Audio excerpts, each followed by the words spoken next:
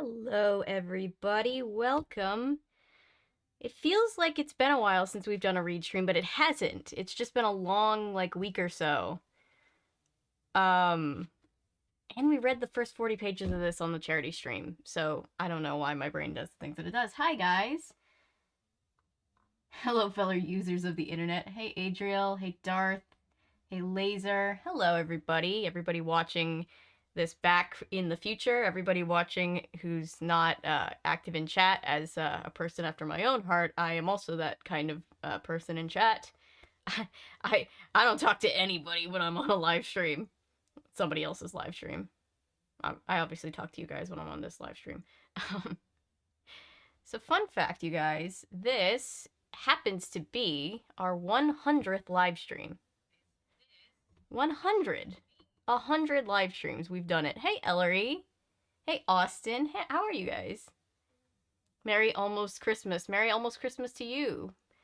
Merry Christmas. Happy Hanukkah. Happy Yule. I know we had, the solstice was yesterday. Happy Kwanzaa. I don't know when Kwanzaa is happening. I apologize.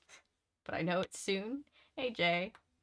Motivated me to finish cleaning my cat's litter box and shower so I wouldn't have to leave chat. Oh, I'm glad. I'm happy to help.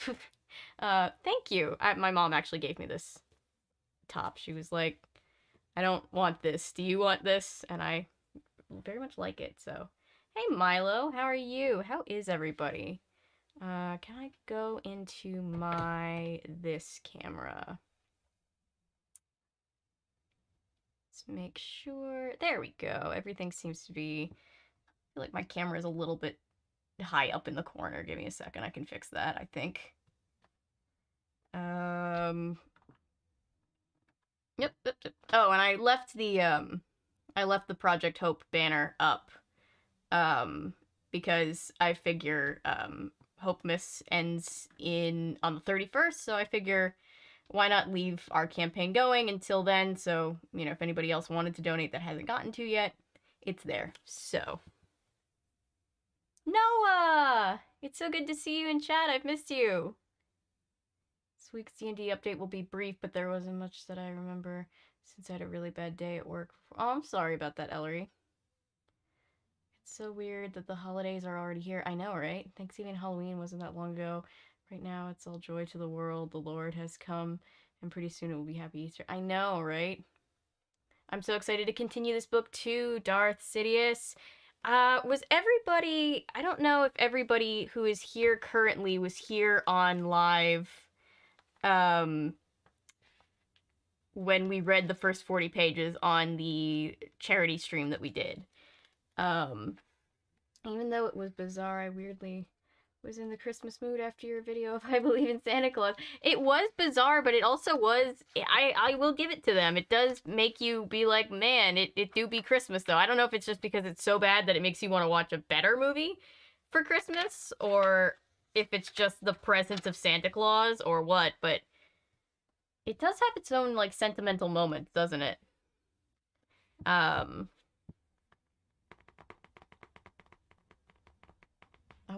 wanna know, because I'm told that a lot of people have grown up with it in France. We still want to know to what extent it's a classic, but sorry that I haven't been able to send books. Oh, don't be sorry. It's no that's I'm very grateful for everybody who's. Ooh, that reminds me. Can I show off the books that I got today? That reminds me, I got a bunch of books because I went to my P.O. box today, but don't ever feel bad you have to send me anything or send it on a certain time. I appreciate that you want to send me anything. Life is crazy. That's very much a back burner thing. I appreciate it, though. I think they're in the other room. I wanted to show off the books that I got before reading this one because everybody's so sweet to send them.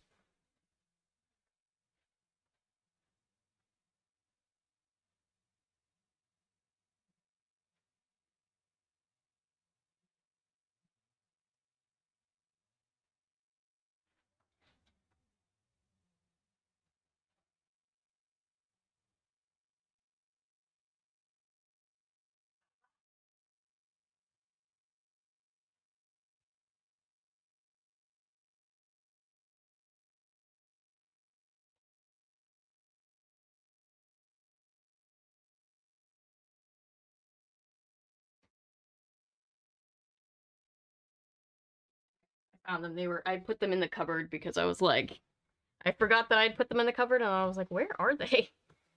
They're here. Avery's chair time. Yes, the chair would like to weigh in. I have to give the chair their time. Hey, Rachel. One of our rogue clerics, several dads, is being scapegoated by a rival assassin guild. Parties infiltrating a formal ball to recon before the. Ooh, that sounds really interesting. Still can't believe that's how Stine.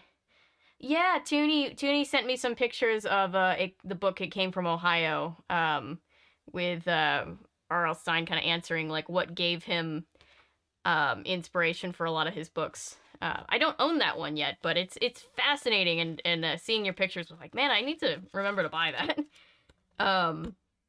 But real quick before we get into the book tonight, let me just I just want to say thank you to, I believe, Ellery. These are from Ellery, and where's the one? There we go. Yes, it's all there.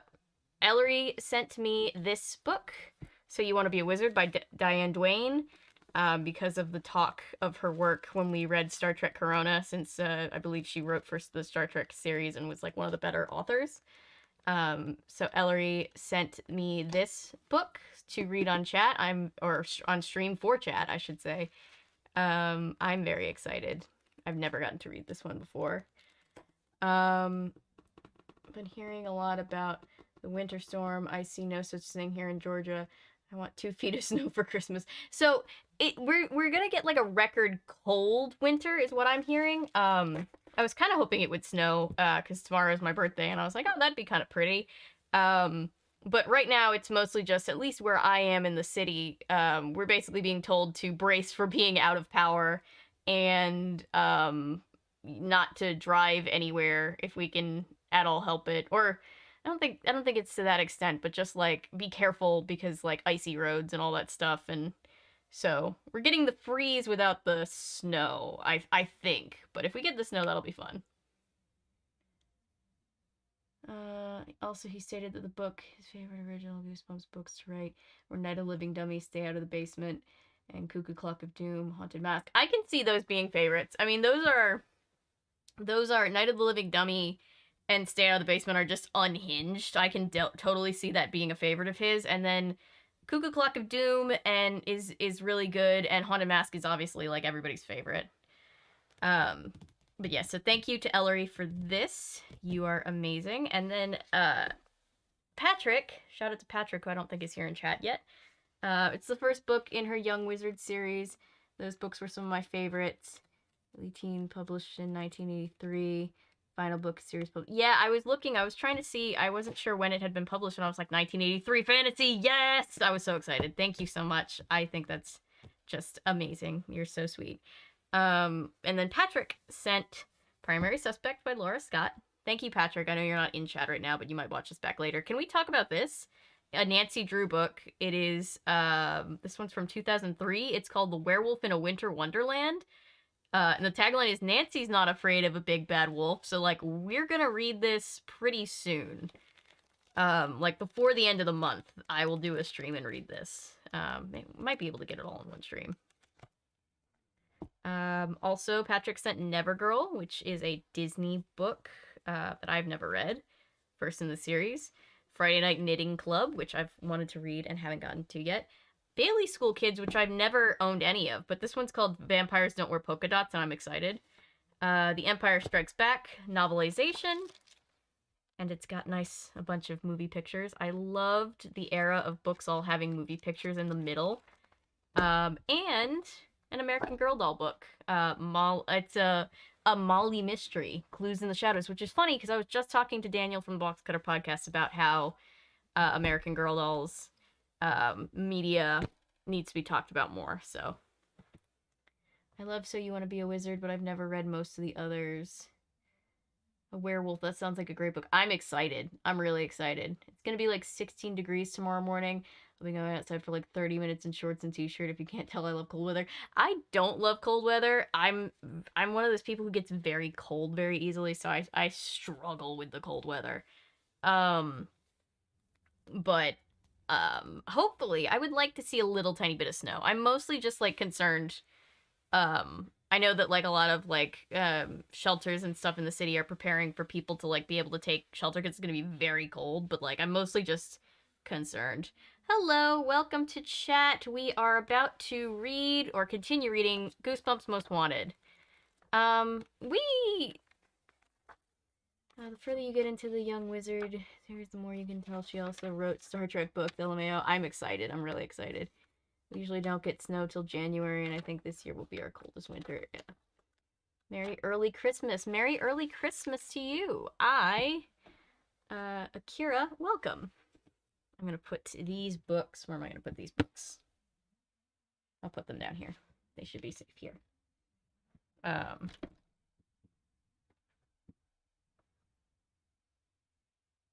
Setup's still a little bit wonky.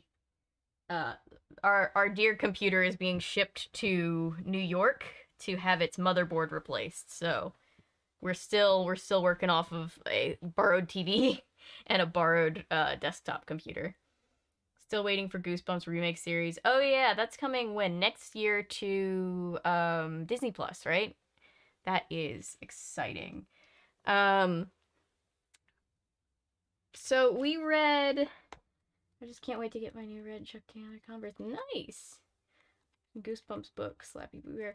I actually have Slappy Beware because Cole, a member of chat, Cole, sent me the copy, and I was like, that is so sweet. It was like, it's like the only new Goosebumps book that I own.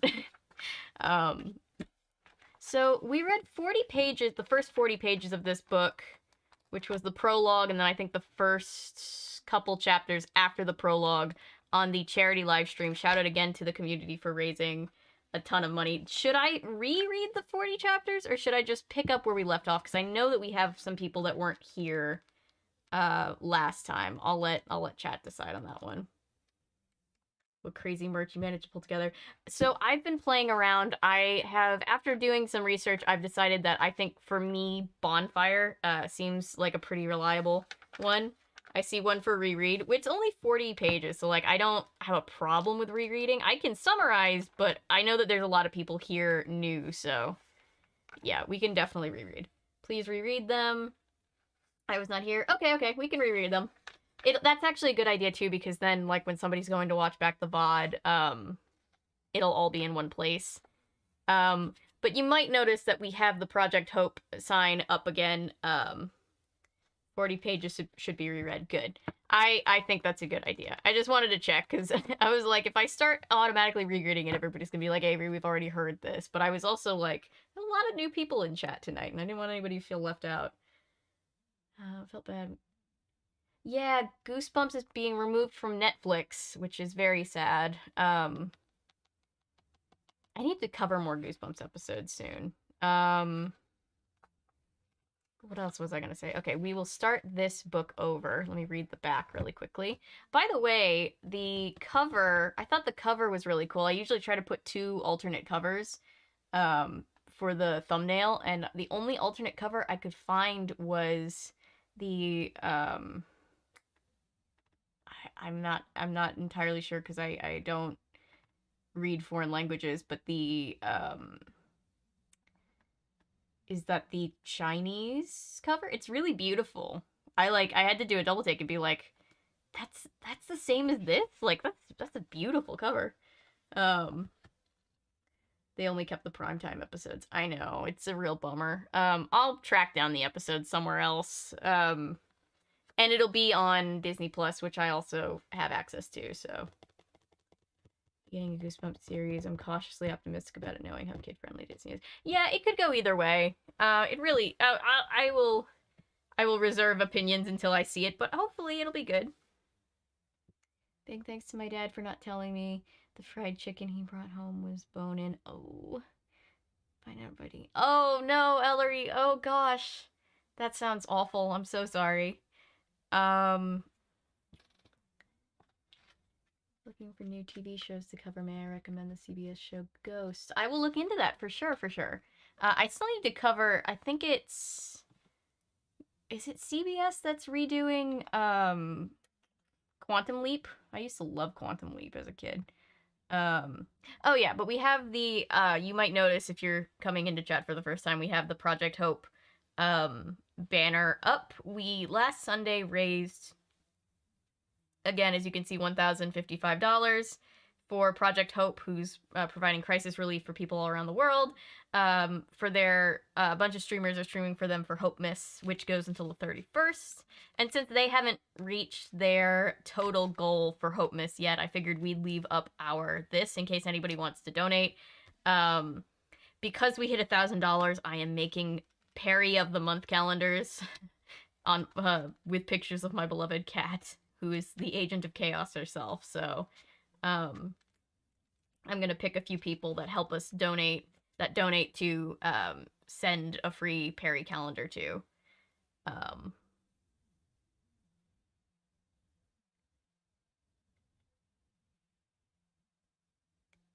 One day Horrorland episode confuses me.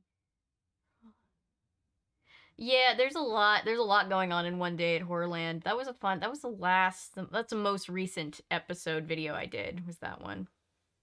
My texture issues didn't love that, but I didn't choke at least. Oof, I'm also a texture-based eater. I would not be happy. I started cycling for half an hour in the mornings. Since I have spare time, I've been watching series recommended, just finished. BoJack Horseman. I haven't watched much more than like the first couple episodes of BoJack. I'm told it's very good. All right, especially since we are starting over, let's reread the back and get into the actual book. TM gave me custom designed one-of-a-kind thermos merch of my D&D character for Christmas. That's so sweet. Perry of the Month calendar, and the tagline should be the Agent of Chaos. I think what I'm going to do, because I'm gonna have to design it all in Affinity Photo and then upload it, I'm going to kind of design it so that it's like Perry, and then the calendar part itself is gonna be over here because it's gonna be like a desk calendar. And I think I want like Perry words of wisdom or something to that extent. So I'm messing around with it. Favorite Christmas movies: Runner, How the Grinch Stole Christmas, Christmas with the Cranks, Deck the Halls. Those are all good ones. Jingle All the Way is one that I have promised to cover, even though it's now going to happen after Christmas. I like Home Alone 2, and Elf are probably my top 3 that I keep going back to. But I also very much enjoy How the Grinch Stole Christmas, both the original one and the Jim Carrey one. And Christmas with the Cranks is good. I don't think I've seen Deck the Halls, and I haven't seen Jingle All the Way, but I'm going to do a video about it. But yeah, what about chat? What's your favorite Christmas movies? Let's see. I'm going to segue to reading the back of this book. Ho Ho Horror. Kate Wells just wants the lead role in her school's Christmas play. Her annoying friend, Courtney, is constantly getting in the way of that. But Kate has to get along with her, or else neither of them will be allowed to take part in the production of the 12 Screams of Christmas. Even worse, Kate and Courtney's teacher decides that they need to find a special place to rehearse. A certain house with a lot of history, the kind of place that Kate would normally be pretty frightened to go into, the kind of place that gives new meaning to the term Christmas spirit. So this is actually the first Goosebumps book that we've read on stream that is not one of the original 62 Goosebumps. We've read the first 8 of those so far, and we'll continue to read those. But this one is actually the Goosebumps Most Wanted, which is a 2014 book. I skipped to this one. I grabbed this one out because it's Christmas time. Gremlins is the goat. Gremlins, thank you. Yes, Gremlins is also one that I swore I'd do a video about, so it's been a busy month already, and it's gonna be a busy couple of weeks catching up on some of those videos that I haven't gotten to do yet, but yes.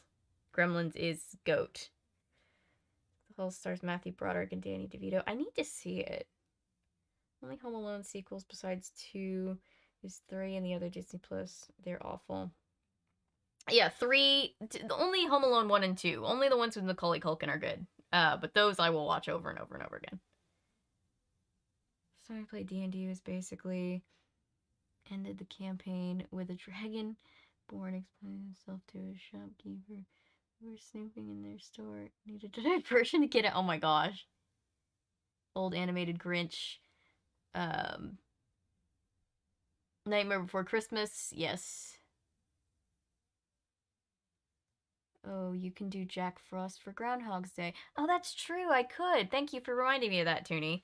I'm planning to do again. We're gonna be doing some Christmas stuff into January, but that's okay. Year Without Santa Claus because I've wanted to for forever, and I haven't done a Rankin and Bass yet this year, and that's just not cool. All right, let's see.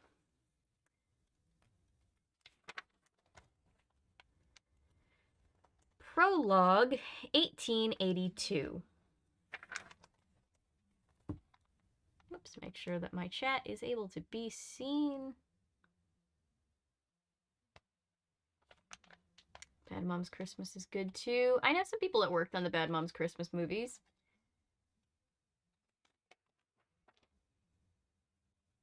Rudolph and a few versions of the Christmas Carol. Yes, those are all good. So it works. You're right, Toonie. That's great. I will remember that. There is, aside from actual Groundhog Day, there isn't a whole lot of February-based holiday content, you know? All right, Prologue, 1882. We're going back in time. Get in the time machine. We're going back in time. Chapter 1. Give me my cap. My little sister Flora made a wild grab for her cap, but Ned swiped it out of her reach. Give it back to me, Ned, Flora said. I mean it. My name is Abe Marcus. Ned and I are identical twins. We look exactly alike. Even Ma and Pa can't tell us apart, but we don't act alike.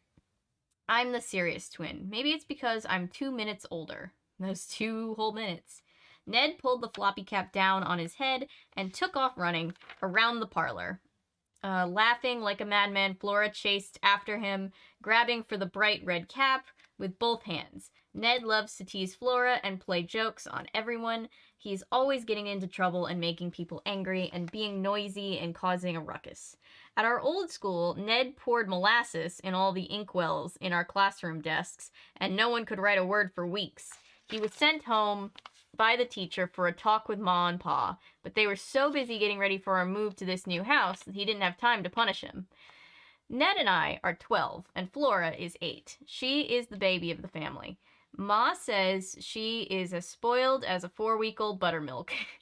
Ned told Flora she smelled like sour buttermilk too, and Flora grabbed him around the waist and started to tickle him in his stomach with both hands. Ned is very ticklish, and Flora wouldn't let him get away. She tickled him until he burped up some of his lunch, and Ma finally made her stop. Gross. I remember being grossed out at this when we last read it. Flora is tiny. But she's a terror. All of us short people are. That was at our old house. Now we were in our first day at the new house. Flora was chasing after Ned, darting through the moving crates stacked up in the parlor.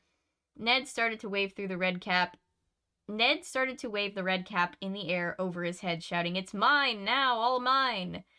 "I'm warning you, Ned Marcus, I'll tickle you again if you do not give me back my cap," Flora cried.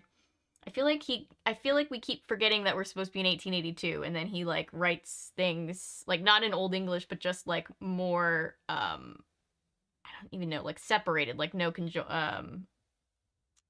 not conjoined words, what's the word I'm thinking? Compound words.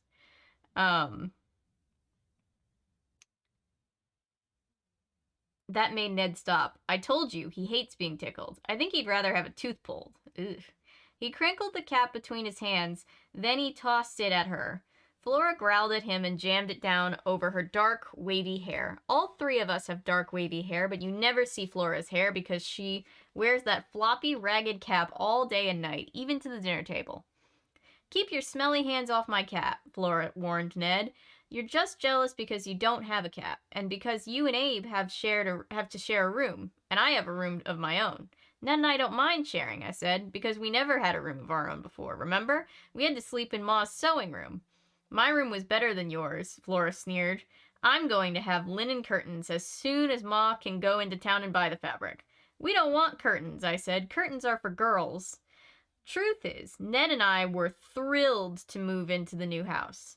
It was 100 times bigger than the little cottage we lived in before. It had stairs that led up to a second floor and an attic above that. We never had stairs before, and we had a large backyard that stretched to a fence at the end of the property. The backyard had lots to explore. There was a white shingled garden shed, some kind of falling down shack, a chicken coop, and an old stone well near the back fence. We couldn't wait to celebrate Christmas in the new house. Pa said he would cut down a fresh pine from the woods down to the block. I could already picture it decorated with popcorn and cookies and lighted candles. When we first saw the new house, Ned's eyes went wide. "Are we rich?" he asked. Pa never laughs, but he actually chuckled when Ned said that. "We're far from rich, son," he said, "but we should be just fine here." Pa is a stonecutter. He has so much work, he hired 2 apprentice stonecutters to work for him. Now here we were, Ned, Flora, and me exploring every inch of the new parlor, the clear glass windows, the wide fireplace with its tall mantel. We heard a loud thud. I turned to see Pa backing into the room. He and Mr. Powell, our new neighbor, were carrying in the couch. Hoisting the couch in both hands, Pa nearly backed into Ned. "If you're not going to help, at least get out of the way," Pa said. "Can we explore the backyard?" Ned asked. "Yes, can we?" Flora and I said together. "Not you," Ned told Flora. "Why not?" she demanded angrily, hands pressed to her waist. "Because you're too ugly." "Damn. You'll scare the birds," Ned said. Kid has no chill. "I'm not as ugly as you," Flora shot back. "You scare the sun every morning. That's why it hides behind the clouds." Damn. I burst out laughing. Flora is a poet sometimes. Pa and Mr. Powell set the heavy couch facing the fireplace. Pa adjusted the straps on his denim overalls. "Flora, go help your mother in the kitchen," he said. "There is much to unpack." Flora made an unhappy face. Then she tugged her cap down lower on her head, turned, and hurried to the kitchen. Pa squinted at Ned and me. "Okay, go out back and explore, but wear your coats. I think there's snow on the way." He sniffed the air. "I can smell it coming." "Can you?" Fascinating. I remember this. Yeah, just to point out what I pointed out when the last time we read this. Whew. And better stay away from that well near the fence," Mr. Powell added. He was a big, red-faced man with straight, straw-colored hair. His stomach bulged under the bib of his overalls. Excuse me. "That well is deep," he said, "and the stone walls are crumbling. It could be very dangerous." Ned and I didn't wait for any more warnings. We pulled on the sheep's wool coats Ma had made us and ran through the kitchen, where Flora and Ma were opening a big, moving crate. Then out the back door and down the steps into the wide yard with its tall grass and weeds swaying from side to side in the gusting wind. We couldn't hold in our excitement. We let out loud yips and skipped over the grass, cheering for our new freedom, our new life. We had no way of knowing that it was going to be the worst day of our lives.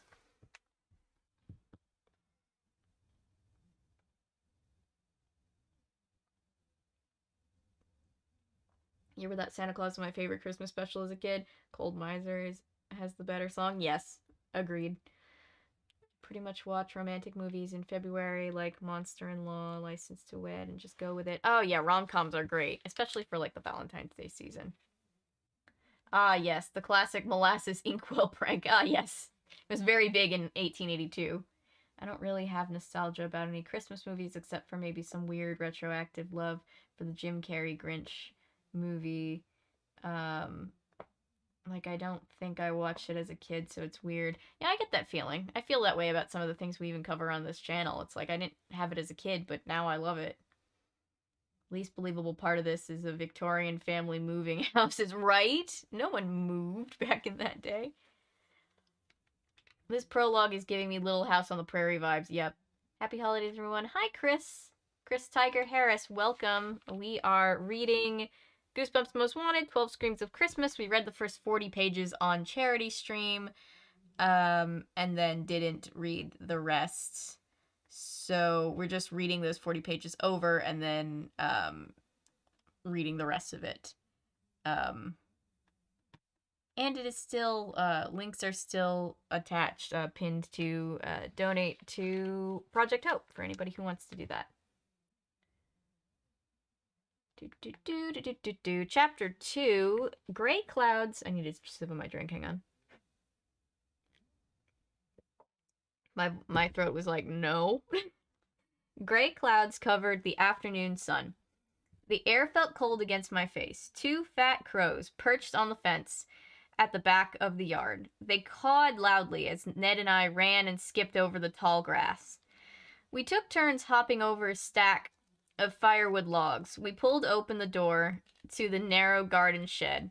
It smelled of fertilizer inside. A rusted wheelbarrow stood tilted against the back wall. Some kind of animal had chewed a ragged hole through one of the floorboards. I've seen 2 or 3 uses of the word ragged so far. That must have been the word of the day. What about that shack over there? Ned said, motioning towards it with his head. Let's look inside it. The little shack reminded me of a gingerbread house my grandmother made one Christmas. It was a perfect square little house until Flora accidentally sat on it. She crushed one whole side of the roof. Ma turned it around so the crushed side didn't show. The shack behind the garden shed was falling down too. It was probably built before our house was, but it had gone to ruin. A lot of the shingles were missing. Green moss covered the wall. The window beside the entrance was cracked, not crackled. Ned started running to it, but I held him back. Pa said not to go there, I said. He said it might be haunted. That's what I heard in town. Something bad happened in there, and now it's haunted. That's why no one has lived there for lots of years. A smile spread over Ned's face. His dark brown eyes flashed. It's haunted, Abe? Let's go, he exclaimed. Let's chase out the ghosts. He was always braver than me. I couldn't let on that I was afraid of ghosts. Pa used to tell us ghost stories before bedtime when we were Flora's age. Ned loved them, but hearing about their heads or restless spirits that... Wait, I skipped a line. But hearing about their headless ghosts returning from the grave to find their heads, or restless spirits that clanked and howled at night, hearing those stories gave me nightmares. Ned picked up a long stick from the grass and walked towards the old shack, pretending the stick was a cane. I followed close behind, my eyes on the broken window of the darkness beyond it. As we stepped into the shadow of the little house, a chill swept down my back. My skin tingled. Were there ghosts inside? Were they friendly? Or did they hate intruders? I mean, do you like intruders in your home? Probably not. The wooden front door squeaked and nearly fell off its hinges as we pulled it open. A sour smell greeted us as we stepped inside. Ooh, something died in here, I said. I pinched my fingers over my nose. We could fix up this and live back here, Ned said, gazing around, or our own little house. Are you crazy? I said. It's filthy. Everything is covered in dust, and it's falling apart. Those ceiling boards are cracked. They'll probably fall on our heads and crush us. Ned laughed. Are you afraid, Abby? You are, aren't you? Look, you're trembling. I am not, I replied through gritted teeth. We were standing in a tiny bare front room. No furniture, no lanterns of light. Outside, the storm clouds lowered. The room grew darker, nearly as dark as night. The floorboards squeaked as Ned and I made our way to the next room. A small bedroom, a narrow cot stood against one wall. Its canvas was ripped down the middle. It smells even worse in here, I whispered. I felt my stomach start to churn. Think about it, Ned said, peering out the cracked window. If we clean it up, we could have our own house right here in the backyard. He forced open a door. Behind it, I saw a small closet. The putrid odor was really making me sick. I think we should leave now, I said. I turned and started walking out of the bedroom. And that is when I heard it. That's when I heard the ghost's harsh whisper that seemed to be coming from the open closet. Welcome, I heard. Welcome to your doom.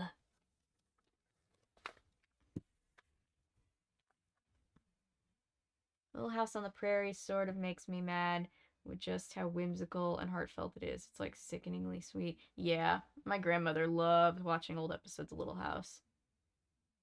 Funny thing about that, Noah? Yeah. Yeah, those books were based on the memoirs of Laura Ingalls, but her real accounts were considered inappropriate for publishing at the time. Yeah, like even like old time, like this was old timey when these books were published, and even back then they were just like, "Whoa, that's racist." Her daughter helped her sanitize them and turn them into kids' books instead. Yeah. Even then, like there's still some things that are contested about them. It's quite a lot. But yeah, it's the like the TV show especially like it. My grandmother loves episodes of it, and it is sickly sweet. I suck at gingerbread houses. We almost did a gingerbread house for this cooking video that I did with my mom and Anton when Anton was here. Yes, another cooking video is about to be released soon. Um, we were gonna do a gingerbread house because she did a gingerbread house, and then we realized that that was going to be terrible and was not going to work. So instead, we just baked cookies and watched her special. Um, oh yeah, the books are pretty bad still. Oh yeah, yeah. There's parts that are bad when even like in what 1915 when they were published, people were like, "Whoa, we don't say that." It's like really, that's really bad. One of the childhood things I won't be passing on to the next generation. Yeah, it's one of those. It's one of those things.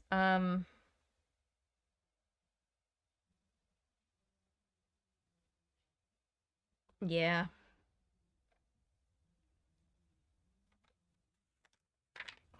I've gotten tons of requests to cover the show, and I don't know whether or not I will. There's mostly just a lot of like, even in the show, there's a lot of really like sensitive subject matter that I'm not sure if I can do on my own. To do some research if I ever decide to. It's pretty ironic because I actually want to live in a gingerbread house like the witch from Hansel and Gretel. Do you want to be the witch from Hansel and Gretel? She kind of had a she kind of was just chilling until she tried to kill those kids. All right.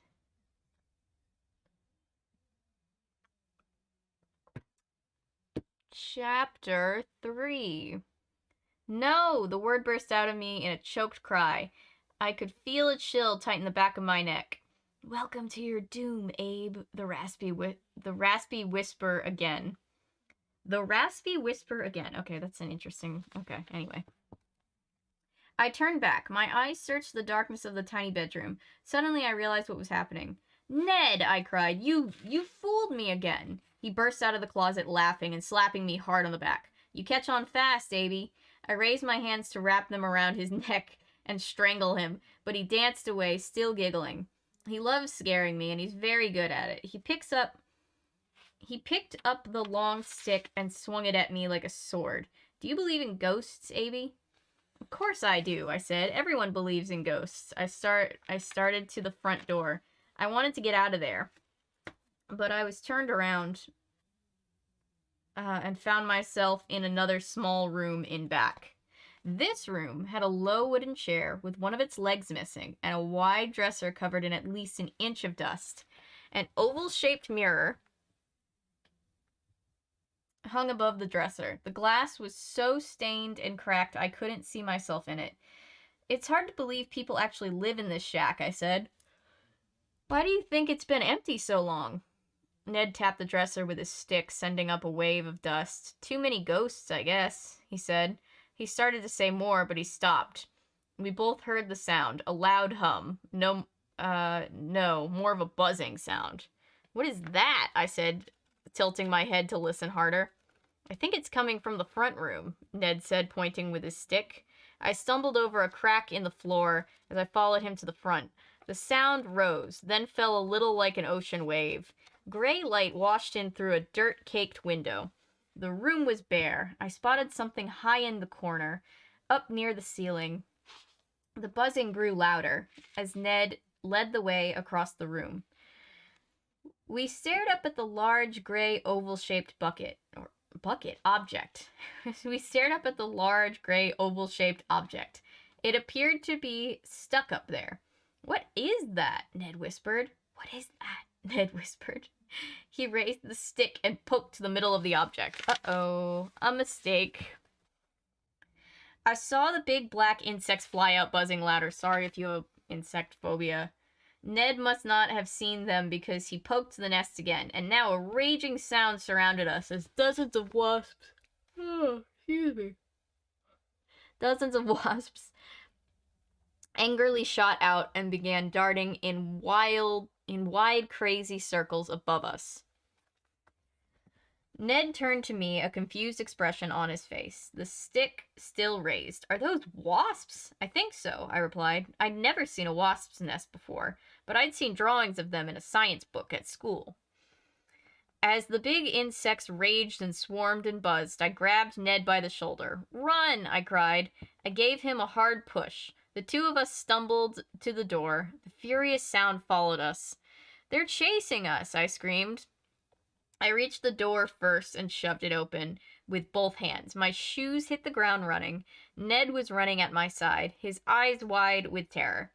I turned back and saw the dark cloud of wasps rising and falling against the gray sky. I don't know why I'm yawning so much. I'm not even that tired. Soaring towards us, we made them angry, I gasped, struggling to breathe. The wasps shot over us, so many of them they blocked the sky. Run! Run! Ned cried. He didn't need to say it. I was running harder than I'd ever run. Heart pounding, throat so dry I started to choke, but we couldn't overturn them. The black cloud lowered over us. The furious buzz rattled in my ears. Ow! I'm stung! Ned screamed. Help, Abby! They're stinging me!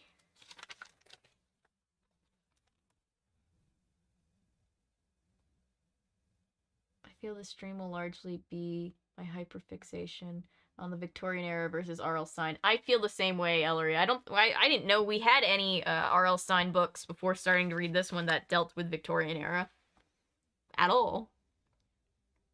I wouldn't want to eat kids. I just think giant gingerbread house would be all cool and colorful, and you can have a lot of candy. That's fair. That is very fair. Kid eating bad, candy house good. I mean, you could have lots of candy, but then you'd have to make lots of repairs to your house from people eating it. That's also true. Plus, the story of Hansel and Gretel always makes me hungry. Did anybody read Tale Dark and Grim and the subsequent 2 books in the trilogy? Because I own 2 of the 3 books, and I think it would be a fun, it would be a really fun live stream read, because they're still kids' books, but they rely heavily on the original versions of the story and how dark they are. Totally gonna pig out at Christmas dinner. Ooh, nice. What are you making for Christmas dinner?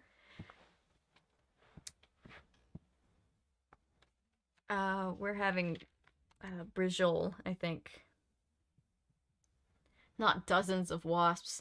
Hope nobody's allergic to the wasps. Thinking of things that make you hungry. I know it's gross, but listening to the soundtrack of Sweeney Todd always makes me hungry. No, but I get what you mean. Like, when when they're talking about, like, the mincemeat pies, that's not the takeaway that I'm supposed to have. But I'm always just like, ooh, fresh baked goods. Also, you might notice the Sandersons now have a nice, comfy, stylish box that they're in that is attached to this wall so they can not fall out again. So that's our solution to the Sandersons taking turns cannonballing off of the shelf so they'll stay safe.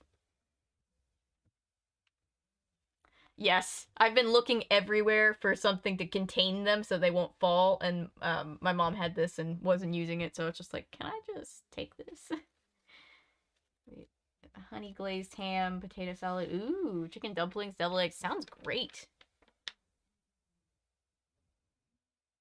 I know we might be doing brujol on Christmas Eve and then like Chinese on Christmas? I'm not sure. I'll check again. We're doing something for Christmas.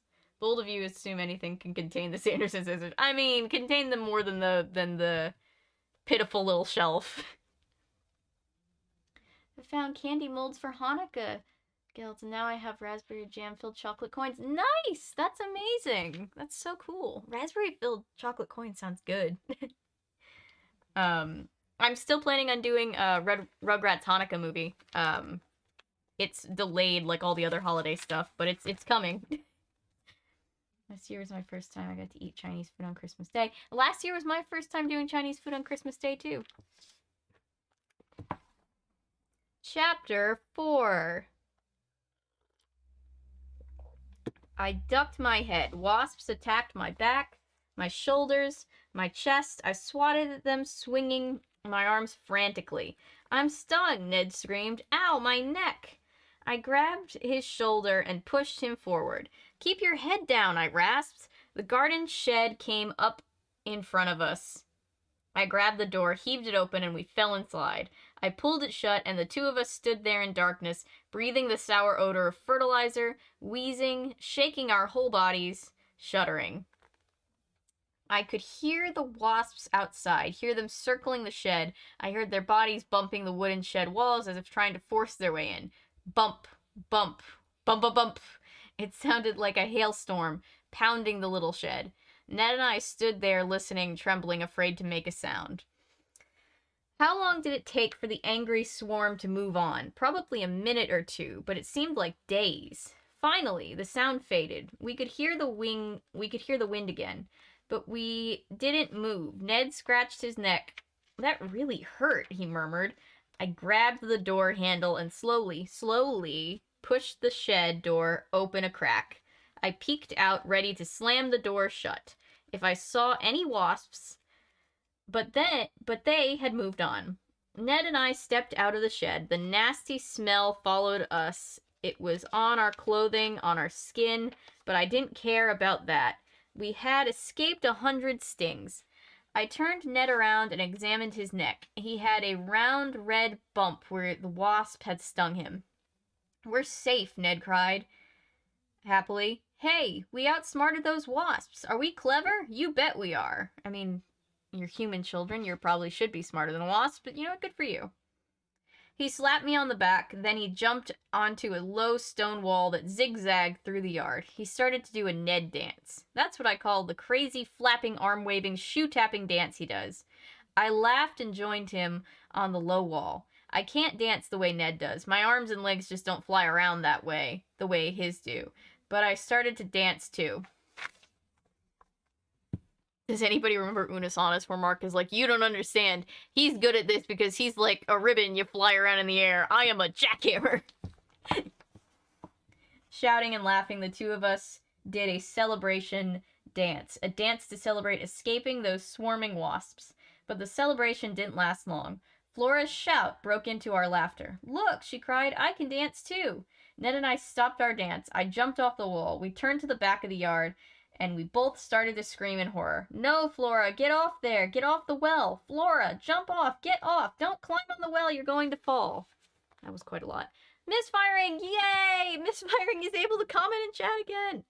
I know a couple of people were struggling to, during the live, I think it was during the live. No, it was during Kingdom Hearts on Monday. I know a few people got thrown out of chat.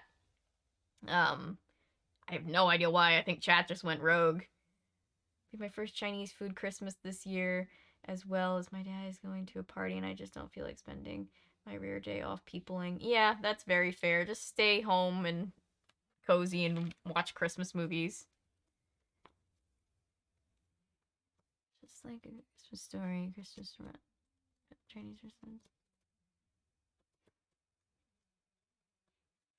I thought about making other things to send you, but I worry it'll just take up a lot of space. I mean, I will gladly accept anything that you want to send me. I feel unworthy of such a collection of amazing dolls, but I love them all so much. Just love buffets. I haven't been to a buffet in years. I feel like I'm like anxious about them ever since COVID. I'm just like, oh, what if there are germs? It's like, I know they're still restaurants and up to code and all that stuff. I think COVID just broke me a little bit. Come back, misfiring.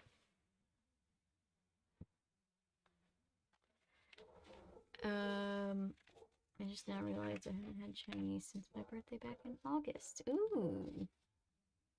I love Chinese food. Chapter 5. She tossed back her head and laughed. From under her cap, a strand of her wavy black hair fell over her forehead. I can dance too. She kicked up her shoes and started to do a jig, grinning at us, her dark eyes glowing. No, Flora, please, I cried. Please. Ned and I both froze in horror as she slipped. Ned and I both froze in horror as she slipped. That is the end of the sentence. Sorry. Her arms flew up over her head. She opened her mouth in a deafening scream of horror. Kicking her feet, she dropped into the well. She made a desperate attempt to grab the top of the wall with both hands, but they slid right off and she dropped out of sight. The last thing I saw was that floppy red cap. Ned and I both gasped when we heard the splash.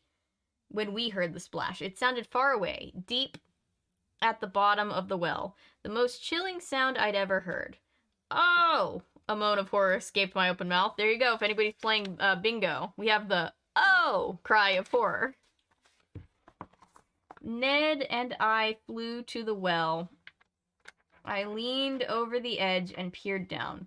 Flora? Flora? Can you hear me? My voice echoed, sounding deep and hollow as it traveled down the bottom. I heard shouts. Ma and Pa were running out from the back of the house. What happened? Ma cried. Her long gray skirt scraped over the grass. Her hands were clasped in front of her apron. Where's Flora? What happened? Pa ran up to Ned and me and the well, his face grim, his lips tight together. Ma hung back, wringing her hands. Her lips were moving in a silent prayer. Flora, we'll get you out, Pa screamed. We'll save you. Can you hear me? We'll save you. I squinted down to the well bottom. The dark storm clouds overhead made it difficult to see, but I could hear Flora splashing in the water down there. Wild, frantic splashes. I could see her red cap, gray in the dim light, bobbing and spinning, and I heard her high, shrill screams. Get me out! Get me out! I largely just like validating the ornate chopsticks in my silverware drawer with some orange chicken and lo mein noodles. Yeah, my mom just got some new thing of stainless steel chopsticks. They're beautiful. Beautiful chopsticks. Yay, thank you. Did get a screenshot where the input was not issue anymore. I'm glad you can. I have no idea what the system did. Flora just fell through to the other world and is now in the clutches of the other mother. Oh god. Yeah, I have no idea. You and a couple other people were like, hey, I just can't, I'm commenting, but it's just like I'm being shadow banned. And I'm like, you're definitely not shadow banned. So I have no idea what was happening. Glad it seems to have fixed itself, though.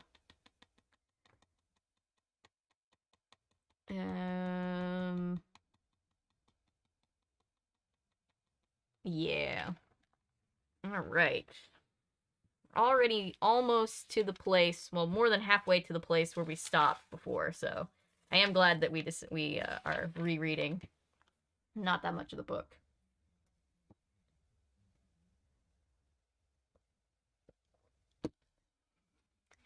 Chapter 6, this is the last chapter of the prologue, by the way. Do something, Ma shrieked, her hands knitting around each other. Pa blinked. How do your hands knit around each other? I assume it means like clasping them together. Like wringing your hands, kind of. Pa blinked. I could see the fear in his eyes. My stomach had tightened into a knot. My throat closed shut. I had to force myself to breathe. Get me out! Flora's voice sounded so tiny and far away. The splash of the water down at the well bottom grew faster, more frantic. I don't have a rope long enough to reach her, Pa said. I saw tears form over his eyes. The bucket! Ma screamed. Send it down! Send the bucket down to her! Yes, the bucket. She could grab onto it, and we could pull her up. Pa snapped out of his panic. He leaned over and grabbed the bucket off the well wall. He lowered it into the well Then he grabbed the iron crank at the side of the well with both hands and began to turn it.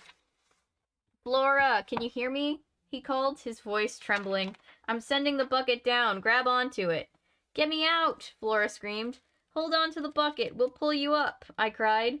I listened to my voice echo down to the bottom. I was sure she heard me. She had to hear me. Pa cranked at the thick rope as the thick rope moved, lowering the big wooden bucket to the bottom. His face reddened as he cranked as hard and fast as he could. Grab the bucket! Grab the bucket! Ned and I shouted down to our sister. Pa uttered a groan as we heard the bucket splash down. Squinting, I could see the bucket bobbing in the ink-black water, and I could see Flora's cap, and then her hands wrapping around the top of the bucket. Hold on, I cried. Hold on, Pa will pull you up. Pa lowered his shoulders to the crank. She's coming up, he called to Ma. I'm pulling her up.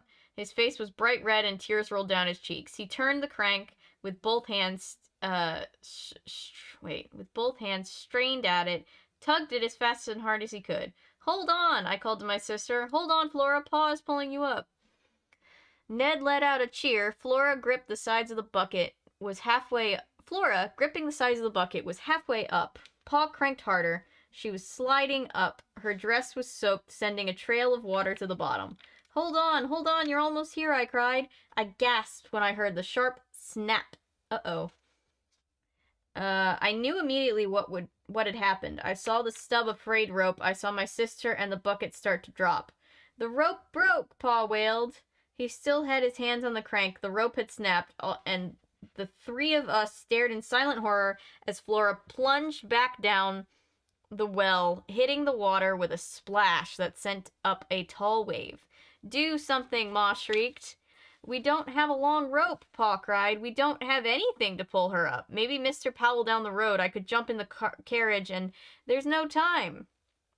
I keep wanting to read just car, and then I remember it's Victorian, but car is short for carriage, so, makes sense. No time, Ma murmured, shaking her head. No time, Pa. Ned and I stared at each other, mouths open, holding on to the cold stones, and from down below, Flora's terrified voice rang in my ears. Get me out, get me out, get me out, get me out, get me out, like 1,000 times she says that. And then that's the end of the prologue. It's quite a lot.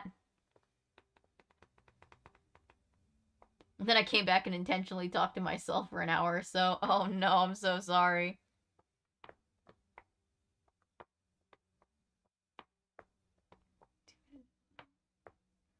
So I was trying to talk to myself. Sorry. I'm just imagining me as being a handmade knit doll now, and somehow that's more terrifying than this well-dwelling girl. That is awful misfiring. I'm glad that you're back. Hopefully Laser's also back. I know Laser was also struggling. Alright. Now we are out of the prologue. We are in modern day. Part 1. December this year. Did it say it was December in the prologue, or did it just say 1880? I think it just said 1882. Yeah.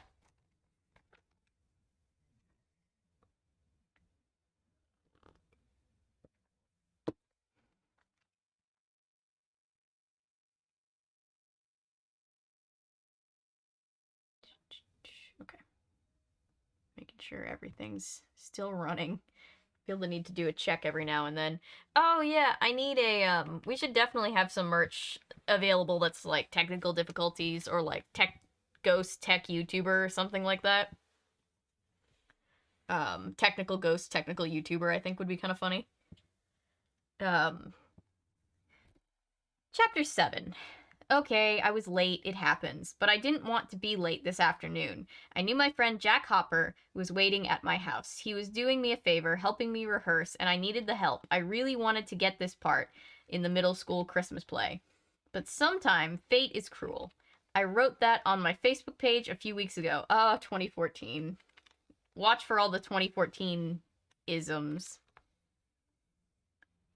Not sure why. A bad mood, I guess. My friend Carol Ann made me delete it. She said, Kate, it's too dark, and you're not a dark type of person. That's true. I'm Kate Wells. I'm 12 and I'm not a flake or a rah-rah cheerleader type, but I'm usually the cheerful one in the group. Except when Courtney Smith is around. Courtney was the reason I was late getting home. She and I got into an argument after school. Don't even ask what it was about. Face facts. I'm always getting into arguments with Courtney. Seriously, she's the definition of the word frenemy. 2014-ism number 2. You have to be 13 to have a Facebook. Well, or you have to say, like, I know because I lied about my age. Yeah, everybody lied. Everybody just calculated backwards 13 years, and then you had, like, 10-year-olds on Facebook, which was a bad idea because no one should be on Facebook, I don't think. But, you know, what are you going to do?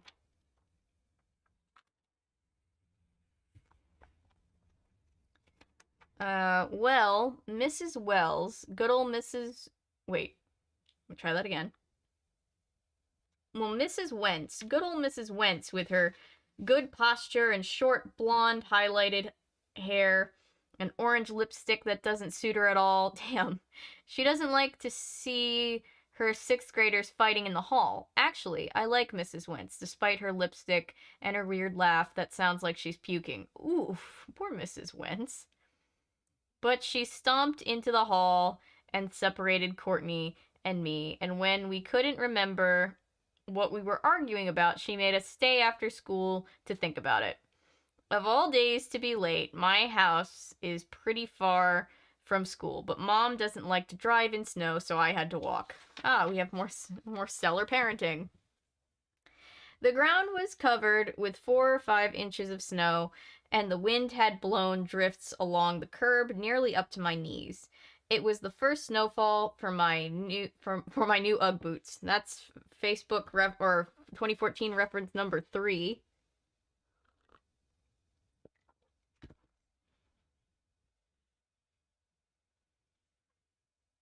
And the one on the right was pinching my toes. Aren't your feet supposed to be the same size as each other? Maybe the shoes are different. I think we talked about this last time. Hey, Anton. Stine encouraging lying about your age online. Stine clearly does not see himself as the squeaky clean role model for children after a couple of those books. God bless that man. It's maybe more like a recognition of the reality. Yeah. R.L. Stine is a father. He knows that he knows that kids lie. Every open glass of water brings back flashbacks. Here, I'll put the cap on it if that makes it better.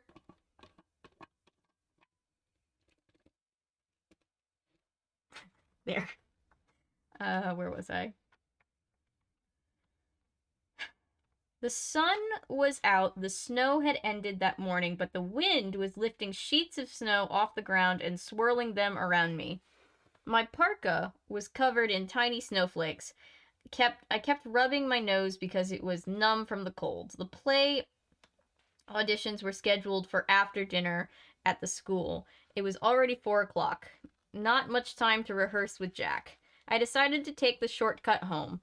This wasn't an easy decision for me. I brushed the snow off my forehead and stared at the ceiling. Again, that's not what it says, sorry. I brushed the snow off my forehead and stared at the cemetery gate. I was really desperate enough to cut through the cemetery? In a word, yes. When was the last time I took the shortcut through the old graveyard? In the fall, just before school began. That's when I had the most frightening moment of my life. Seriously, the most surprising and the most frightening. I hadn't dared to come back this way since. In fact, I always walked 2 blocks out of my way to avoid the cemetery. I squinted through the iron gate and saw a scrawny gray squirrel standing erect. Daddy, I want another squirrel. This is like Groundhog Day. I think I'm making all the same points that I did when we read this on stream before.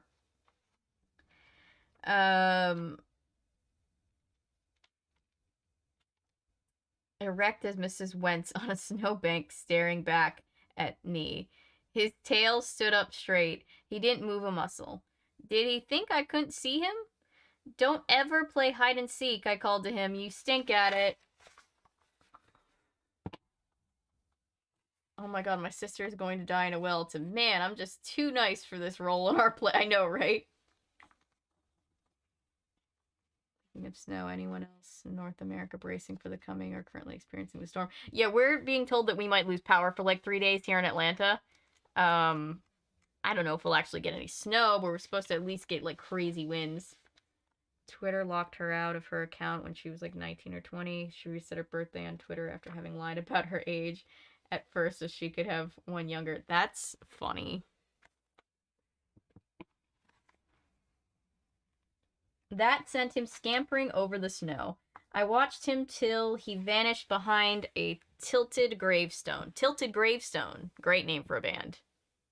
Everybody tell me your favorite fake band names that we've come up with over time because I want to know. I know Halloween Speakeasy is going to be on a T-shirt, but I want to know what other people's favorites are. I gripped the iron gate, wrapping my gloved hand around the frozen handle. I could feel my heartbeats pick up speed. We talked about this last time. Heartbeats. Does she have more than one heart? My whole body shivered. Kate, what happened last fall won't happen again. I talk to myself a lot, but it seldom does any good. Same.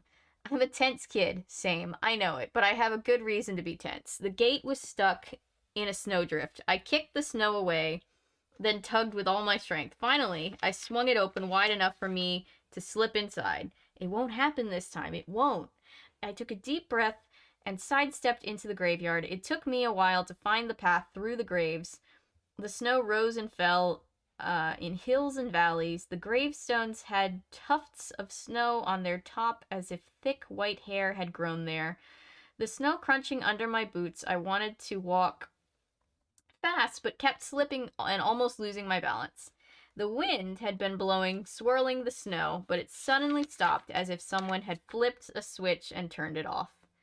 The new silence made me gasp.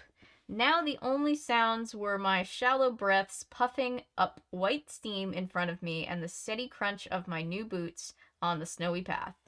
I kept my eyes straight ahead. I tried not to look at the crooked rows of snowy gravestones on both sides of me. In front of me, the afternoon sun had lowered. I raised one gloved hand to my forehead to shield my eyes from the blinding glare. And that's when I heard the first low moan, like an animal groan from deep in its throat.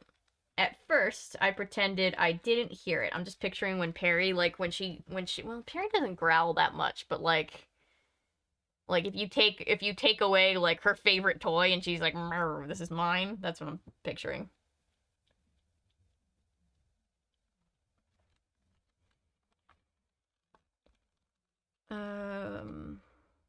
At first, I pretended I didn't hear it. I kept my head lowered, my glove shielding my eyes, and trudged steadily forward. A second moan made me stop, and then in the windless silence, I heard the chatter of whispers, hushed, raspy voices muttering, and moans and murmurs. I couldn't help it. I opened my mouth in a cry of horror because I knew it was happening again. You know, people who that's happened to, Ellery. Twitter is like, wait, the math doesn't math with this account creation and algorithm. Yeeted her, LMAO. We still laugh about it. That's funny. Oh man, what a contrast to what's happening on Twitter in the last few months. I know, right? No, it's a mess, TBH. I mostly just use Twitter to keep up with my old group chats anymore. Twitter is a lot. I try to play the let's see if I can get Elon Musk to ban me, but I'm not. I'm not big enough of a platform for him to care, and also it's way too easy. You just have to be like, Elon Musk should pay taxes, and then he'll throw you off. Alright, 2 more chapters, and then we're caught up to where we were. For those coming in, we are reading the 12 Screams of Christmas. If you're feeling like you're having a little bit of deja vu, it's because I'm rereading the first few pages that I read on the charity stream. And the charity donation is available still, since technically this all started with the charity stream. Chapter 8. I turned to the voices. I couldn't stop myself. I squinted at the graves and saw them again. Pale, gray figures. I could see right through them. My first one that caught my eye was a little girl. She couldn't have been more than 5 or 6, wearing a tattered gray smock that came down to her ankles. She stood barefoot in the snow. Her long hair fell over her forehead. I couldn't see her face at all. Did she have a face? I saw 2 men huddled in long overcoats, their heads frozen inside oval blocks of ice, faces buried in ice, but their lips were moving as if they were having a conversation. 2 sad-looking women in long black gowns, shaking their heads, just shaking them. They were barefoot too, like the little girl, only they floated 6 inches above the snow, floated in the air. Others perched on their tombstones, faces torn, eyeballs glassy, moaning up at the bright blue sky. I saw 2 children, the saddest of all, the boy in short pants, his bare legs as white as the snow. He had long icicles hanging from his chin. The girl rocked back and forth on her feet as if she couldn't find her balance. She wore a tattered short skirt and a gray sweater. Her head was tilted to the sky, and she was crying, sobbing loudly, holding onto the boy's hand, and wailing. Frozen to the spot, gaping in horror, I saw at least a dozen of the sad creatures. Maybe more. Some floated above the low hills of snow. Others were half buried in the ground. Ghosts. All of them. Cemetery ghosts. And I could see them. Cemetery Ghosts. Great name for a band. I didn't move. I didn't take a breath. I watched them, my eyes moving from one sad, ugly creature to, hey, don't call them ugly, to the next. I could see them so clearly. She's Melinda Gordon. But in the beginning part, when her grandmother's still alive and they're at the funeral.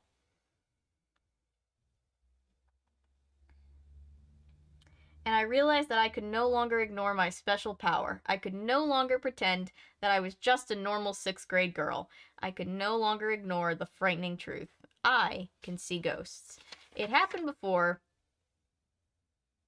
The first time was at a 5th grade gymnastics meet. Then last fall, it happened right here in this old graveyard. That's where I saw the sad children and the pale, mournful-looking adults floating up from their graves. When you're an adult ghost, you get promoted from just regular sad to mournful.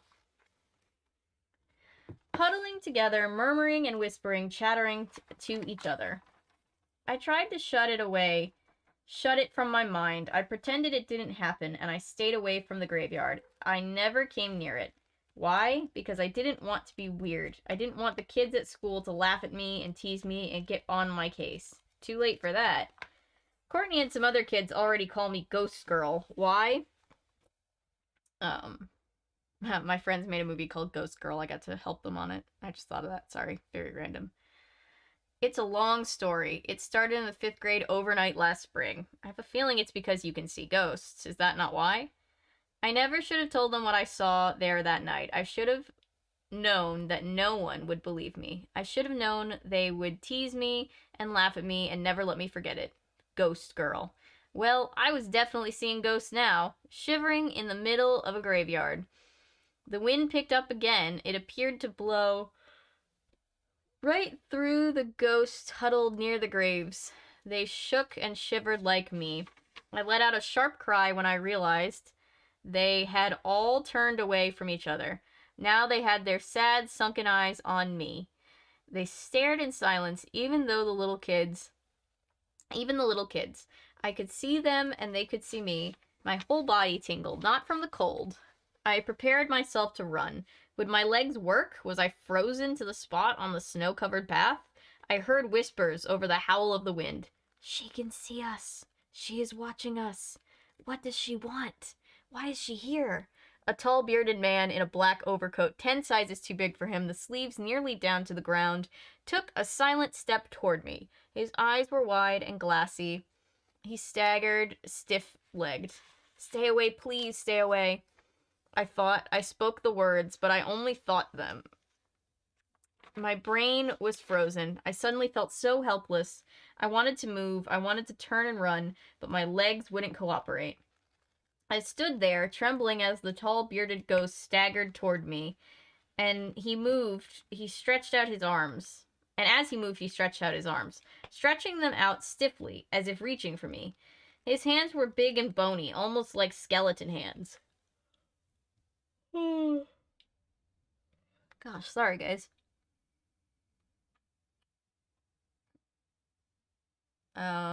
His fingers twitched as he held his hands straight out in front of him, ready to grab me. And I still couldn't move. What strange hold did the ghost have on me? Did he have some supernatural power to keep me in place?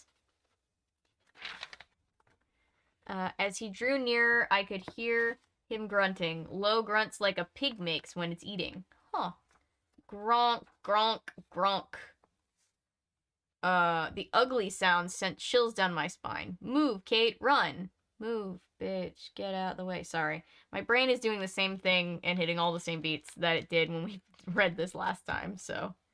We've only got one more chapter, though, and then we're caught up, so you'll hear new stuff for those of you who are here. The ghost lurched up to me. He raised his hand. He slid his bony finger down the side of my face, and I started to scream.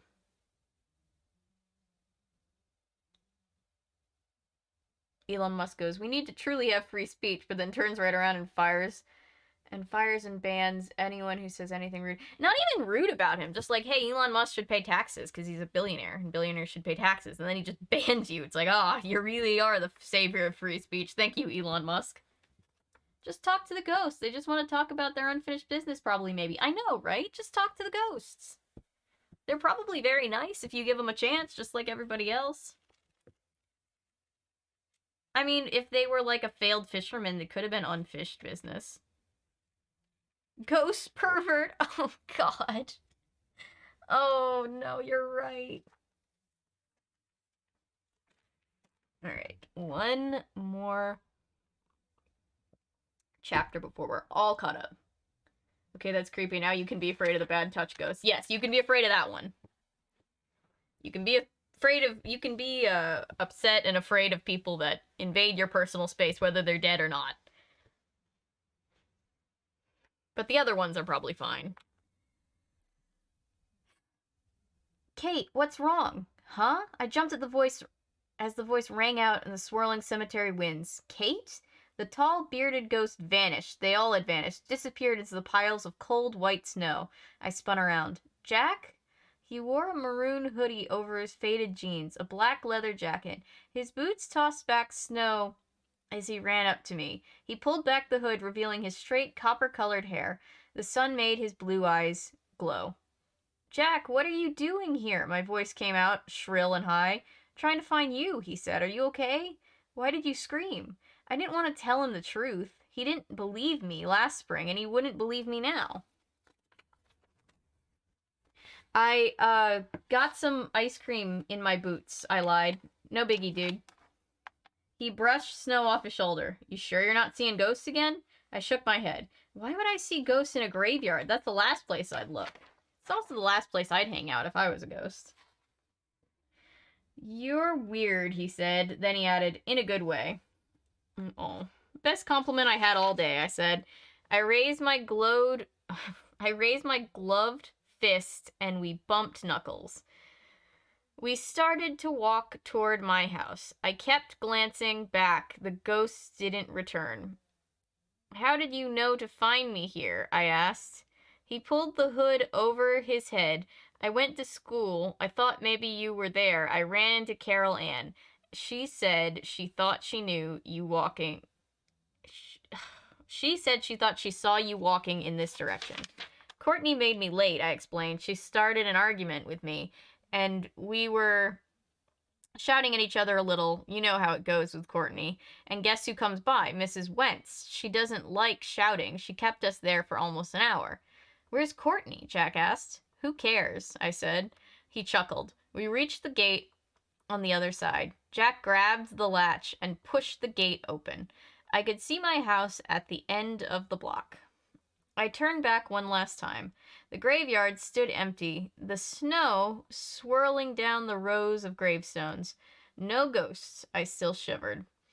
I thought you and Courtney were friends, Jack said, closing the gate behind us. Not anymore, I said. I kind of hate her. Well, I don't really hate her. I just detest her a little. You know, not hate, just detests a little. We both laughed. I can be pretty funny when I'm not scared out of my mind, seeing ghosts no one else can see. Seriously, I said, she's just mean to me. She's just so mean to me. I guess that's why I want to beat her out for this part in the play. I just want to win something, you know? He nodded. I just need a little bit of good luck, I said. As I said that, a dark shadow slid over the snow in front of me.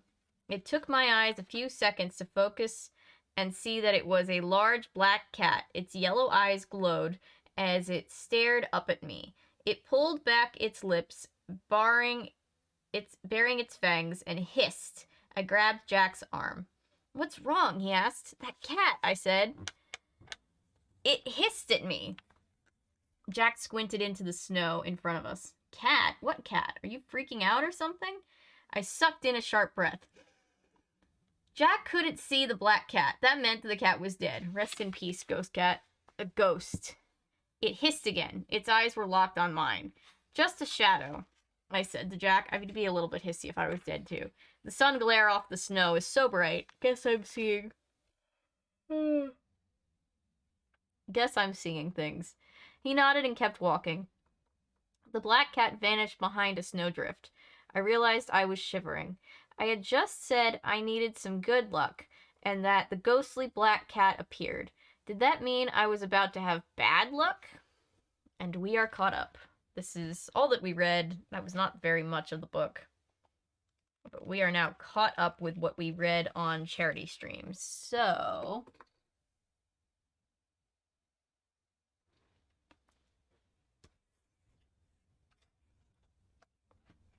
the others are probably just lonely and sad. Yeah. Ah, young love, good weird, and ye olde traditional courtship fist pumps. Oh yeah. Simpler times. Okay. Let's check in.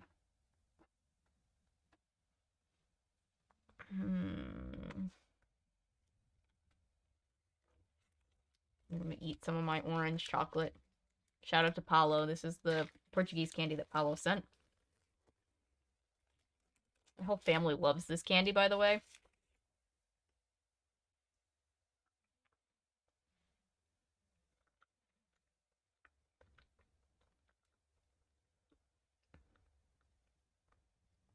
It helps my throat not feel so unable to speak.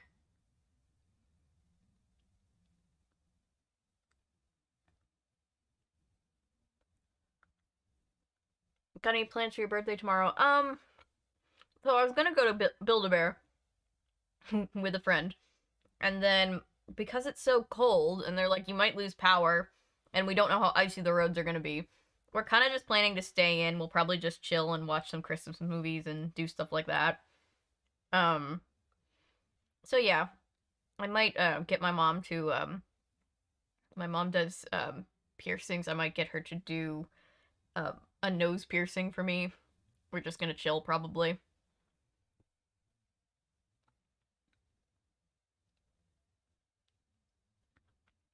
Does anybody have any fun plans for the holidays in general?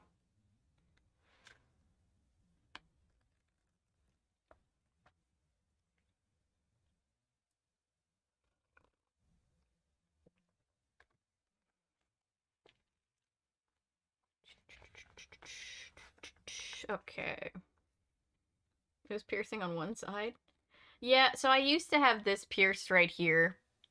And then because my skin is so sensitive when it comes to like piercings and studs and stuff, the stud like it rejected the stud, so it had to be taken out. I'm probably gonna spend my Christmas in bed playing video games. I mean, that sounds chill.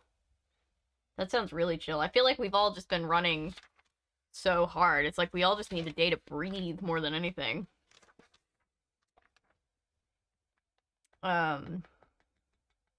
And so, yeah, so I had this piercing. I loved this piercing, and then I lost it, so, and it closed up, so I want it redone.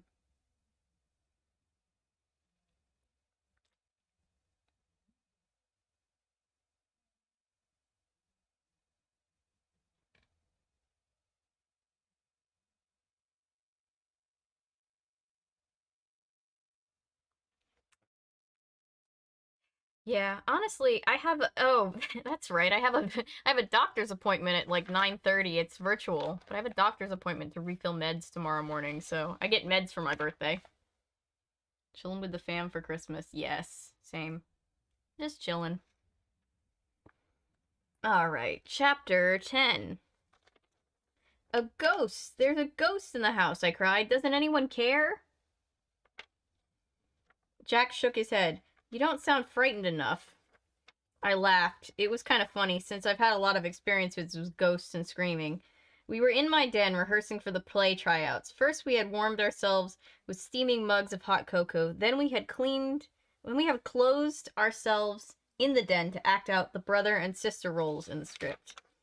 The den is my favorite room in our house. It has floor-to-ceiling bookshelves on 3 walls, a fireplace with soft, comfy green leather couches, and armchairs facing it, and a beautiful antique piano in one corner. Damn. Can I just live in that den, please? Dad wanted a flat-screen TV above the fireplace. Dad would like to have a giant TV in every room, but Mom put her foot down and said the den should be a quiet, peaceful place.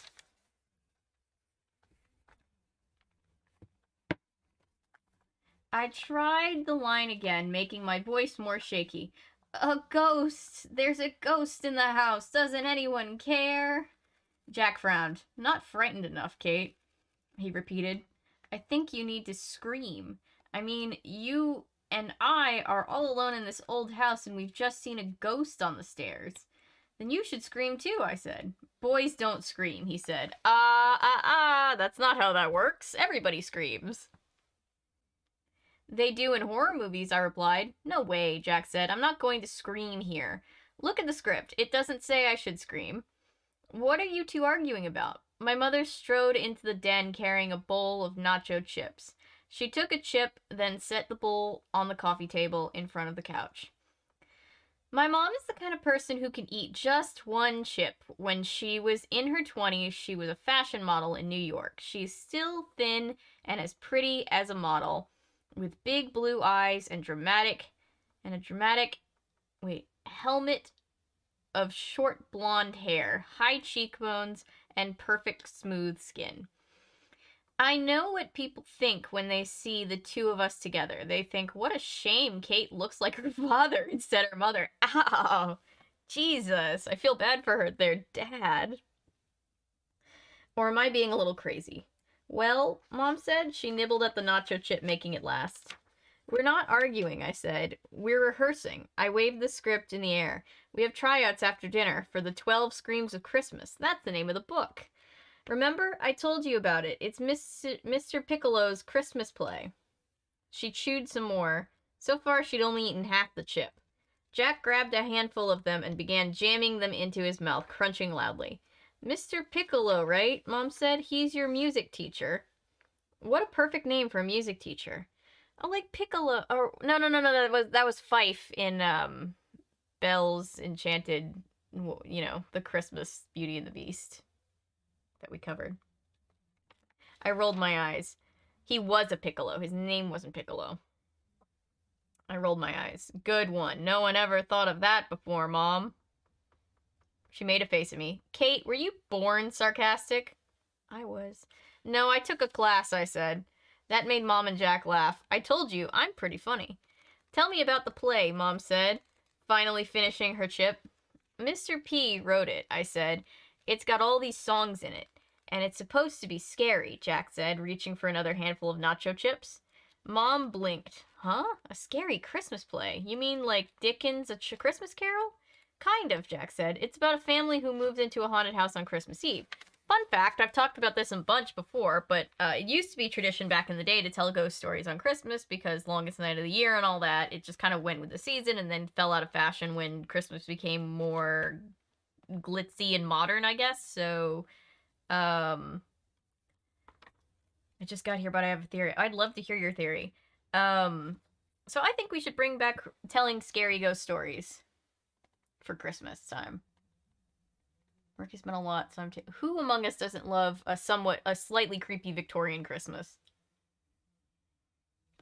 Taking advantage of my days off to sleep, especially since I had an emotional breakdown on Tuesday on my way home from work. I'm sorry, Ellery. I hope that you get to catch up on sleep. I just mean I cried really hard for literally just stress. Yeah, just being sleep deprived alone will cause that. Mom's a siren, and that's why he wants her to scream. Because siren voices are powerful. Oh, interesting. Honestly, I put nothing past these books. These books, these books, we have read 8 of them from the original series. This one is from the Most Wanted series, so it's a little bit newer. These books have been a lot so far. Reading them as an adult, totally different and almost better experience than as a kid, because you realize how crazy it is.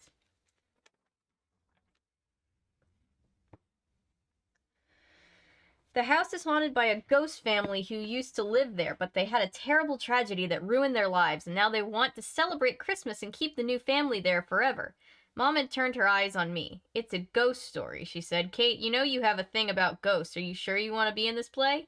I gasped as the script fell from my hand. I bent to pick it up. Mom, I don't have a thing about ghosts, I said. Jack laughed. What about at the 5th grade overnight last spring? Are you really going to bring that up again? I cried. Kids still call you Ghost Girl because of that night, Jack said. Seriously, you totally lost it. I wanted to punch him. I could feel my face growing hot and I knew I was blushing. I can't believe we're still talking about this, I muttered. Kate, calm down, Mom said, taking a few steps toward me. That feels like gaslighting. Makes her very angry. Kate, calm down. But I was too angry. I don't care if anyone believes me or not about that night, I said, curling and uncurling my fist. I really did see a ghost in that tree. Kate, please. Mom, the ghost was climbing a tree, huh? Kate, please. Mom tried to stop me. It was an old man, and he was sitting on a tree limb, smoking a pipe and watching us. Jack shook his head. It turned out to be a white plastic trash bag. It did not, I said. I saw what I saw. I don't have a ghost thing. Mom, I saw a ghost that night. I was about to tell her and Jack about the ghosts I'd just seen in the graveyard and about the hissing black cat. Somehow, I stopped myself. I held myself back. They wouldn't believe me no matter what I said, and Mom would just repeat that I shouldn't be in the play since I have a thing about ghosts. Can we change the subject? I said. Can we? I stopped mid-sentence. I froze because the piano in the corner began to play. All by itself, no one there. I stared at it in horror as the music filled the room, stared at it, and opened my mouth in a shrill scream. Reading Goosebumps when you're older is way more fun. Oh yeah. I love reading kids' books. That's why I love doing these streams where we read. I love reading kids' books as an adult. Just a different experience. Agreed, Aisha. Not just because of how chat reacted to Stay Out of the Basement. Yes. Or The Girl Who Cried Monster. Who remembers that one? Despite everyone saying that people always use gaslight wrong, I think that was the first time I've seen someone use it wrong. Wait. Did I use it wrong? I mean, did I use it wrong? I mean, like, because gaslighting is like making somebody doubt their own experiences. So if they're embarrassing her and then she's having a natural reaction to that and they tell her that she's acting out, I feel like that's gaslighting. But I could be wrong. I'm not a therapist.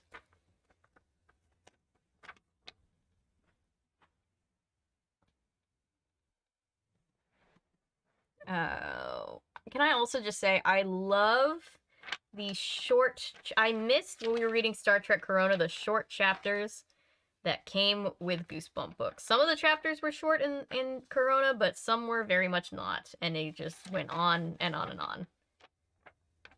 Exactly, it is. Gaslighting is actively trying to make someone doubt their own sanity. Okay. Copy. I try really hard not to overuse that word because it is a very serious thing, and so I was just like, oh shit, did I use it wrong? I try really hard not to. I try to at least like. That would be if they said nobody reacts like that about their embarrassing moments. I mean, that definitely would be gaslighting. I mean, I feel like there's an argument that just making somebody feel like their normal reaction is abnormal is a form of gaslighting, but I don't know. But I think it involves more knowledge that they're manipulating from the gaslighting party. Oh, like more consciously. Fair. Fair. It has to be like premeditated. Okay, I see that. Thought these were going to be TV episodes. So I do cover TV episodes. There's a playlist of TV episodes that I've covered on the channel. But yeah, on the live streams we read the books and discuss.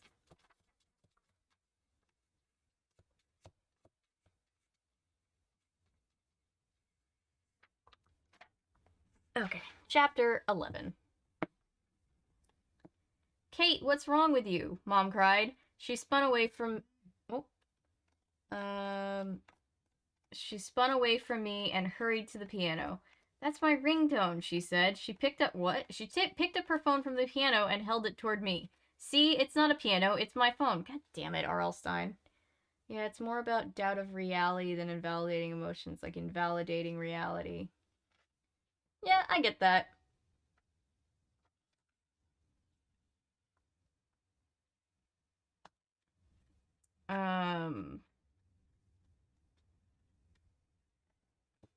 She picked her phone up from the piano and his, so the piano wasn't playing.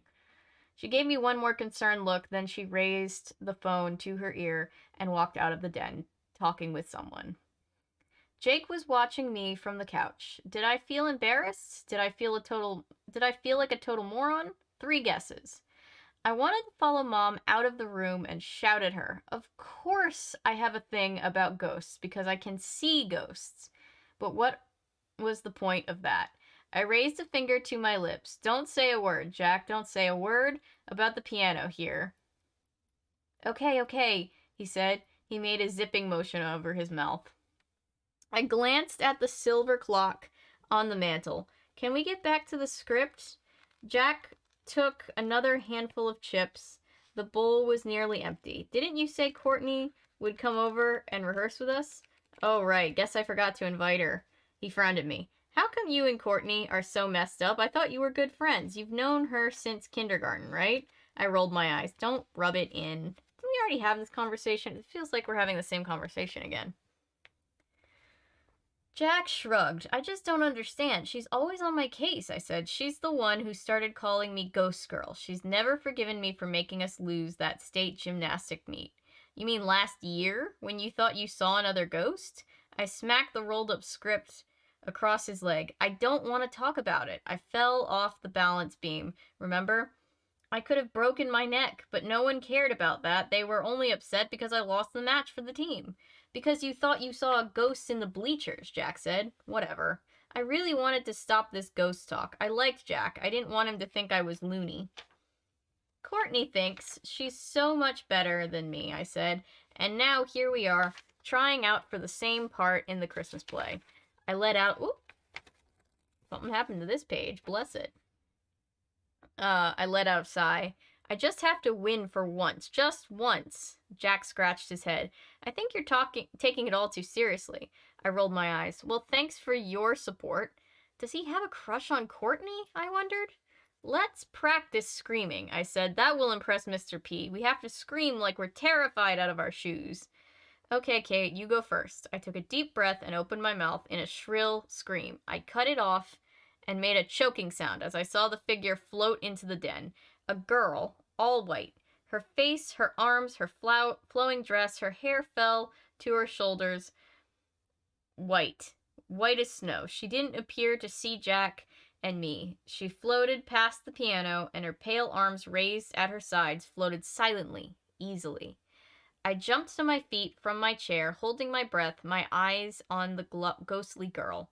I turned to Jack. His eyes were following the pale, floating figure. Jack, I whispered, do you see her too?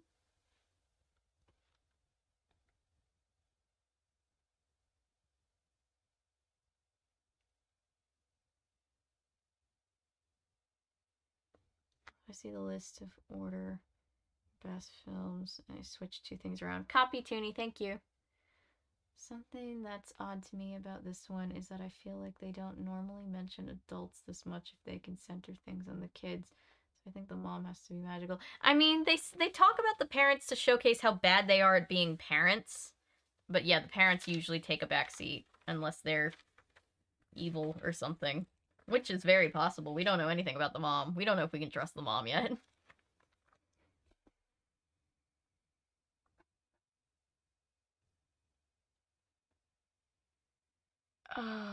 Okay. Everything's working. We've had so many tech issues lately, especially with switching over to this, that I just feel the need to keep checking.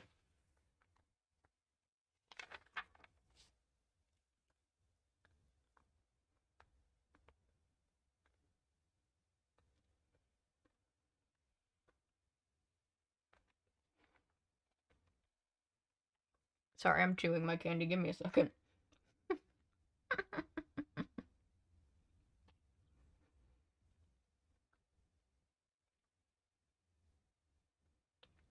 Parents were a very big part of Night of the Living Dummy, yeah. Mm.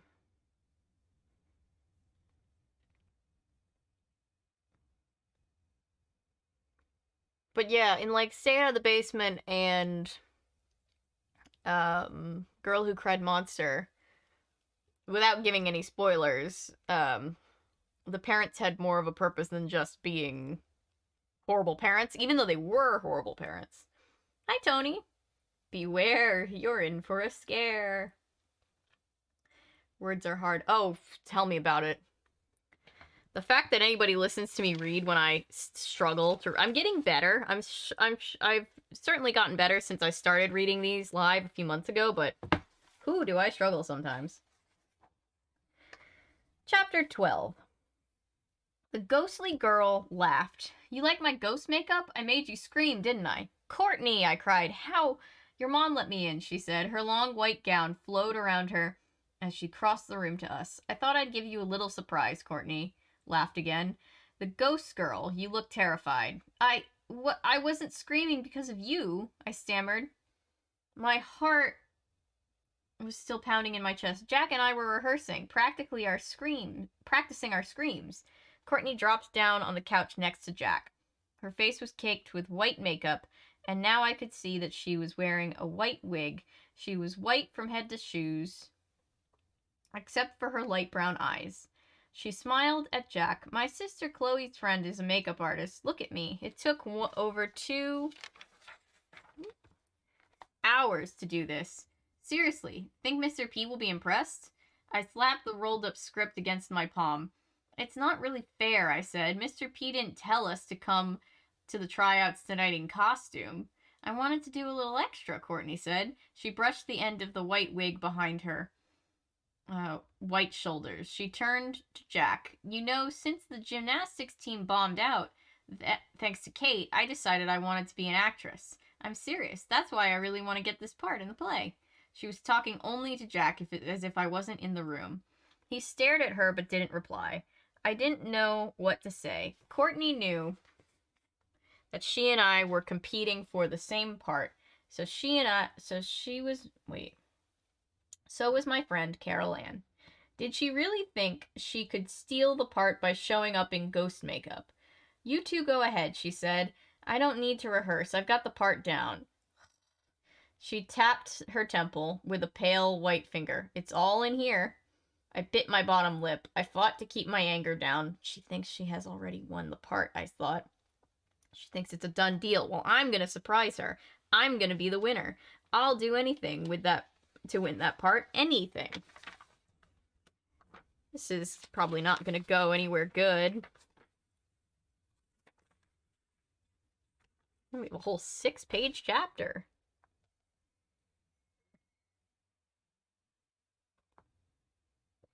Words are very hard. Happy holidays, Tony. Oh.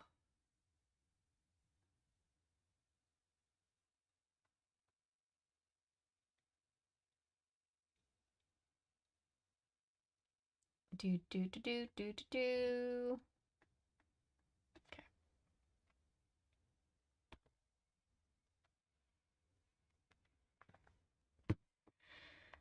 Chapter 13.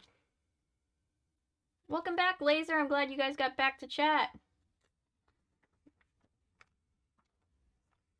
I'm glad the YouTube system figured out whatever it needed to figure out to let everybody back in. Chapter 13. It would be funny if Mr. Piccolo resembled a piccolo, but he doesn't. Actually, he's quite round. More like a bass fiddle. He has a big pouch of belly that stretches the oversized turtleneck sweaters he always wears. He has a round face too. He's mostly bald and his scalp shines like a bowling ball.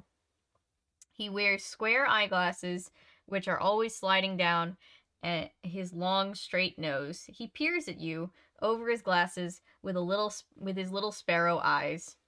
He reminds me of an owl that should go on a diet. Jesus Christ, this kid. Welcome back, Darth Sidious. Ooh, looking at Christmas lights, always fun. He has a high voice and a nervous way of talking, really fast. I guess it's because he gets very excited about everything we do in his class. Most everyone likes him because he's kind and patient and never makes you feel bad, even when you totally mess up a song or act up in class, and because he's always so enthusiastic, and gung-ho.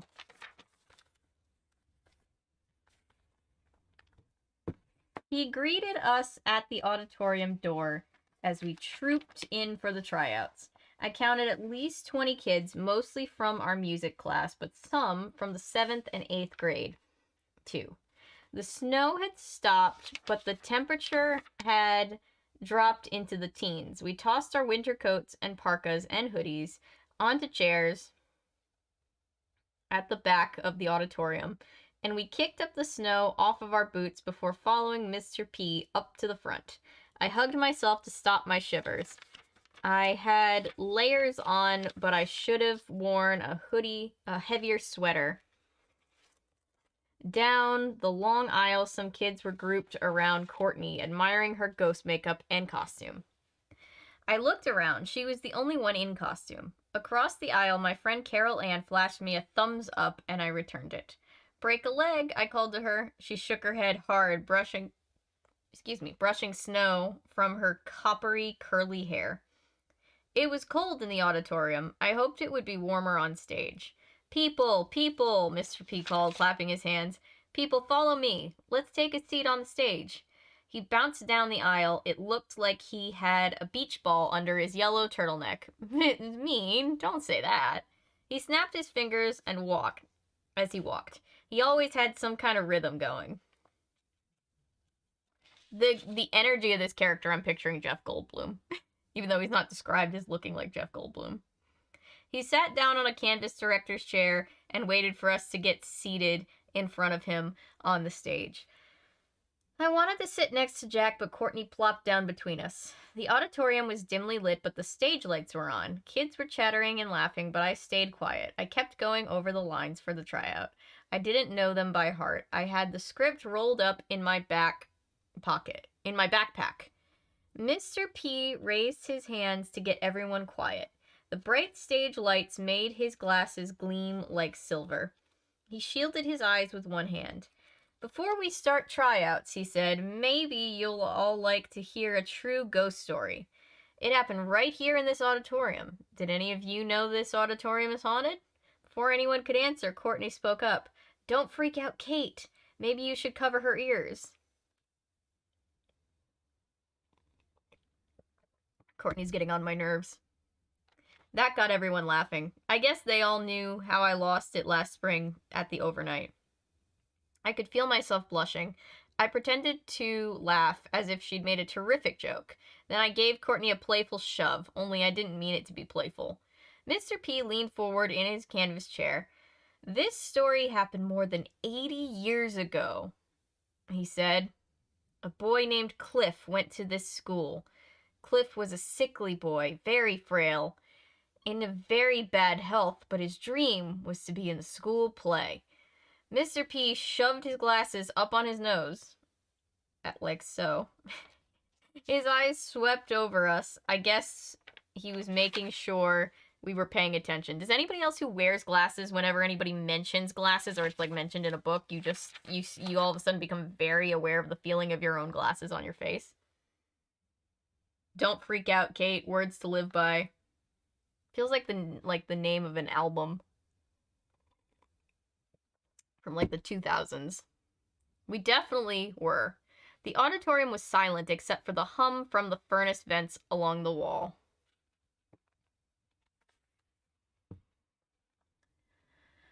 Cliff won the starring role in the play, he continued, but he was so weak he could barely make it through rehearsals. I'm hearing R.L. Stine's voice in my head as I read this.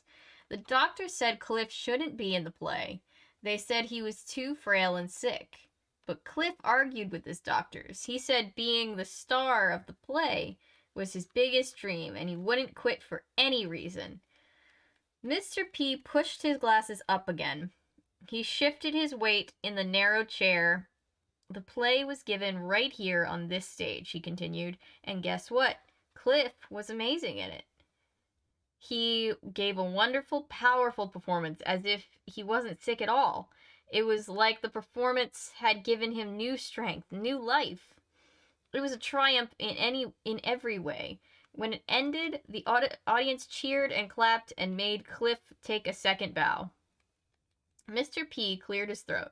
He swept a hand back over his bald head. After the show, everybody wanted to congratulate Cliff and tell him how great he had been, but no one could find him. They searched the dressing rooms backstage, they searched the whole school, but no sign of Cliff. Finally, the drama coach telephoned Cliff's home. After several rings, his mother answered. Her voice trembling, she sounded as if she'd been crying. She said, "I'm sorry Cliff couldn't be in the play tonight. It was his dream, but he didn't make it. He died yesterday morning." Dun, dun, dun. This feels like a Beyond Belief episode. I let out a gasp. A hush had fallen over the stage. No one moved or made a sound. Mr. P took a long pause. Then he said, "Yes, I see that you understand. Cliff came up on the stage and performed the play one day after he died." He paused again. Then, "The show must go on." That's what Cliff believed. Ever since that night, ever since that ghostly performance, we leave the last seat in the top row of the balcony for him. Sometimes actors on stage look up and they say they can see Cliff in his seat, watching their play. Others have said they've seen him walking on the stage. Many people believe that Cliff's ghost refuses to leave this auditorium. I couldn't resist. I turned to raise my eyes at the balcony. Dark up there. No lights were on. The only light washed up from down below. But squinting up to the last row, I moved my eyes to the very last seat and saw something move there. Was it a face? Yes. Looming from the shadows, a face, a boy's face, and then I could see the outline of his body. My breath caught in my throat. I raised my hand to my forehead and gasped. "Cliff? I see him. Cliff, is that you?" Chapter 14.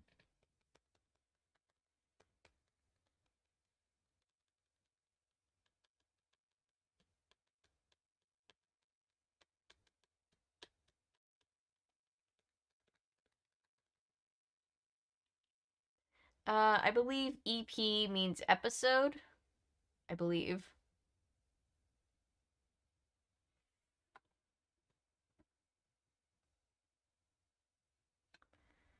Alrighty. Alright. Let's see.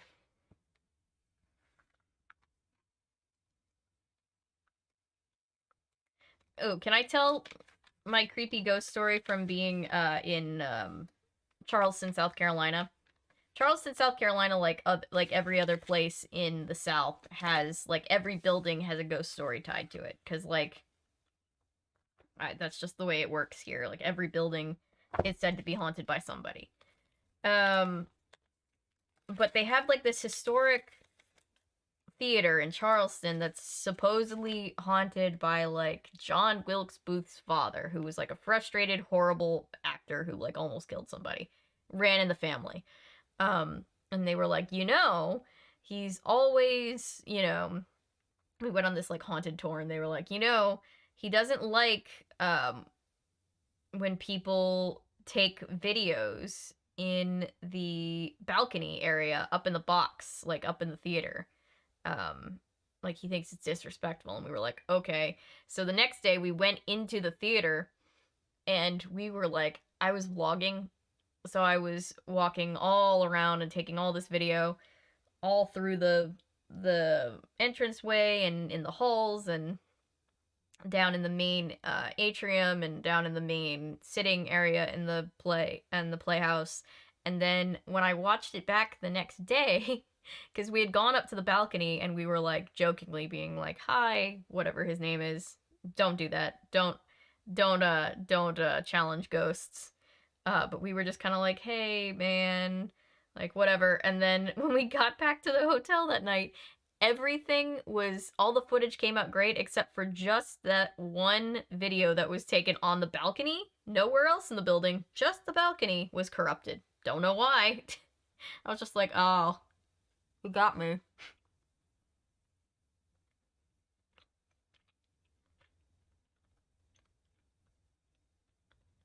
Unless Saddle Club came out with a bunch of extended plays.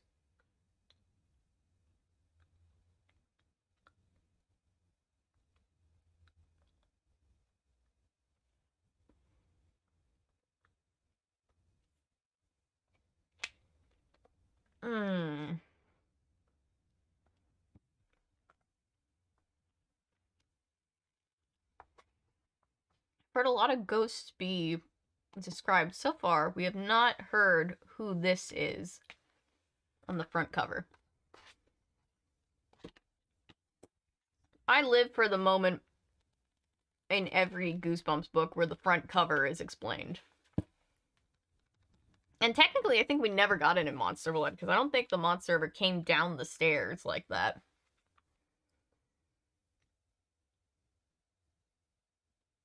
Or maybe they did. I don't remember.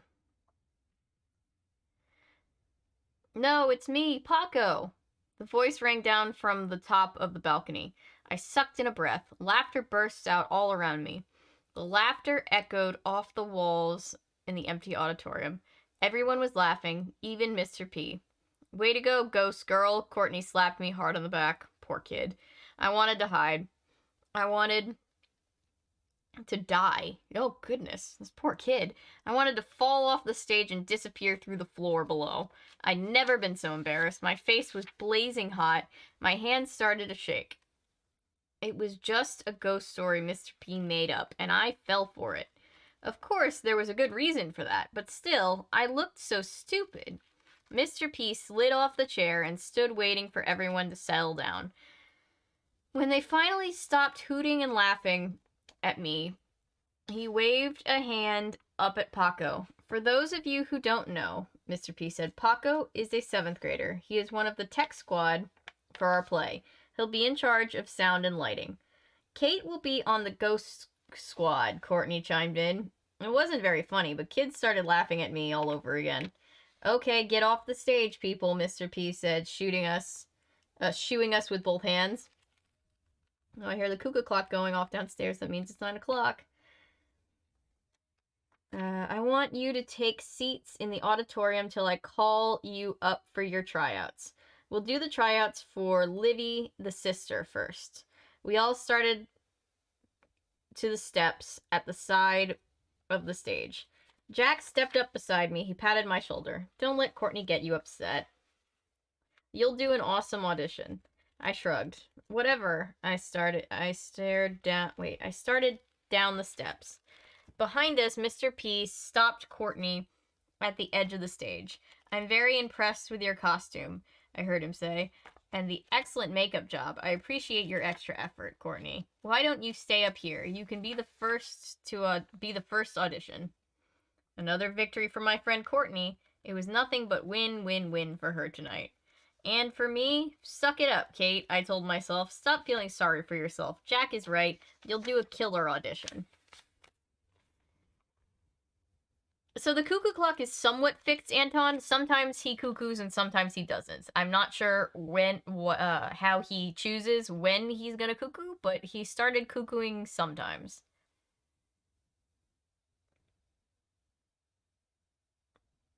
I bet the front cover is the dead kid but looks like an elf. Maybe. 12 Screams of Christmas. I wonder if that's because there are 12 different ghosts. I don't know. I guess we'll have to see.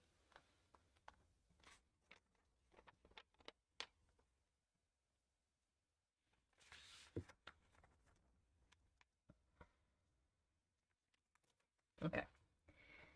I took a seat in the second row next to Carol Ann. She squeezed my wrist. Are you nervous? I am. I nodded. A little. I have one more announcement, Mr. P. Whoa. I have one more announcement, Mr. P called from the stage, and it's important. When you're up here, don't bump any controls and be careful to stay away from the trapdoor at stage right. He pointed. It seems to be opening and closing on its own. Someone is coming to fix it tomorrow. He squinted down at me. Kate, maybe there is a ghost in here.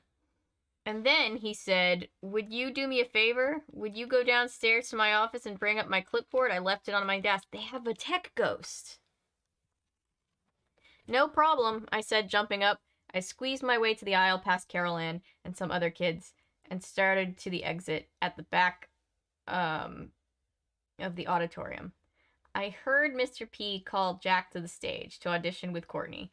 I didn't want to see Courtney's tryout. I was glad to have an excuse to miss it. I wanted to concentrate on my own.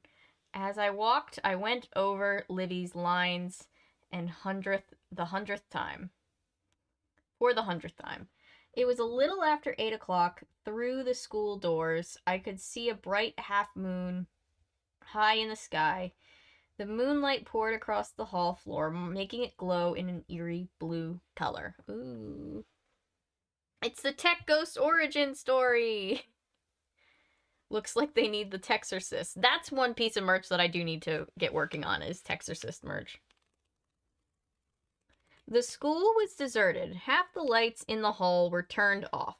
I walked by the sports honor display case across from the darkened principal's office. The silver trophies gleamed dully through the glass. I passed posters for the annual school auction and annual coat drive. The stairs were at the end of the hall, just past the study hall. Most of the lights were off. The stairway was blanketed in deep shadow. I held onto the metal railing and took the stairs slowly. Only 2 ceiling lights were on downstairs, dim as candles. A chill ran down my back as I walked toward Mr. P's office at the end of the hall. I would be so scared. It was cold down here. The air felt heavy and wet. Our school is old. The windows all leak cold air from outside, so the rooms and halls are always chilly. The floorboards creaked under my shoes as I walked. I stopped when I heard a groan, very nearby. It took me a few seconds to realize it was the furnace kicking on. Like an elf where he's like, it's making a scary noise. My footsteps rang out in the silence. The door to Mr. P's office stood open. The office was totally dark. I gasped when I saw someone leaning against the wall. Squinting into the shadows, I realized that it was a ladder. I laughed out loud. Kate, stop scaring yourself.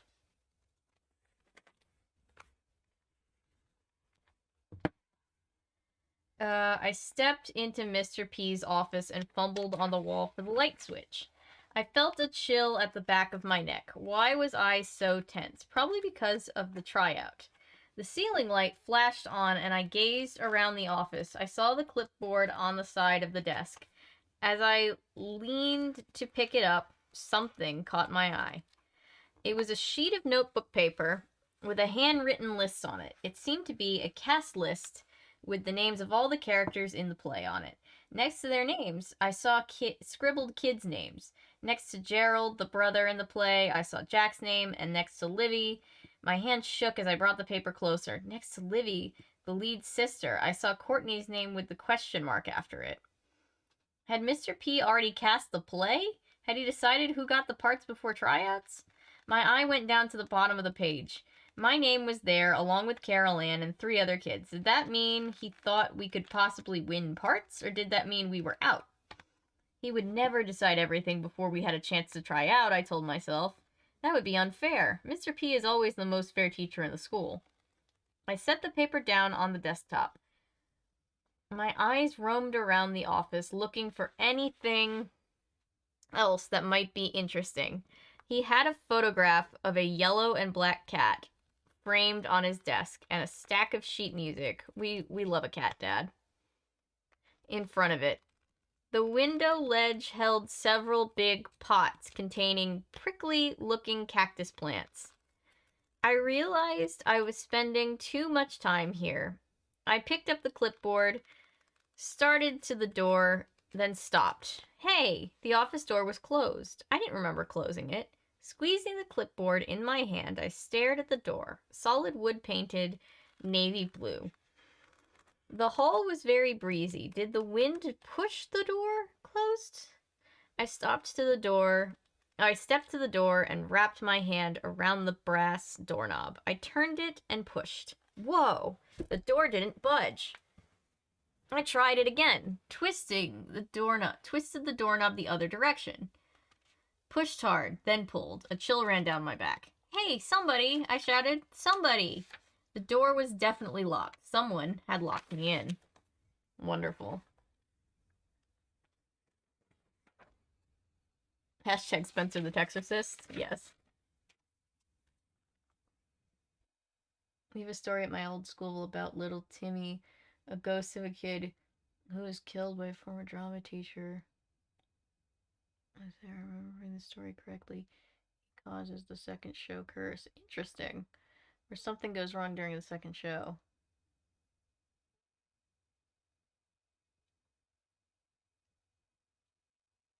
Okay, why would the door be closed by the wind inside the hallway? I mean, she said it leaked air, but like that still wouldn't explain the whole door closing. I'm with you completely on that one, Ellery.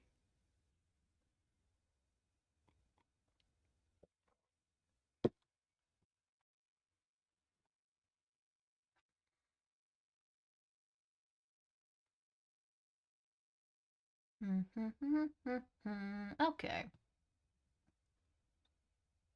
Usually something worse happens during the second show. Oh no.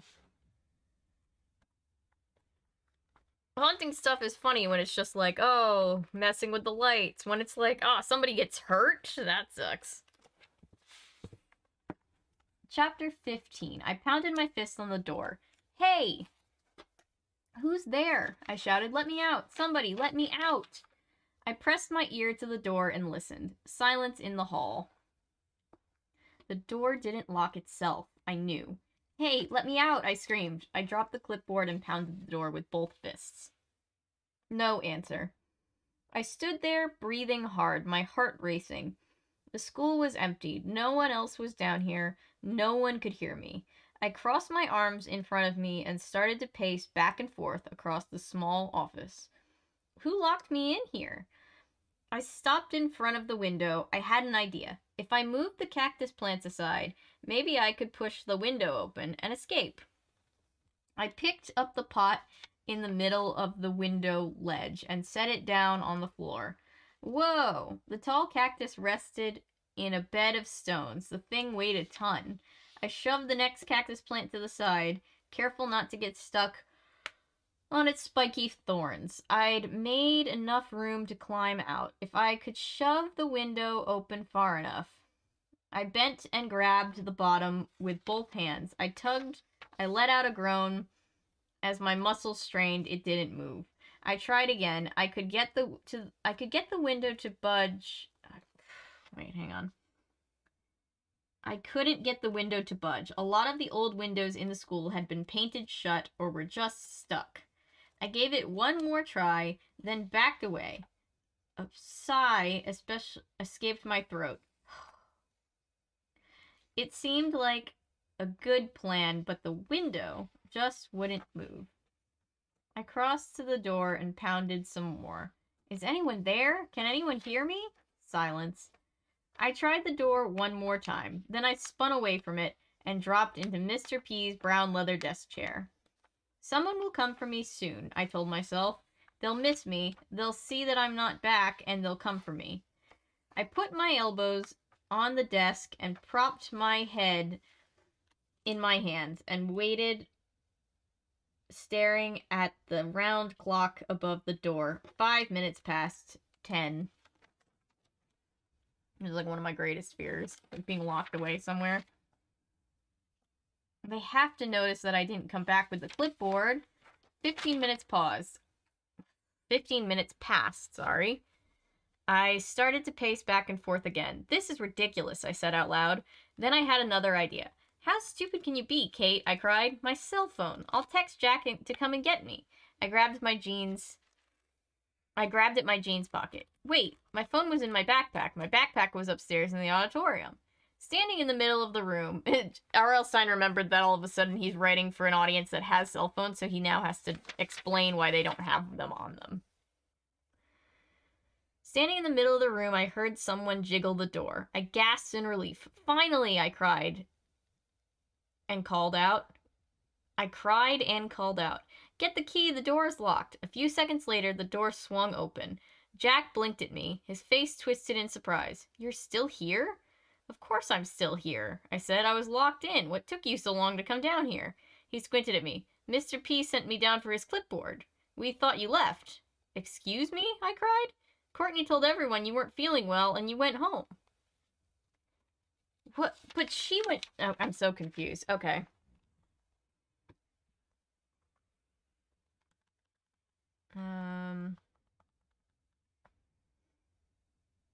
Maybe, like, someone forgot their cue, or one of the props broke. We had such trouble with the creature's legs when I was in The Lion, the Witch, and the Wardrobe. They kept breaking. Aslan was a massive puppet thing that was controlled by two people. My best friend, Aslan's butt. Took like 2 minutes to get the puppet on stage. It was awful. Oof. Almost got locked in my college library. They turned the lights off and locked the door without checking if everyone was out. Luckily, someone was still there to let me out. Jeez. I have very nearly been locked in... No, I have been locked in a church, because when I used to do nonprofit stuff, our office was located in a church. And I was the admin assistant, so I was there at all kinds of hours and times, and so sometimes I would be back there working and no one would know, and so the maintenance guy would just like lock it up. That was also where we had this big walk-in freezer that I was always so scared to death that I was gonna like get stuck in. I was like terrified that the mechanism would malfunction and I like wouldn't be able to open it back in.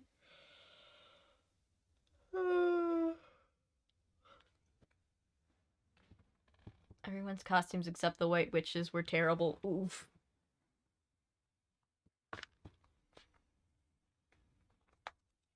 I think I almost went as the White Witch for Halloween one year when I was going through my Narnia phase. Heading out, have fun. Good night, Anton. See you around. My mouth dropped open. I saw red. I actually saw a curtain of red in front of me. Red anger. Courtney said you texted her and told her you were sick and going home, Jack repeated. You missed your audition. They're doing the mother and father now. I don't believe this, I stammered. That liar. Jack picked the clipboard up from the floor. I didn't give him a chance to say another word. I couldn't hold it in any longer. I opened my mouth and shrieked, howled in anger. Should I kill her now? I cried. I dove forward, pushed him out of the way, and bolted out of the office. My shoes thudded the floor. The sound echoed like drum beats. My hands were clenched into tight fists. My whole body throbbed with anger. The cheat. The liar. Did she really think she could get away with that? Kate, slow down, I heard Jack far behind me. Take it easy, Kate. Wait up. No way I'd wait up for him. I shot up the stairs, taking them 2 at a time. Breathing hard, I ran a short distance to the auditorium and burst through the door. I raced down the aisle toward the stage. Courtney, where are you? Where? My vision was blurred. I still red from my anger. I spotted her on stage. She was acting a scene with the kids who were trying out for the mother and father. Heads turned as I thundered to the stage. Carol Ann called out to me, but I ignored her. I bolted up the steps at the side of the stage. Mr. P was watching Courtney and the other 2 kids, but he spun around as I came exploding towards him. Kate, I thought... I ran up to Courtney, my fists tight in my sides. You locked me in, didn't you? I gasped. You locked the door. Her eyes went wide. She started to deny it, but she couldn't keep a smirk off her face. She couldn't stop a smile from spreading across that white ghost face. Kate, what is the problem? Mr. P said, climbing down from the canvas chair. I could feel my whole face start to burn as I exploded in rage. I let out a furious scream. I grabbed Courtney around the shoulders and shoved her backward. Then I lowered my hands to her waist and dragged her to the floor. Ugh! She grunted in surprise and tried to push me away. But my anger made me strong. I'd never been in a fight in my life, but now I was out of control. A different person. A person in a mad rage. Get off me, Courtney cried. But I rolled on top of her, pressing her back to the floor and pulled her hair as hard as I could with both hands. Stop that! Stop this at once! I heard Mr. P cry, his voice shrill and high. Kids shouted and screamed. Mr. P reached down for me, but I rolled away from his grasp, held onto Courtney, squeezing her waist. Get off, Kate! Are you crazy? Get off! I held onto her, and we rolled over the stage floor, rolled and wrestled, punching at each other. I heard the screams grow louder. I heard people crying. Stop! Stop! But I didn't see the open trapdoor until it was too late. I felt a wave of panic as I realized the floor had given way. Courtney rolled over me and we fell.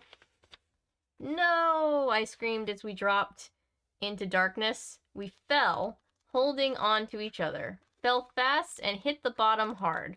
I felt the air leave my body in a whoosh. My chest collapsed and everything went black. Yikes. When I was Mr. Potter, my buttons on my jacket kept popping off. I also forgot one of my lines on the last show. I was so mad at myself. Still feel bad about it. Don't feel bad about it. That happens to everybody. It's snowing a ton here? Oh, wow. Hope you guys don't lose power or anything. I'm interested to see. The storm is supposed to be coming in for us like any minute now. It might already be here as in terms of just like the wind speeds and stuff. So if we lose power on this stream, that'll be pretty funny. I think the Wi-Fi would still stay on because it's on the backup, but then I'd have until all the batteries died, I guess.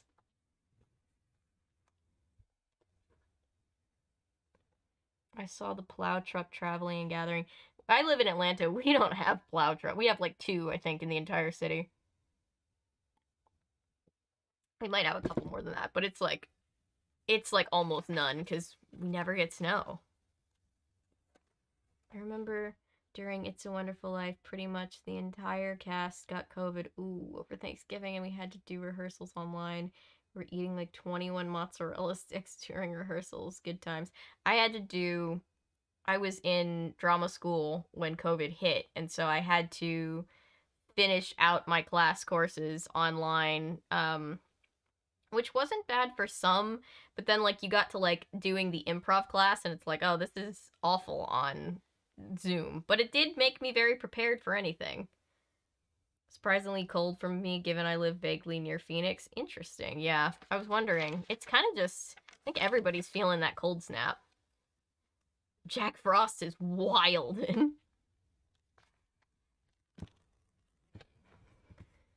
Chapter 17. Yes, we're on page 69.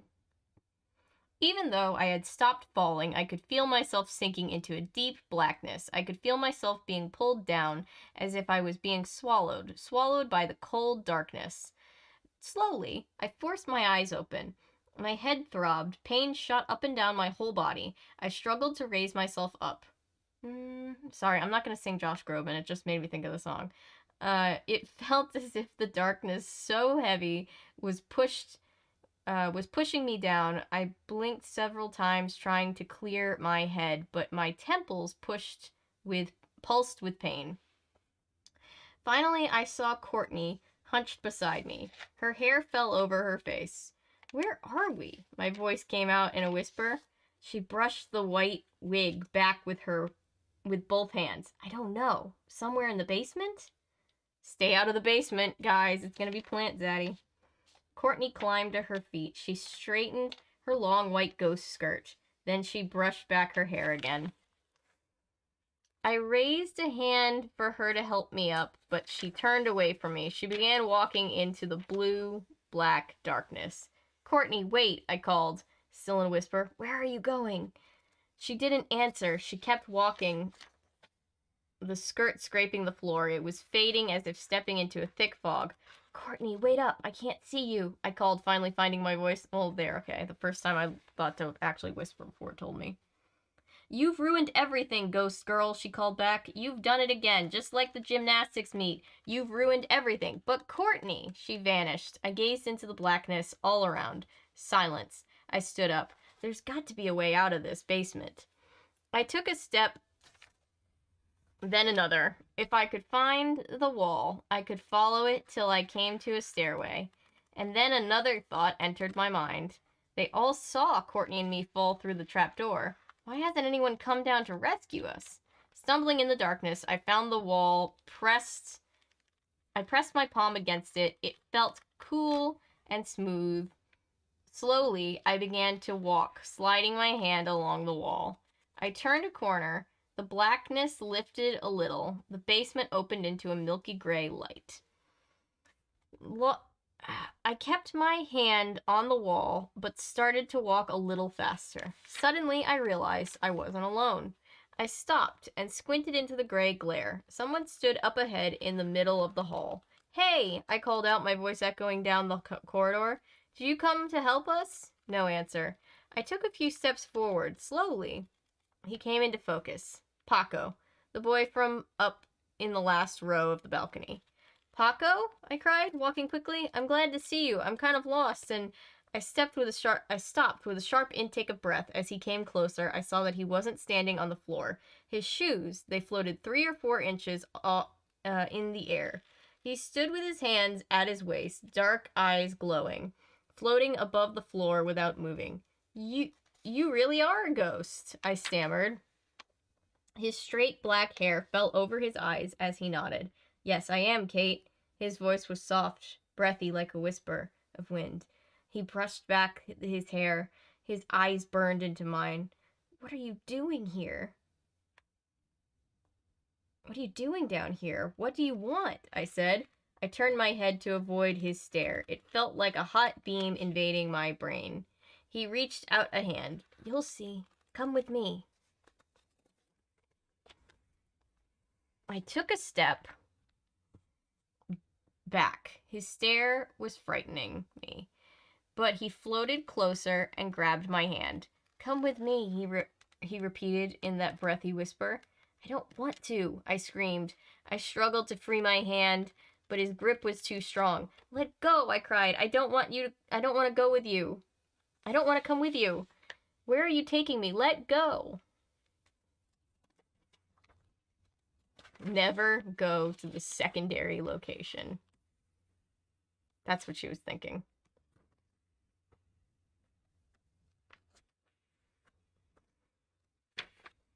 This kid's going on a roller coaster ride. My friend is South Carolina and said it's like 49 degrees. Highs of 65 lately.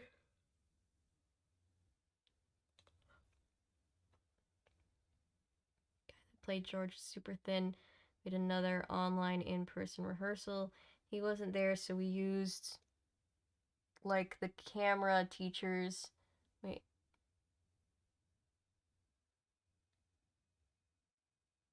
Would use to teach online classes in reference for George. Ah, I see. We could fry an egg on that. Huh. I feel like this book is longer than the regular Goosebump books we have read, but it could be me remembering incorrectly. Not remembering correctly. I think it might feel long just because we read the first 40 pages twice. Without giving myself spoilers, let's just look in the back real quick. No, it is a little bit longer. We're at page 174. I think most of them are like, what, 130 pages? It's been a second. I can't remember off the top of my head. The book is no longer the regular Goosebumps. Yeah, this is not, I mean, story-wise, this is the same as Goosebumps, but this is technically from the Goosebumps Most Wanted series, so yeah, I'm sure these just might be a little extra long.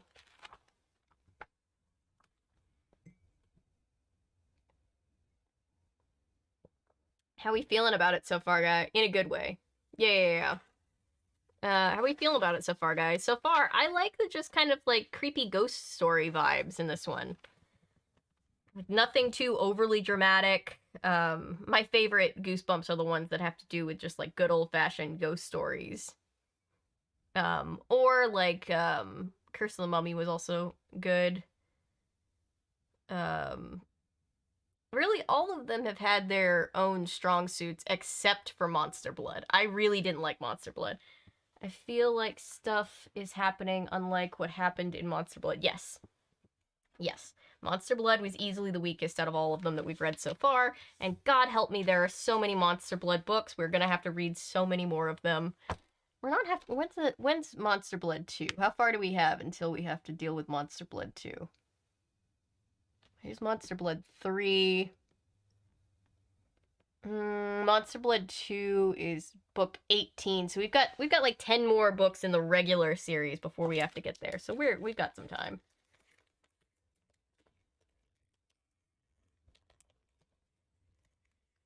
I think Monster Blood should have been a novella, or it should have just been rewritten before it got published. I know it sounds harsh, but it's not good, in my opinion.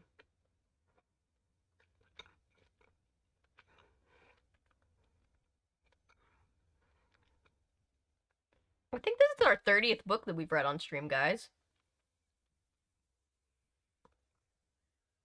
That's very fun.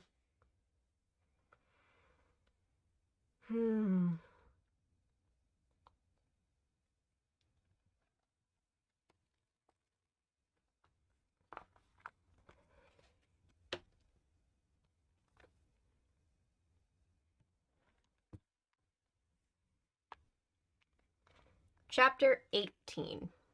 I couldn't pull free. I couldn't escape. He grasped both of my hands and tugged me through the inky gray light. It took me a few seconds to realize he had pulled me off the floor. I was floating too. Fear choked my throat. I pleaded with him to explain, my voice nearly as hoarse as his. Please, Paco, stop. Where are we going? Why are you doing this? He didn't answer. I was gripped with fear. My mind leapt from thought to thought. Why didn't Mr. P and the others come down here to help Courtney and me? Where is Courtney? I saw Paco around the school all the time. How did he become a ghost? He pulled me around a corner. We floated together 6 inches off the floor. Suddenly, I heard voices. Mumbles. Low whispers. I couldn't make out the words.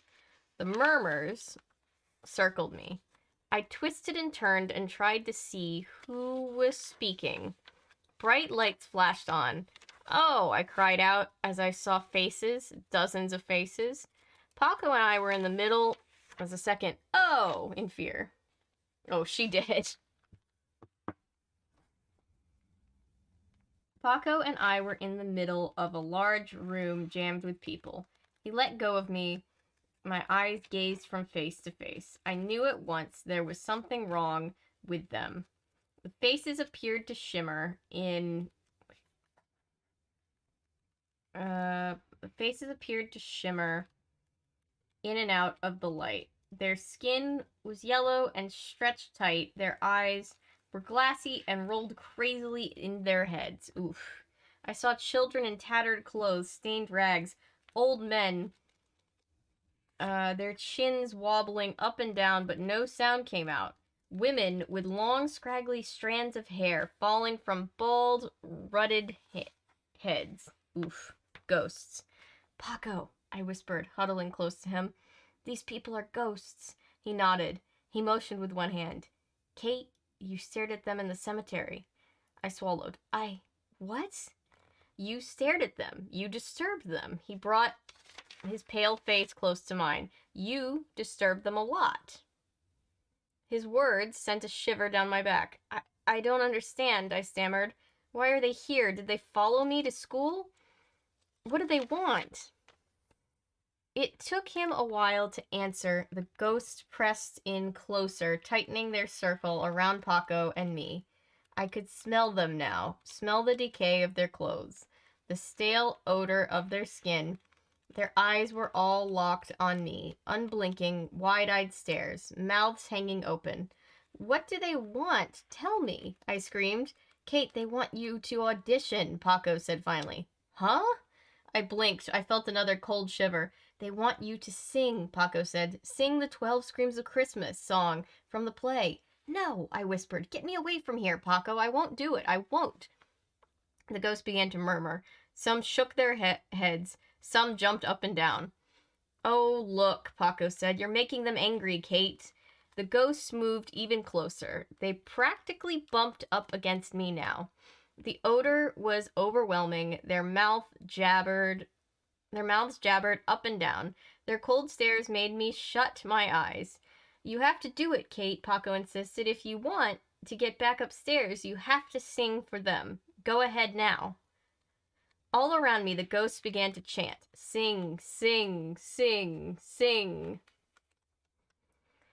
The chant rose to a horrible roar, an ugly rumble from deep in their hollow chests. Sing, sing, sing.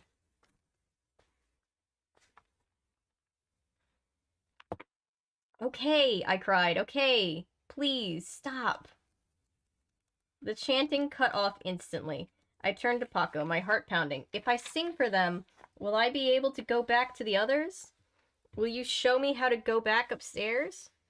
He nodded, his dark hair falling over his face, hiding his expression. Okay, I said again. I started to run the words to the song through my head. I could remember them. Could I remember them all? The ghosts stood in silence now, not moving. They slid back a few feet as if to give me room to sing. I took a deep breath and I started the song. Oh, we actually get a 12 scream. We did a 12 Goosebumps days of Christmas, or 12 days of Goosebumps on the charity stream. I'm excited about the Monster Blood sequels. It's like the sequels to The Howling. They get progressively worse, but they're somehow enjoyable. Well, the thing about the first Monster Blood was it was bad, but not even in the this is really funny way. It was just bad in the boring way. So that, like I said, if everybody agrees that the first Monster Blood is the only really good one, but as long as the other ones are like so bad that they're entertaining, which I think they would have to be worse than the first Monster Blood, I think it could be fun. See, I told you, ghosts are just lonely and want to be acknowledged. Exactly, Ellery. I agree. Singing is not my thing. I'm not great at singing either, but I will sing. I always sing. The story has become a lot less interesting now. Oh, this story? I don't know. I feel like we're picking up speed. But I guess we'll see.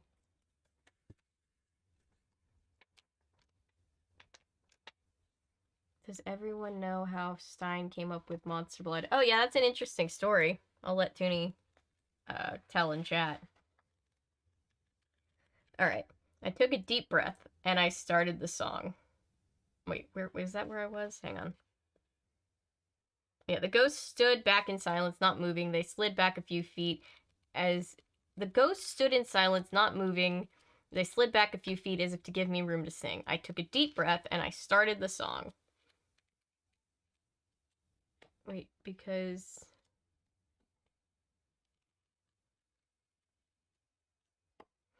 Alright. On the first day of Christmas, my true love screamed, I see. I stopped with a gasp. No, a voice. I had no voice. The words escaped in a choked whisper, so soft even I couldn't hear them. Try again, Paco urged. Hurry! I took another breath and started the song. No, not even a whisper this time. It felt as if someone was squeezing my throat shut. I struggled to breathe. I opened my mouth to try again. On the first day of Christmas... No, I mouthed the words, but no sound came out. What's happening? Why can't I sing? The ghost's black expression turned to anger. Once again, their murmurs became a roar. They moved as a group, closed in on me, tightened the circle until they bumped against me. Their mouths sliding up and down, eyes rolling, they raised their hands like marionettes on strings. They raised their dead hands in front of them. Oh! I let out a moan as a cold hand brushed my cheek. That's three. That's three scared O's. I'm actually preferring this one to most, but maybe it's just because there's fewer innuendo. Yeah, so far this one I think is really strong, actually. I like how it's, like, just creepy enough. It's almost giving me Welcome to Dead House vibes in the way that, like, it's all the things I liked about Welcome to Dead House, but not as depressing so far. I'd say that his son had a container of green slime and got it stuck on the wall.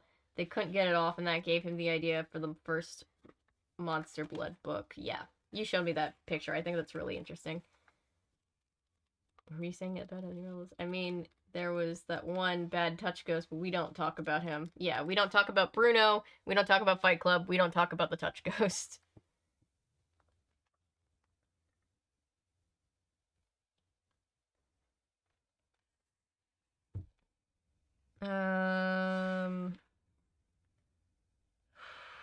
Paco, help! But he had vanished, disappeared into the angry mob of ghosts. I was helpless, surrounded. Another ghost's hand scraped my forehead. Another cold hand brushed my cheek. Hard hands grabbed my shoulders. They began pulling me down, down. I shut my eyes and started to scream. The idea for Stay Out of the Basement was weird. Oh, yeah. Didn't he just, like, have an idea of, like, a dad? Like, he just imagined, like, a dad with, like plants growing out of his head or something. At least the story hasn't been another Stay Out of the Basement or Night of the Living Dummy. What, chaos? It hasn't quite been chaos yet, no.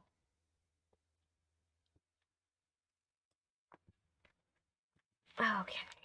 I'm getting to the bottom of my tea. It's always a sad part of the night. But that's why we also have water.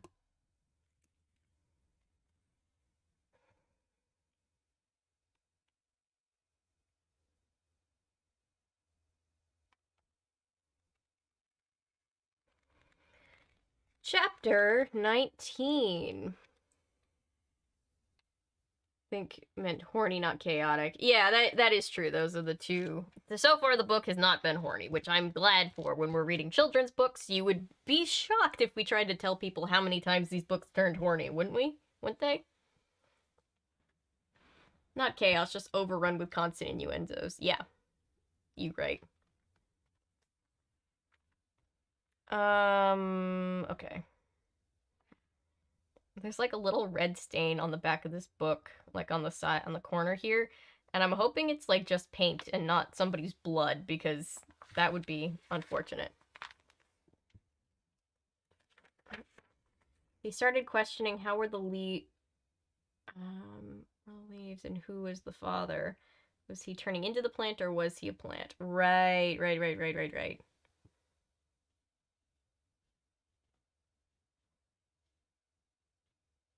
Does anybody have like an old injury that still hurts when like storms come through? Like the proverbial old granny that's like, I feel it in my bones, the storm's coming in. I have that with my I broke my toe a couple years ago, and like I still feel pain in the toe, and it flares every single time. I don't know if it's like technically like arthritic or whatever, but it flares every single time there's like storms coming through. Don't understand that, but it's just the way that it is. So I will now be the old lady in the movie going, I feel it in my bones, the storm's coming in. Alright. I couldn't bear the feel of their icy touch on my skin. I raised both hands to the sides of my face, trying to keep their hands away. To my surprise, their angry mumbles and murmurs faded. The room grew silent. Slowly, I opened my eyes. I blinked a few times. Bright light shone down from above. A face loomed over me. Mr. Piccolo, his eyeglasses gleamed in the light. He leaned over me, his face tight with concern. Kate, are you okay? How do you feel? My throat felt too dry to speak. It took me a while to realize I was on my back on the floor. He was on his knees, leaning over me. Where? I choked out. You and Courtney had a bad fall, he said, studying my face. You've been out cold for a minute or two. We were all very worried. I raised my hand off the floor. Ow. A hard throbbing headache made me lie back down. Over Mr. P's shoulder, I saw other kids huddled against the wall, watching tensely, and I saw Paco near the door, hands shoved in his jeans pocket. They haven't called the 911 yet? Paco, he wasn't a ghost. I mean, he isn't a ghost. I was dreaming. That whole frightening scene with Paco and the ghost was a crazy dream while I was knocked unconscious.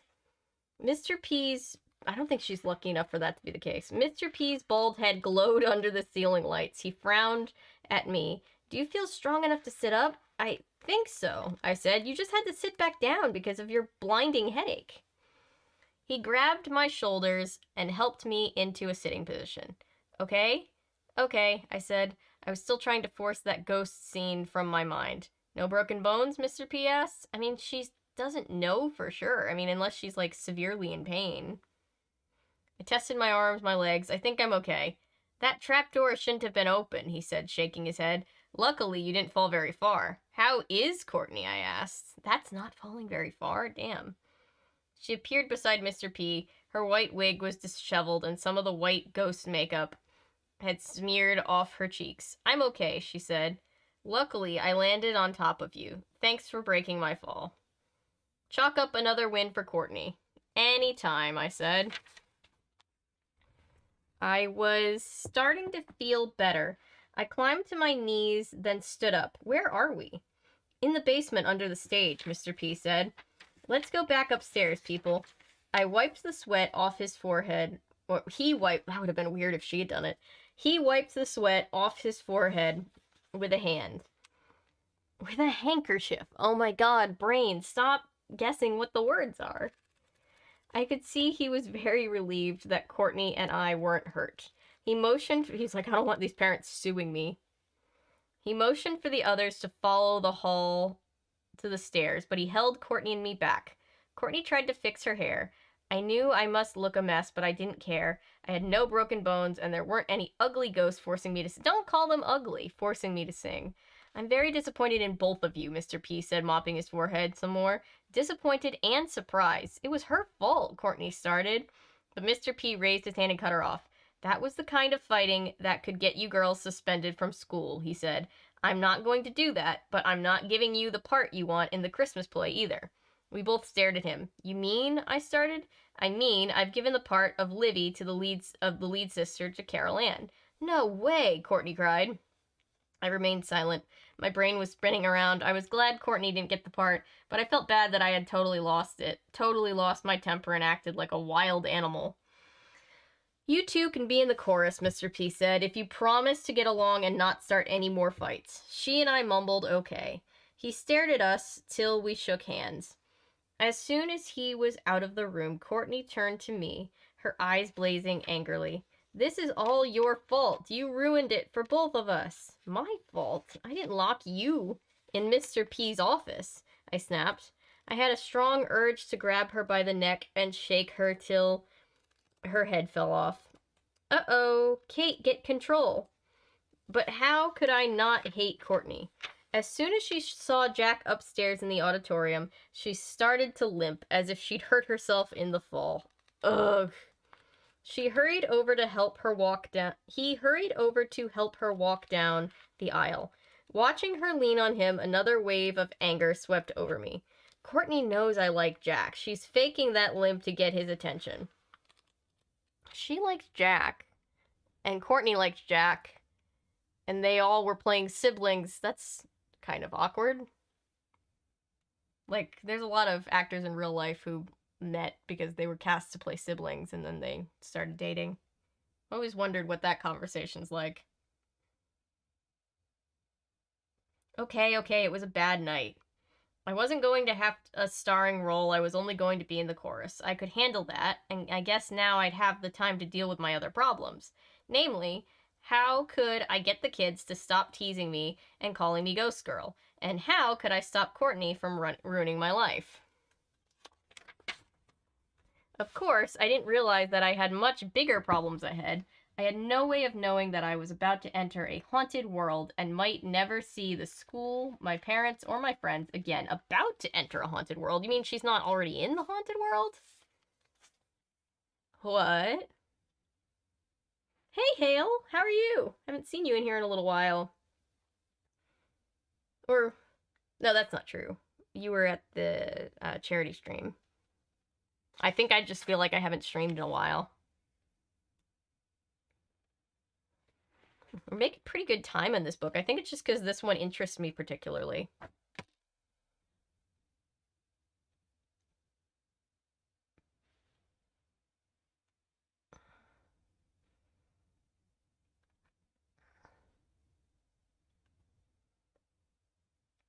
I dislocated my shoulder as a 9-year-old and can't move my neck quickly in the winter without a sharp pain in my neck. Yeah, it's a thing. I'm not sure why it's a thing. I know, like, probably something to do with, like, air pressure. I don't know. I'm not a scientist. Something that I feel like somebody should ask Hank Green if they haven't already. 3 weeks to write a Goosebumps book and 1 week to outline it. That's actually more time than I thought he did. But that's a very quick turnaround for books. Musical instrument in your neck? Yeah, I imagine that would hurt. Oh my god. How unsafe is this stage? How are kids falling through it? I feel like that's a lawsuit waiting to happen. They didn't even, like, call an ambulance. Yeah, they fell through the stage. She wiped the sweat off his forehead with a hand, and he wiped the sweat off his forehead with a handkerchief. Are vastly different vibes, Avery. I know! I'm so sorry. My brain... I don't know if it's just the ADHD. I assume it is. It's just my brain, like, tries to do, like, this autofill thing, and then it's just like, oh, that's not what was written. Jesus Christ.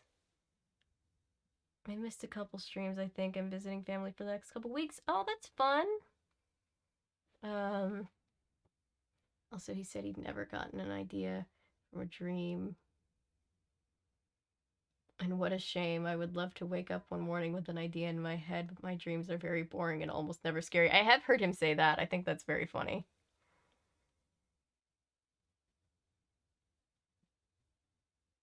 Man, that man is a legend.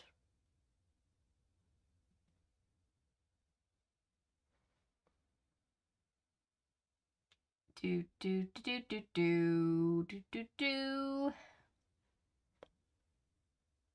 All right, doing a quick check to make sure everything's working. Yeah, I feel like hi, 17 people in chat. For everybody just coming in and wondering why we still have the Project Hope graphics up, it's because you're still able to donate to our campaign until the 31st. That's when Hope Miss ends. Yeah. We raised $1,000 on Sunday for Project Hope, which made me so incredibly happy. Because they're doing such great work to help people all around the world. I should send the man my dreams. I have the opposite problem, recurring nightmares for the win. Oh yeah, Ellery. I've talked about this before. Lifelong on and off night terrors. It's quite a lot. Avery's being twisted by the books and she's saying different things to what is written. The unfortunate writing is finally getting through. No, it's just my brain being like, because the word handkerchief, the part that just says hand was cut off. And so I read she was talking and then she was saying I did this, he wiped the sweat off his brow. So my brain said I did this, I did this. I wiped the sweat off his brow, and then it ended in handkerchief, but the hand part of the handkerchief, the kerchief part was over here, so my brain just omitted that.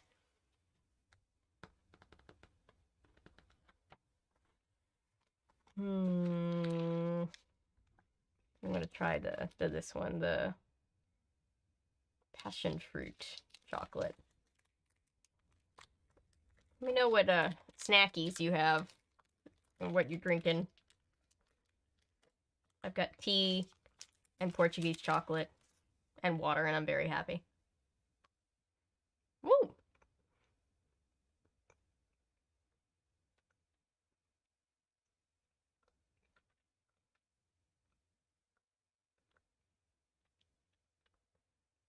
Water and pineapple. Nice, nice, nice. I love pineapple.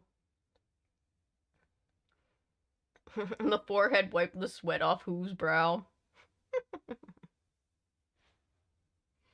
The forehead grew in a hand and wiped sweat off itself. Because it's an independent brow. The scariest book he ever read. Something Wicked This Way Comes. Interesting. He's got such a fascinating brain, that man.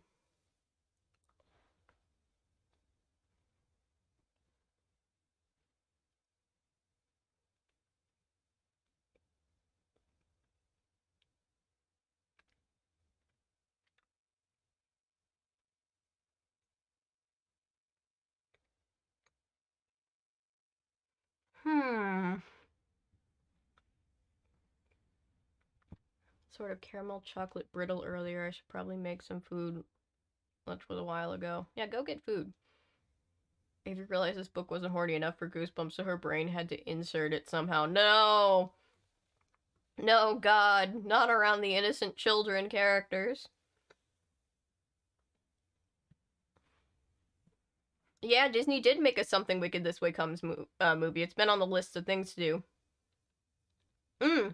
Hi, Justin. Yes, shout out to one of our mods, Paulo, who sent me Portuguese chocolates in the mail. They're very, very good.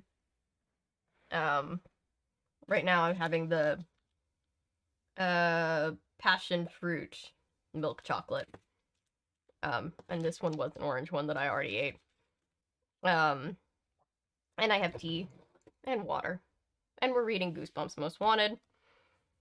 And yeah. So his favorite American writer was Ray Bradbury. That's a good, solid pick. Ray Bradbury wrote The Halloween Tree. Very good pick. Very nice. I'm Portuguese. Me too. My mom's family is some from Ireland, some from Portugal. But yeah, we're from specifically the Azores, specifically Fayal.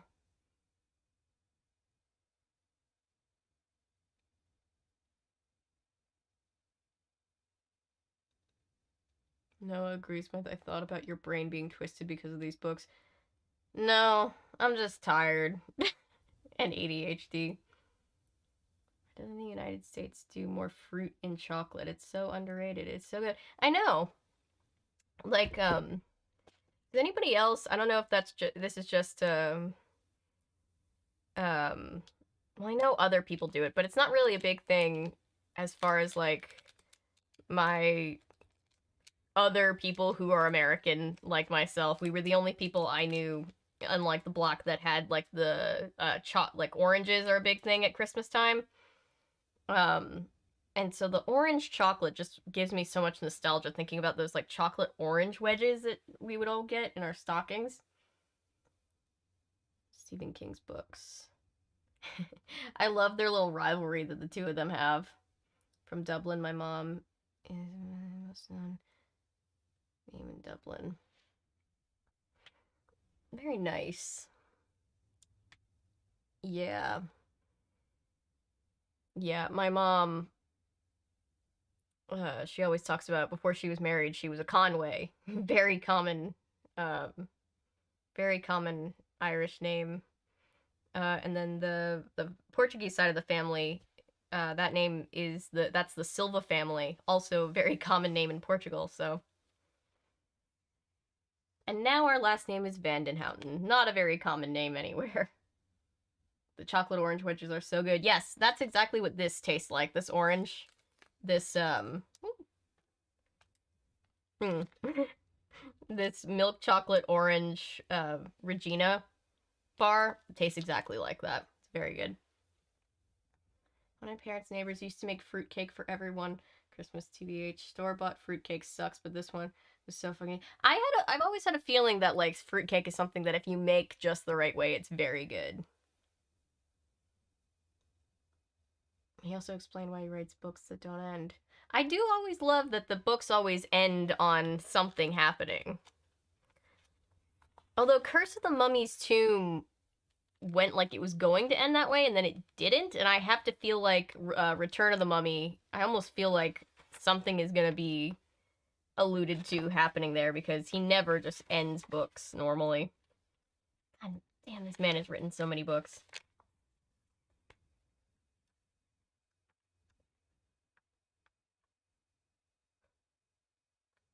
Need more thrills? Get Goosebumps. Watch it on TV, only on Hub. Oh, there's DS games. I think we've talked about this before. We should play some of the games. Okay, anyway, let's keep reading.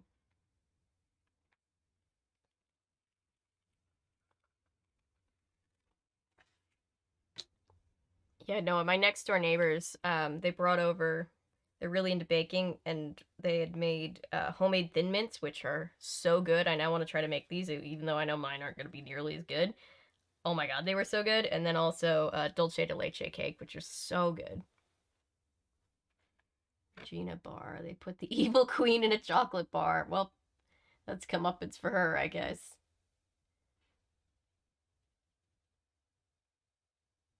Oh yeah, Goosebumps was on the Hub at one point. Yep.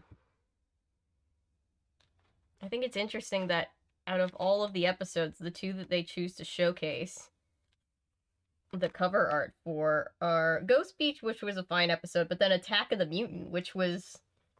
I didn't think anybody actually liked Attack of the Mutant, at least the episode. Must fall asleep before the stream ends. Totally cool. I'm gonna fall asleep as soon as the stream ends. Don't like Daily Motion very much. Daily Motion is not a very likable site. It's just kind of a site that people go to when you can't find something anywhere else. I'm going to use snow caps. I've never made those. Ooh, I've never made those either. Not because it's boring, because I'm so exhausted. No, I totally get you. You are totally good. That's why VODs exist. You can always watch it back if you care to hear about the ending. Okay, sorry. Let me get back to this. Don't want to completely break my streak of making good time on this book. The day after tryouts, Mr. Piccolo said he didn't want to rehearse the play in the school auditorium. He said he wanted to take us away for the weekend to a place where we'd really feel the right atmosphere. He said he was taking us to an old house in the next town on a street called Ardmore Road. I never heard of it. He said the house was right across the street from a graveyard. It was dark and creepy and had been empty for years, the perfect place to get in the right mood and rehearse his Christmas play. Okay, so this is already creepy, but also, hey, these two kids almost died on my watch from, like, unsafe, building code conditions or whatever. Let me take them to a condemned home. That'll be better. So 3 days later, I sat between Carol Ann and Paco in the back of the school bus. Outside, the morning sun was still a red ball just climbing over the tops of the trees. A hard rain the night before had melted all the snow except for a few ugly patches along the side of the road. Kids screamed as the bus hit a sharp bump. I nearly bounced into Paco's lap. Oh, 10 o'clock. I hear the cuckoo clock. It's bright pink, by the way, and the little bird is yellow, just to give you more of a mental picture. A big red-haired dude named Sean O'Hara pretended to fall into the aisle. Sean is a real clown. He's always falling off his chair or walking into walls. He once told Mrs. Wentz that when he grows up, he wants to be a cartoon character. I think he was serious. I mean, don't we all kind of want to be a cartoon character? They all have perfect hair. I think he was serious. Up near the front of the bus, I saw Courtney sitting next to Jack. She was pretending to slap him.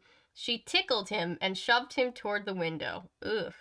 Totally flirting with him, and he was really into it. Courtney had been flirting with Jack ever since the tryouts 3 nights ago. And I knew she didn't really care that much about him. She just wanted to make sure I saw her claim another victory. I told myself I was going to ignore her all weekend. Sure, we'd be staying in an old house together, and we'd be singing together in the chorus bus. How do you get approval to take all these kids away for a whole weekend to stay there? And this is a lot. This is a whole lot.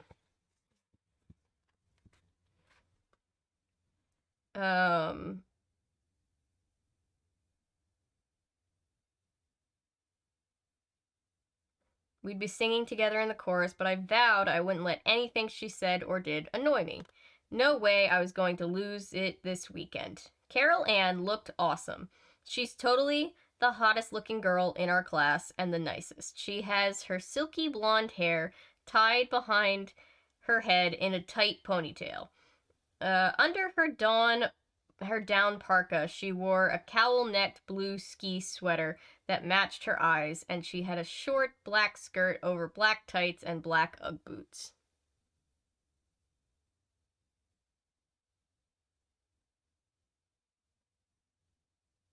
Without permission slips? Is this even more creepy than the ghost? I think so. I think so. She and Paco were leaning across me, arguing about Pop-Tarts. Carol Ann said they were too sweet for breakfast. Paco insisted that you need the sugar in the morning for energy. Let's say you have a couple of Pop-Tarts without icing, he said. Well, then you drag around all morning because you didn't get enough sugar. You can put sugar in a bowl of cereal, Carol Ann told him, or have Frosted Flakes or something, or just eat protein. That's what really gives you sugar, kids. Or that's what really gives you energy, kids. Cereal takes too long to eat, Paco said. I'm always late. I just grab some Pop-Tarts and wolf them down on the way to school. I don't even toast them. Gross, I said. Do you eat them still in the wrapper? No, I take them out first, Paco said. He's a little lame in the sense of humor department. Did you know my mom is a nutritionist? I said. Paco squinted at me. Does that mean you have to eat vegetables? I laughed. Sometimes. He shook his head. Now that's gross. The bus squeaked as it made a sharp turn. I read the street sign out the window. N. Ardmore Road. This is the street, I said. We must be almost there.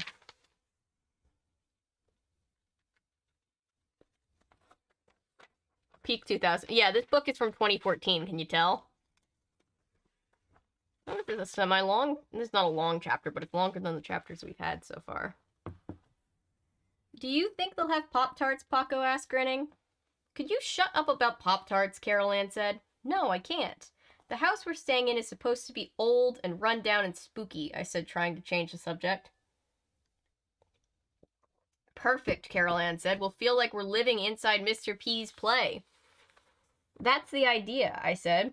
As I said, the play is about a family that spends Christmas in a haunted house. The ghosts of the house terrify the family. There are lots of thrills and chills, 12 horrifying screams, terrible things happen. But in the end, they celebrate Christmas together and learn that the holiday is meant for everyone. There are a lot of songs, but it's a pretty scary Christmas play, and Mr. P said he knew we'd do a better job with it if we rehearsed in a really scary place. We all were bouncing. He's a method actor. We all were bounced forward as the bus squealed to a sudden stop. Here we go, the driver called. Everybody out. I squinted out the dust-smeared window. I could see a tall iron fence stretching down the block. Behind the fences, I saw rows of gravestones, patches of snow between the graves, the cemetery. Ah. The back of my neck tingled. I didn't like being so close to a graveyard, but I have no choice. I feel like graveyards are very peaceful. Does anybody else get that feeling? I've always just, like, every time I've happened upon a graveyard or been at a graveyard, I've just felt very at peace. think it's just because it's so quiet.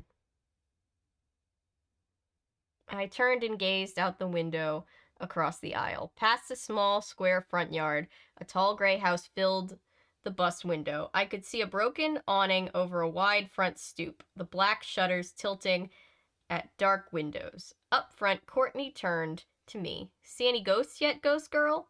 Some kids laughed. I just ignored her.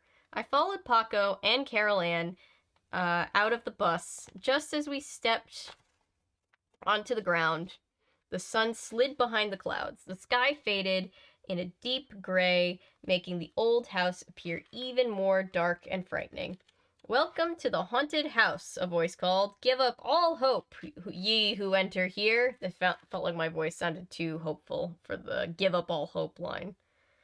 Mr. P stepped out of the house onto the front stoop, his arms spread in welcome. He wore a long black overcoat. His head was topped with a Santa hat. He tilted to one side. I feel like the haunted house is a very lackluster name. It needs to be like the something haunted house. How did you turn off the sun? Sean shouted. It's all special effects, Mr. P said. I hope this old place creeps you out and gets you in the mood. The driver started to pull our bags from the compartment in the side of the bus. Your rooms are ready, Mr. P said. It's cold in the house, but I started a fire. That should warm things up.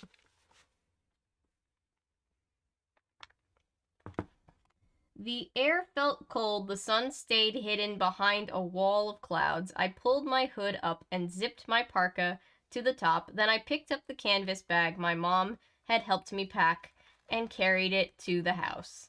A steep stairway stood in front of the narrow entryway to the left. I could see the flickering light of the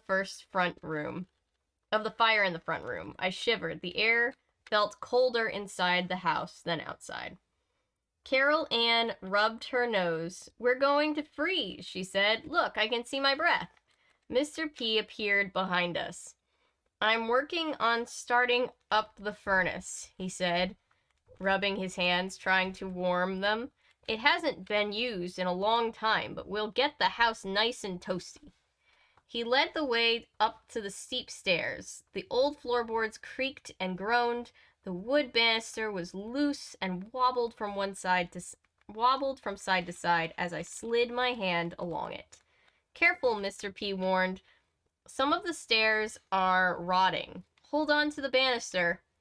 But the banister is loose, I called. He turned a frown on his face. This house is more dangerous than I remembered. Remembered? Mr. P, have you been here before? Jack asked. Mr. P didn't answer. Maybe he didn't hear him. This is super sketch. The bedrooms were along a twisting, dimly lit hall on the second floor.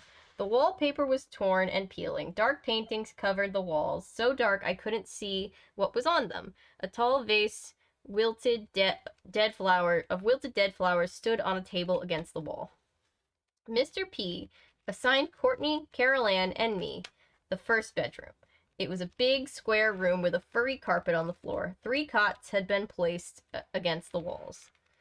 Of course, Courtney instantly claimed the cot furthest from the window. I got the window cot. I could feel the cold air leaking through the rattling window frame. I was glad Mom forced me to pack my woolly nightshirt. Carol Ann shivered. She pointed out the window. We're facing the backyard. Look, there's an old shack out there in the big garden shed, and an old-fashioned well. I can't wait to explore the place, I said. Courtney claimed the top dresser drawer and began to shove her stuff into it. Kate, see any ghosts yet? I don't really unpack unless I'm gonna stay somewhere for a long time. Don't you just live out of your bag? That's what I do. Hi, Cameron. Merry almost Christmas. Courtney, isn't that getting a little stale? I said. Why don't we declare a truce? Yes, why don't we? She said, then laughed and shook her head. Whatever. I decided I'd unpack later. Carol Ann and I hurried downstairs. Mr. P greeted us in the front room. He was standing close to the fire in the wide fireplace, warming his hands. He had taken off his overcoat, but he still had the Santa hat tilted on his head. People, why don't you take some time to explore the house and the backyard? He said.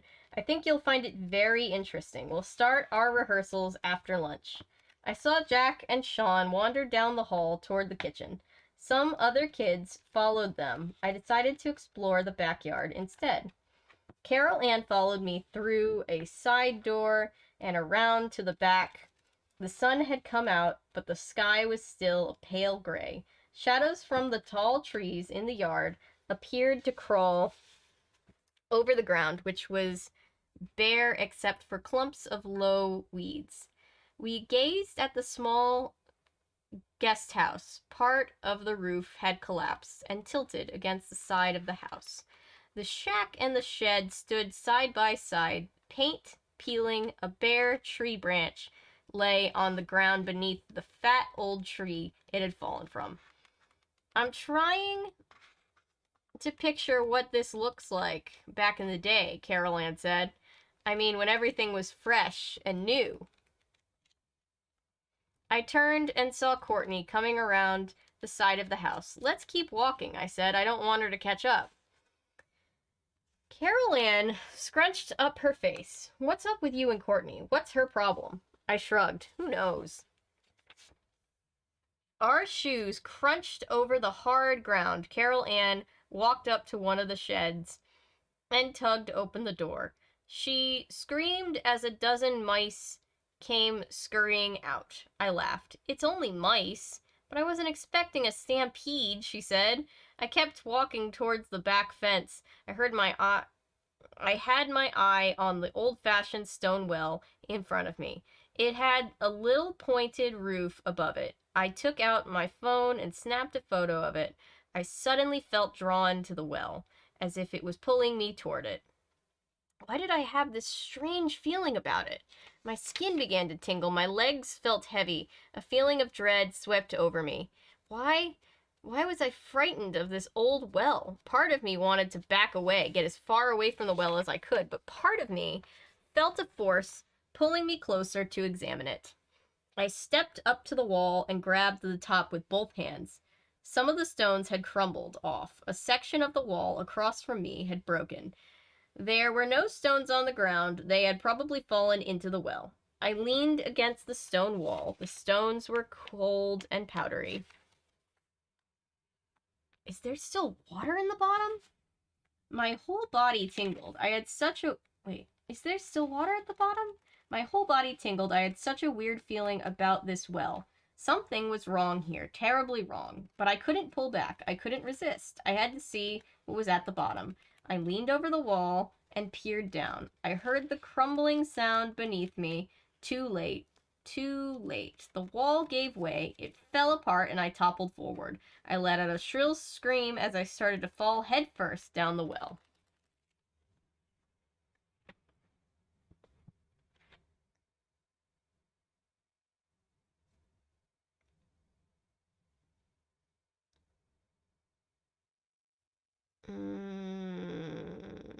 Let's see. Where did I leave off with chat?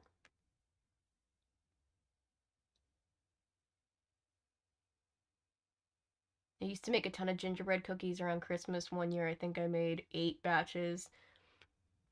Oh wow, yeah, I usually make a lot of Toll House cookies. It's my same recipe my grandmother did. Just not the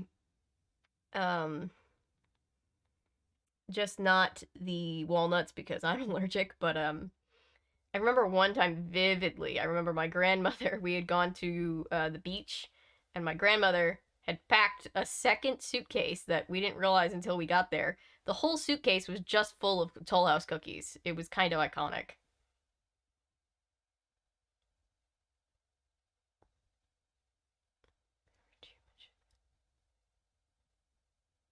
The amount of times from my experience, video buffer, no matter how much lower the quality, too much of them and length. Oh, on my videos? I'm sorry. I'll see if there's anything I can do about that. As far as my videos go, I always remind people I'm not offended if you use an ad blocker. I'm really not. I mean, he doesn't want to rehearse. Wait. I mean, he doesn't want to rehearse in the auditorium where two kids fell through the floor into the basement? Oh, wow. Yeah. He doesn't want to go there. And I was like, oh, that's a smart move. And then he's like, so we're going to this dilapidated house. And I'm like, feels a little bit like we're tempting fate. More dead bodies at a graveyard. Yep. Wish my drama teacher took us to a graveyard. That would have been fantastic. Without permission slips. Yeah, this is creepy. Scary story on Christmas time. I watched the original Black Christmas horror movie for the first time the other day. Scary stuff. Well, like, it used to be tradition to tell ghost stories and scary stories at Christmas time, and I feel like we should bring that back. So, what better way to do it with a Christmas themed Goosebumps book? Peak 2000s fashion, yes, it is. It's the actual sequel to Dead House, and they're going to spend a week there. I used to live in your house. A bad feeling about where this is going for poor Kate. Yup. I used to stroll through the cemeteries with my journal and just write. I used to do that too. I'm a method actor too, but I would never go to a graveyard and get into character. Getting into costume and makeup really helps me get into character. Music helps me to get into character most. More than anything else, music helps me. Every character I play, I make a playlist for them that I think kind of like sounds like them, if that makes sense. And I don't subscribe to any one specific technique. I've studied a bunch of different ones, and I kind of take things that I feel like work for my brain from each. It's going to be the same house where the girl died in the well. Oh yeah, oh yeah. Felt it in my timeshare of a soul. Timeshare of a soul is such a funny thing. This is actually a prequel to The Girl Next Door.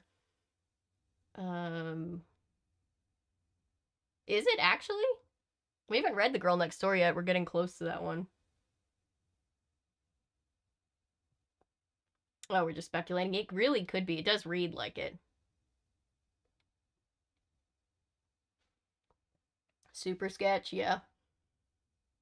Sorry, I dropped my phone while typing. That's okay.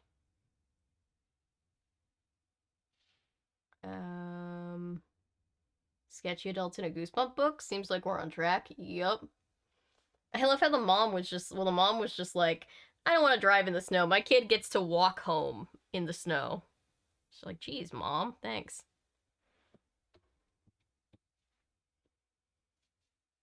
It all comes full circle right before the third act. Yup. I was just about to ask you, Laser, does that mean it's technically my birthday where you are, or is it just that my, technically speaking, my birthday is the 24th in Australia, depending on where I am? Snowed a lot the last few days in a place that's typically cold, rainy, winter weather. Rainy winter rather than a dry, snowy one. You can imagine the chaos. I can't imagine the chaos. We're being told that we could lose power for up to 3 days because of the storm. Because Atlanta does not do winter weather well at all.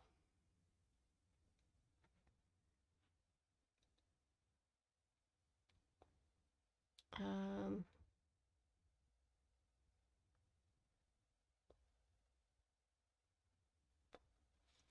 yep, where I am, it is still the 22nd for another hour and 41 minutes. Oh, fuck, I was right. You were exactly right, Ellery. Based on all the streams of streamings past, we're all a jolly bunch of assholes, aren't we? Is it stream 100, Cameron? Just fun fact about today. Can't believe that Maddie has read all of One Piece. I know. She's current. Well, she's read all of it so far. It's not even done.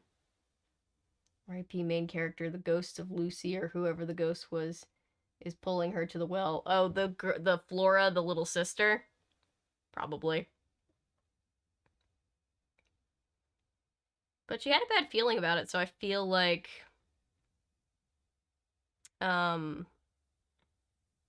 I feel like the ghost was trying to warn her, if anything. And then was like, you dumbass, I said don't go near it.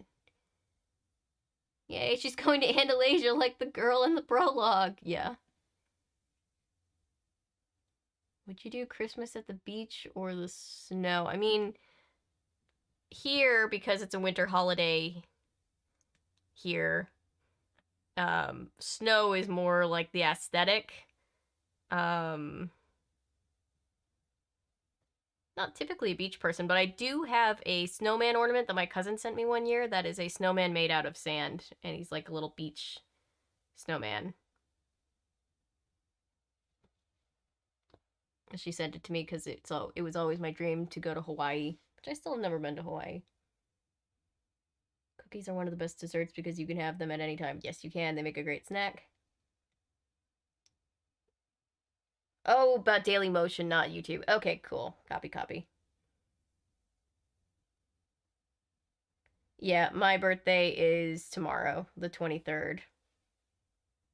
Enjoy to another 100 more next year. Oh, yeah. It's going to be probably more than 100 in the next year because we started streaming in March and then I took 2 or 3 months before I was ready to come back and stream in any kind of regular capacity. White Christmas or Green Christmas? Am I correct to scream? I have not read the scripts yet. Sorry. It's this time of year is super busy, but I will get to it. I am excited to read them. Happy birthday, at least for me anyway. Yes, thank you. Thank you very much.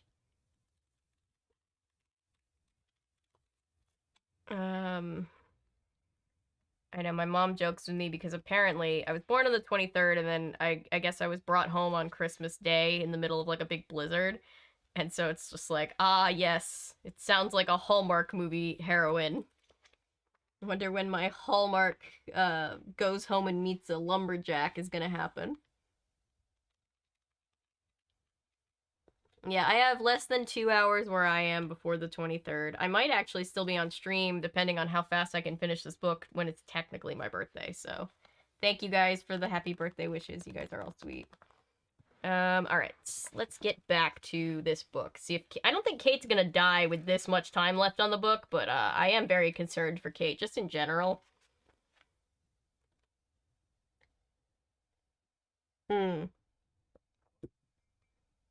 Chapter 21. I shot my hands out and grabbed nothing but air. As I fell, my legs scraped over the stone wall. Then my shoes caught on the edge. Your shoes caught on the edge? I swung out my arms again and grabbed the side of the wall. Then I flipped myself up, hoisted myself out, and somehow landed on my feet. What was she, parkouring? Not my best landing, but how lucky that I'd been a gymnast. It saved my life. Okay, fair enough. She's a gymnast. I stood there for a long time, feeling shaky, trying to catch my breath. I kept picturing the stone walls stretching down, down to nothing but darkness, a black pit. Carol Ann came running over. Courtney stood watching from the side of the little guest house. Kate, are you okay? Carol Ann cried. I saw you fall and... Yeah, tomorrow's my birthday. Thank you guys. You're all amazing. I appreciate you. As usual, it snowed like 6 inches. I stayed up all night to watch. Aw, snow is so pretty. We wish you a merry birthday. We wish you... I mean, my mom has a friend whose birthday is Christmas Day, so she's got me beat. Yeah, I'm just a little shaken, I said. I mean, I can't stop shaking. You almost gave me a heart attack, Carol Ann said. She rushed forward and hugged me. I really thought you fell down the well. I gazed back at the well. The top was all ragged because of the stones that had crumbled off. I shuddered again. Why did you lean over like that? Carol Ann demanded. I blinked. I don't know, I said. Something weird happened. The well seemed to pull me. Let's go inside. Now, Mr. P suddenly appeared. He was dressed in black sweats. He had taken off the Santa cap. Had he seen me fall? I forgot to warn everyone to stay away from the old well, he said. Oh, thanks, dude. Thanks for telling me that now. Leading the way back to the house. It's dangerous. I just heard that in Dexter Egan's voice from Treasure in the Royal Tower. It's dangerous in there. Tell me about it. We started to the house. Courtney was waiting by the garden shed. See anything down in the well, she asked. Too dark, I said. It's really deep. I couldn't see the bottom. She nodded and turned away. Mr. P ushered everyone into the front room. The fire in the fireplace crackled and danced. We all perched on the old couch and chairs and drank hot mulled cider from mugs. Cozy. Mr. P stood in front of the fireplace, waiting for us to get quiet. I'll tell you the story of the house, he said, setting down his mug of cider. It's a sad story, and you will soon see that it's inspiration for my Christmas play. His eyeglasses reflected the orange and yellow flames from the fire behind him. I love that R.L. Stine always says eyeglasses. Very charming. He pulled up a low wooden stool and settled down to tell his story. There are tales and rumors that this house is haunted, he said. That's the reason no one has lived here in a long, long time. Over 100 years ago, a family moved in. A mother, father, 2 twin boys named Ned and Abe, and a little girl named Flora. He picked up the cider mug and took a sip. The family had just moved in, he said. It was Christmas time, and tragedy struck. The story goes that Flora, the 8-year-old girl, fell into the well. The twins saw her fall. They heard her screams as she tried to stay afloat at the bottom. The parents came running, but they were helpless. They had no way to save her. Mr. P rolled the cider mug between his hands. Flora pleaded for her family to do something to get her out. This is getting very dark. Then she went silent. When the family peered down to the bottom of the well, all they could see was her red cap floating on the water. Flora was gone. Cookie does have a good singing voice. From Kingdom Hearts and Chain of Memories, Axel. Got it memorized? Avery's reaction. Memorized what? Oh, it's gonna be so funny. Dead House in the Book ish. The Ghost Next Door ish. And the Monster Blood Goosebumps Bookmatic Universe. GBU. On the first day of birth, Miss Chat gave to thee a marginally less chaotic Goosebumps stream. Thank you guys. Shut up, drama director. Stop telling these characters exposition we've already heard. Stupid, right? I guess he's confirming that she really did die. I mean, it was implied, but I guess we know for sure, according to him.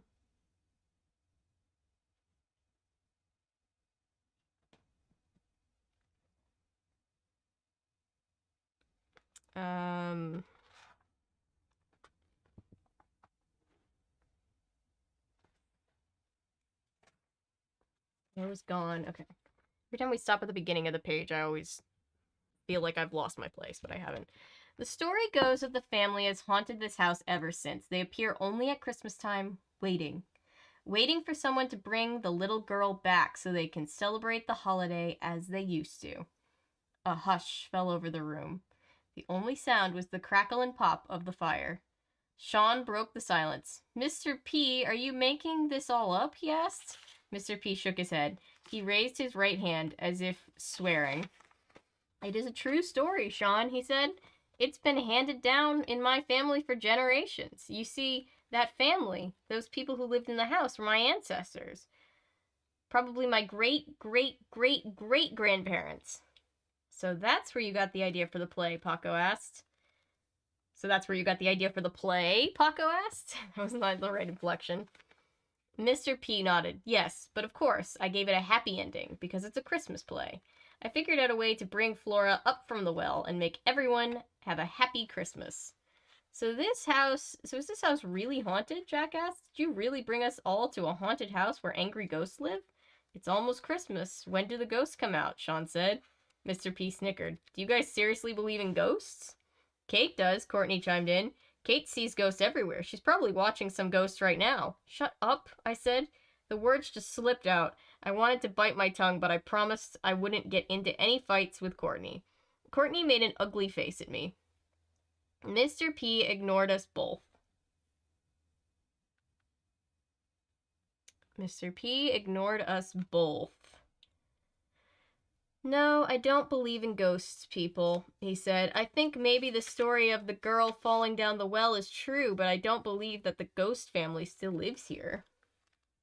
and appears every Christmas. That's just a story someone made up a long time ago. I wonder what's gonna happen, chat. Sean did a ghost howl. Ow! That's a werewolf howl. A few other kids took up the howl. Mr. P motioned for them to stop. Kids laughed. Sean jumped to his feet and made his whole body shake. Ooh, I'm scared, I'm scared. I hope you all won't be disappointed, Mr. P said, but you won't see any ghosts here this weekend. I wouldn't bring you to a dangerous haunted house just to get you in the right mood to perform my play. Would I? We don't know, sir, would you? No one answered that question. I gazed around. The fire sent long, flickering shadows over the room. Through the front window, I could see that the afternoon sun lowered itself behind the trees.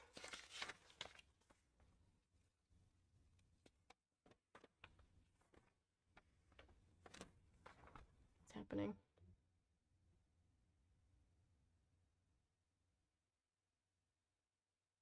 What, she was just gone? She just disappeared like a force ghost? I guess they never got her out of the well, is what I'm supposed to assume? Kate would absolutely meet the monster blood protagonist in Goosebumps therapy and rip his head from his shoulders like he was ragdoll. Now I just want to make a short that's almost like an Office style parody about all of the Goosebumps kids in therapy together. Have yourself a merry little birthday. Thank you. Boo, we don't want happy endings. We want chaos and destruction. Exactly.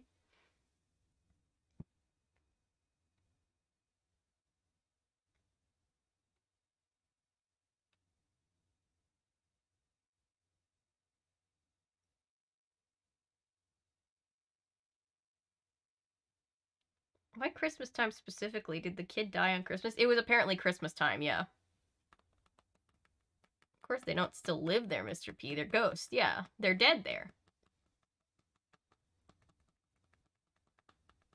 Well, it's a ghost haunt where they died. Yeah, they say a lot of times that ghosts will haunt, like, the place where they lived or whatever.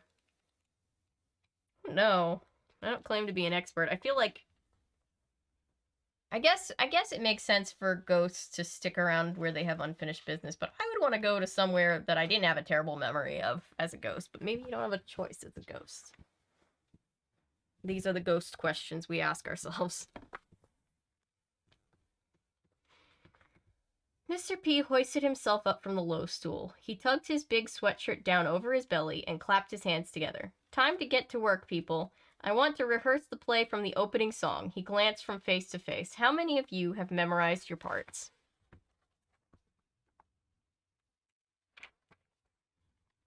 Have Yourself a Merry Christmas is a banger, yes. Courtney was the first. Has anybody, if anybody in the chat likes metal music, if you heard Lauren Babbitt covering All I Want for Christmas Is You or Last Christmas by Wham, very good. All right.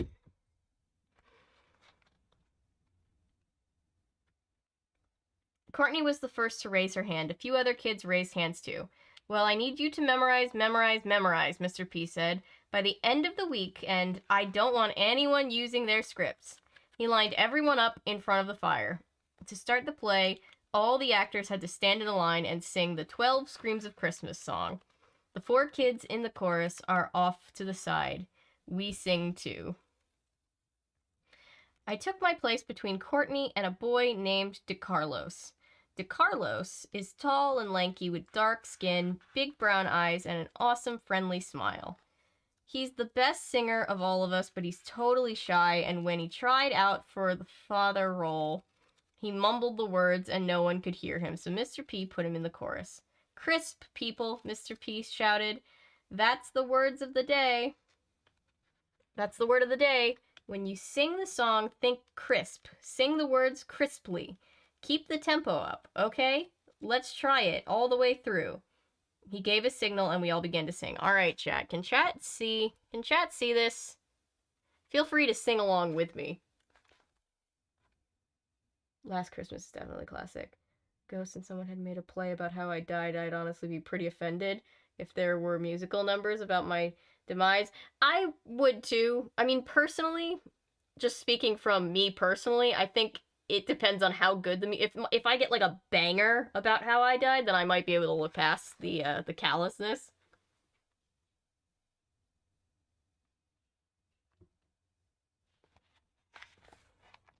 All right.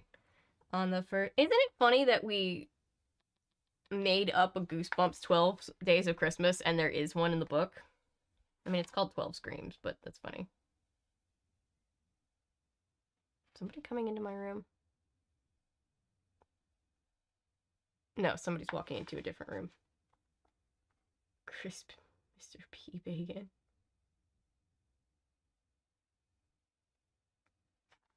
Alright. On the first day of Christmas, my true love screamed, I see a buzzard in a bare tree. A buzzard in a bare tree. Okay. On the second day of Christmas, my true love screamed, I see two haunted houses and a buzzard in a buzzard in a bare tree. I feel like I'm struggling to keep that in my mind. Or is it better because it involves Plan Daddy? Oh, yeah. Last Christmas is actually too good. It's really good. Our version is better, guys. On the third day of Christmas, my true love screamed, I see three ghostly spirits, two haunted houses. This is not vowels. The syllables in this are gonna get me. And a buzzard in a bare tree. It's the same syllables as a partridge in a pear tree, but it's just my brain doesn't want to do it. It sounded pretty good. Our voices rang in the high ceiling of the room. But I had one problem. Courtney kept elbowing me. She stood in front of me and sang at the top of her lungs, drowning me out and drowning out the other two chorus members too. DeCarlos flashed me a smile. He and I both knew there was nothing we could do about Courtney. She was acting like she was the star of the show. That was one problem. But then I had another one. A frightening one. Because as we sang the opening song, my eyes went to the stairway just beyond the front room, and perched in the banister I saw two dark-haired boys. I squinted hard and realized they were twins. Twins dressed in ragged shirts and torn overalls.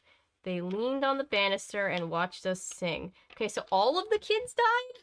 The boys died at 12 too? Hearing their version, ours is peak songwriting. Oh yeah. I see I'm now definitely gonna have to eat so I can hear the song y'all wrote about Plant Zaddy. Oh yeah, it's pretty great.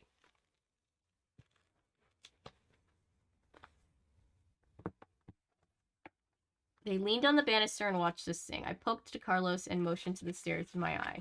He turned and gazed at the stairway and shrugged. See them? I whispered. He looked again. See what? On the stairway, one boy scratched his dark hair. The other boy leaned on the banister, staring at us intently. And I knew Mr. P was worried about this house. And I knew I was staring at two ghosts. Oh, sorry. And I knew Mr. P was wrong about this house. And I knew I was staring at two ghosts. The ghosts of the boys in his story. Your brain doesn't want to do it because what the fuck is a buzzard in a bare tree have to do with what happened to Flora in the... I guess it's just because it sounds dark. Like a buzzard in a tree with... Like a bare tree, a tree with no leaves. Haunted houses, ghostly spirits. I guess he's trying to paint a picture, but I don't know. A buzzard in a bare tree. My voice cracked because even my voice didn't want to do it.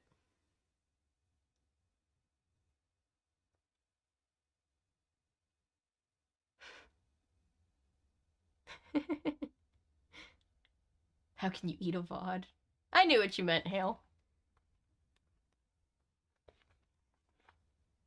Do I have tea left? I have a little bit of tea left. Very cold, but still very sweet tea. Oh, we're gonna keep singing the song. On the fourth day of Christmas, my true love screamed, I see 4 devil bats, 3 ghostly spirits, 2 haunted houses, and a buzzard in a bare tree. I'm sorry, I don't like this version. My brain doesn't like this. Hi, Hannah. We are reading the 12 Screams of Christmas. because we started it on the charity stream, and now we're reading it all the way through. So far, they are in a haunted house. There is exactly one girl who can see the ghosts. The ghosts are the ghost children that died in the prologue. I'd rather have Plant Daddy and 12 shitty parents than a buzzard in a bear tree. I know, exactly. Kids were singing this song in my haunted house. I would have to do some serious haunting to scare these kids away. Oh yeah, I'd be right next to you haunting them as well if this was the song I got. It's not like it's, you know, the Hounds from Proto Man Act 2? Act 1, Act 2. Which one is Hounds on? I can't remember all of a sudden. If I saw a buzzard, I don't even know. I think it's Bear Tree, but it sounds so darn stupid. Yeah, it's Bear Tree, like the tree is bare of leaves, but it sounds like you're saying a bear tree, as in a tree made of furry bears. Woodland creatures, if you will, and it feels odd. It's an odd mental picture. I think I'm being distracted by that, and that's part of the reason my brain doesn't like it.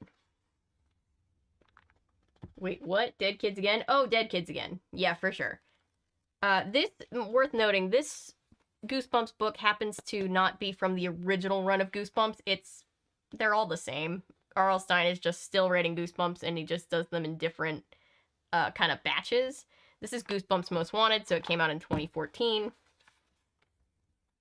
like a vulture in an apple tree. Yeah. You know, funny enough, I like the kind of creepiness. I feel like at this point, he's written so many of these, it feels like he's settled into, like, what's scary but paced well. Because I was worried that the newer ones would be less creepy than the older ones, but this one's pretty good so far. Or a condor, yeah. The song continued. I wanted to scream. I wanted to point to the stairs. I wanted to warn everyone there were ghosts in the room. Ghosts have entered the chat, people. But with Courtney pressed right beside me, singing her heart out, somehow I held the scream in. I forced myself to stay quiet. No way I wanted to give her another chance to embarrass me in front of everyone. I didn't scream. I held it in till my chest felt about to burst. I glanced up and saw Mr. P staring at me. He must have guessed something was wrong. Something's up with Mr. P. I think Mr. P can see the ghosts too. This is my guess. He waved both hands above his head and stopped singing. Kate, are you okay? He called. Everyone turned to look at me. Courtney took a step back and studied me. I watched the boys on the stairs. Of course, one of them whispered something to the other. Don't you see them? Don't you see the twin boys? That's what I was desperate to say, but I knew no one else saw them. I knew I had to keep quiet about them. I'm okay, I told Mr. P. You stopped singing, so I thought maybe there was a problem, he said. There is a problem. This house is haunted. No problem, I said. I just lost my place. Sorry. My leg is doing that bouncy ADHD thing, and it's making this jiggle, and that's making it more distracting. Let's start again from the beginning, Mr. P said. And remember, people, I want it crisp. Mr. Crisp. We started the song again. I forced a smile to my face and tried to pretend nothing was wrong. I tried to pretend there were not tiny ghost children in the closet, or not in the closet, on the staircase. I could see Mr. P watching me as we sang. I tried to duck behind Courtney. I wanted to keep my eyes on the twin boys on the steps. When the song ended, the kids scattered around the room. Places for scene 1, Mr. P called. No break time. Take your places, people. The chorus wasn't in scene 1. Courtney started to say something to me, but I pushed past her, darted through a clump of kids in the center of the room, and strode toward the stairs. Would the two boys turn and run? No. They stared at me as I came toward them. Now I could clearly see their pale faces, skin peeling off their cheeks, and foreheads. The dark, glassy, dead eyes. Their long-sleeved shirts had once been white, but now they were gray with splotches of brown. The buttons missing on the front and ragged holes in the sleeves. Their overalls were stained torn at the knees. They stared at me and didn't move. Their faces were hard, their expressions cold. They studied me with those round, dark eyes as if they didn't believe I could see them. Hey, I said. I didn't know what else to say. And suddenly, I wondered what I was doing. Was I approaching these two dead boys? How could I just step up to a ghost? I mean, again, don't be judgmental. They can't help that they're dead.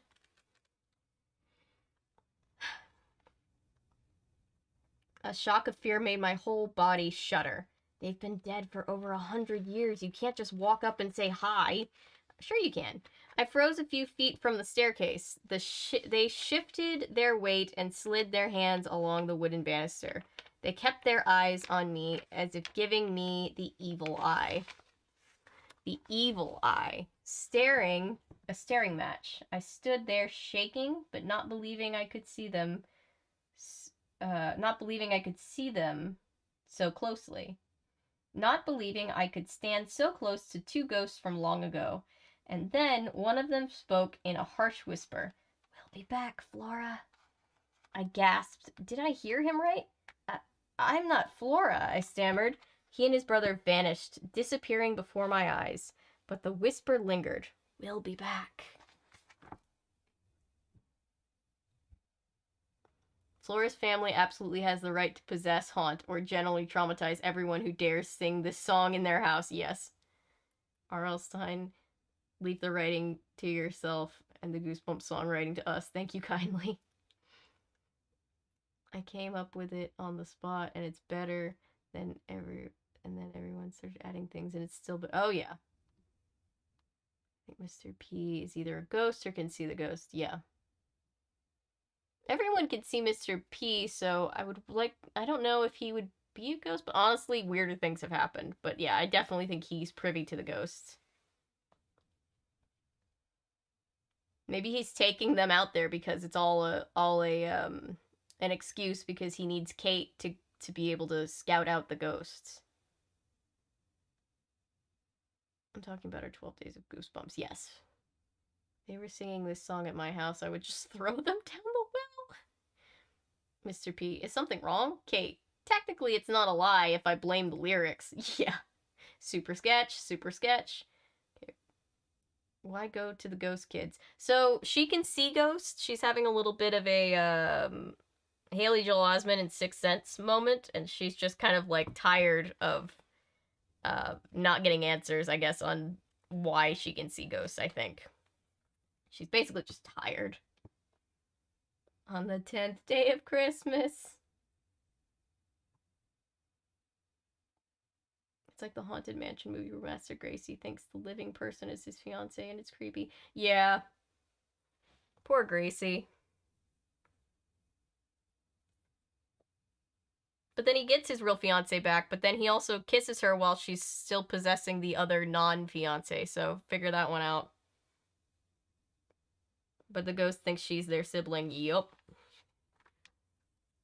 This was all Mr. P's doing. I'm calling it.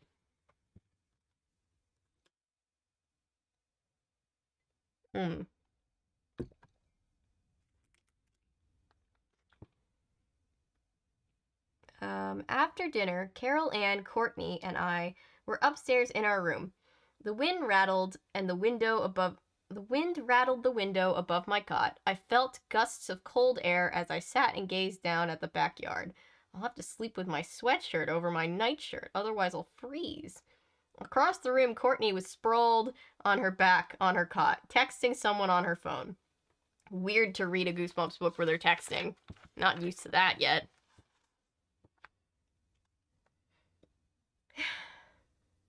Carol Ann sat at the edge of her cot with the script in her hands, mouthing the words, trying to memorize her lines. Mr. P changed the old ghost story a lot, she said. For one thing, there are 3 sisters in the play, not just Flora. Flora is the youngest of the 3 now. And the twin boys, I asked him why, and he said he wanted to make parts for more kids. Oh, I said. I wasn't really listening. I had my back to her as I peered out at the night. A shiny half-moon hung low in the purple sky. I don't trust Mr. P. I'm sad to say. That's strong. I hope I'm wrong. A strong, steady wind sent dead leaves scuttling across the grass. I like the word scuttling. 10 pipers piping. I was dying to tell Carol Ann about the twin boys I saw, but not with Courtney in the room. No way. Carol Ann probably wouldn't believe me.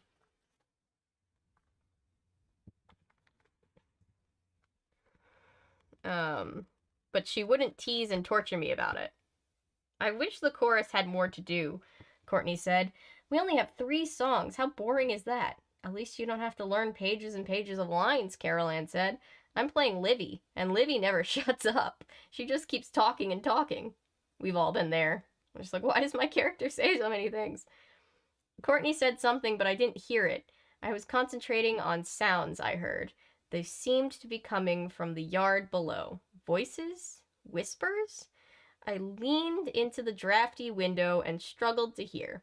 A few hours later, Carol Ann was asleep on her back, with the open script resting on her stomach. She fell asleep while still trying to memorize her part. Courtney was asleep on her side, snoring softly. She had the covers pulled up over her head. I couldn't sleep. My brain was whirring. I was alert to every sound, every groan that old house made, every creak of a floorboard. This house is haunted. The ghosts could come into our room at any time. How could I sleep in a haunted house? How could I relax at all? I mean, I'm sure it happens all the time. Lots of people live in haunted houses, presumably.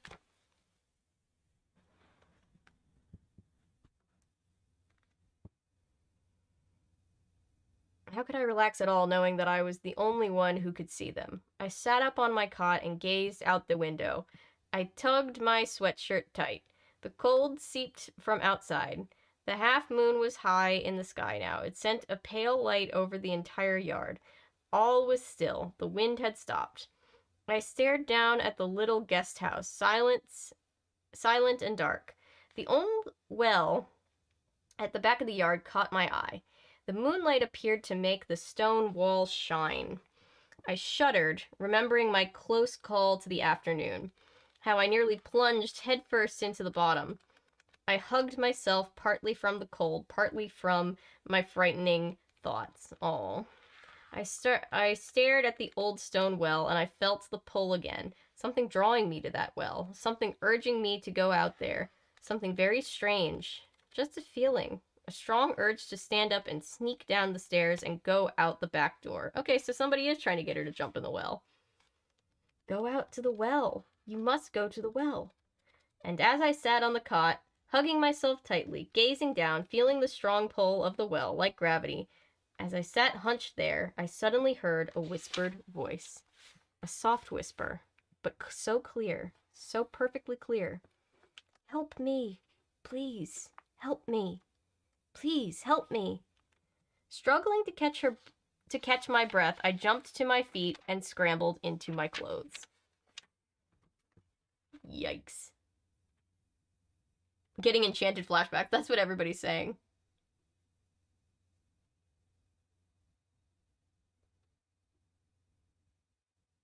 New theory. Mr. P is possessed by the dad or descended from one of the twins. Well, he says that they're his ancestors, so I guess he would be descended. But also, why are if that's true, then why? I wonder why the boys are showing up as like their kid versions of themselves as ghosts. I guess it's like a Tower of Terror movie situation. Maybe like when they die, they reverted back to being their child versions of themselves. The plot doesn't have to be moralistic to be compelling. Oh yeah. The Haunted Mansion movie made me so uncomfortable because of the dead fiance thing and the living already married woman getting married to a ghost. How did Disney ever approve? No, Ellery's right. A plot doesn't have to be moralistic to be compelling. But I do agree. It is like you watch it back for the first time after having seen it and not seen it for years after loving it as a kid, and you're like, this is weird. Weirder than I remember. Oh, well, getting enchanted flashbacks, yes. Probably about the duality of the movie. The unfortunate thing is that the plot isn't even that interesting. Hopefully the new Haunted Mansion movie will be better. Not qualified in film theory. I don't know. I'm always on the fence about that movie because I see why people hate it, but I also see why people find it interesting. And like I grew up with it, so like I said when I did the video, I'm probably like biased because I'll always have fond memories of watching it as a kid. Um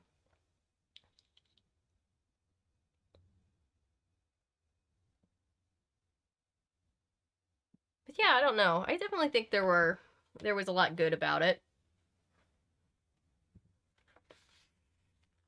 I like the Haunted Mansion movie. I think it's an underrated gem.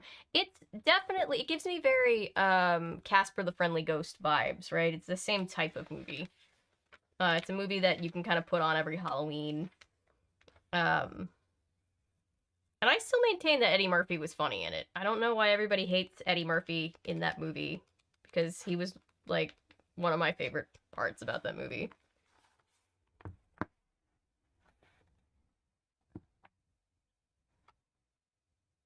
I couldn't find my parka in the dark. And I guess the main purpose for the whole Gracie thinking that she's his fiance is to motivate Murphy's character to like want to like get his family back after he's kind of been shitty to all of them. Maybe, I don't know. Maybe the ghost twins are funky, non-corporal time travel ghosts. Maybe. Every time I go on the ride, I see the breathing door, and I always quote, "Some termites, some big ass termites." Me too! We quote that movie a lot, yeah. For me, it was just Haunted Mansion movie, and a bunch of stuff happens. Sets were pretty good, though. Yeah, I mean, that's valid.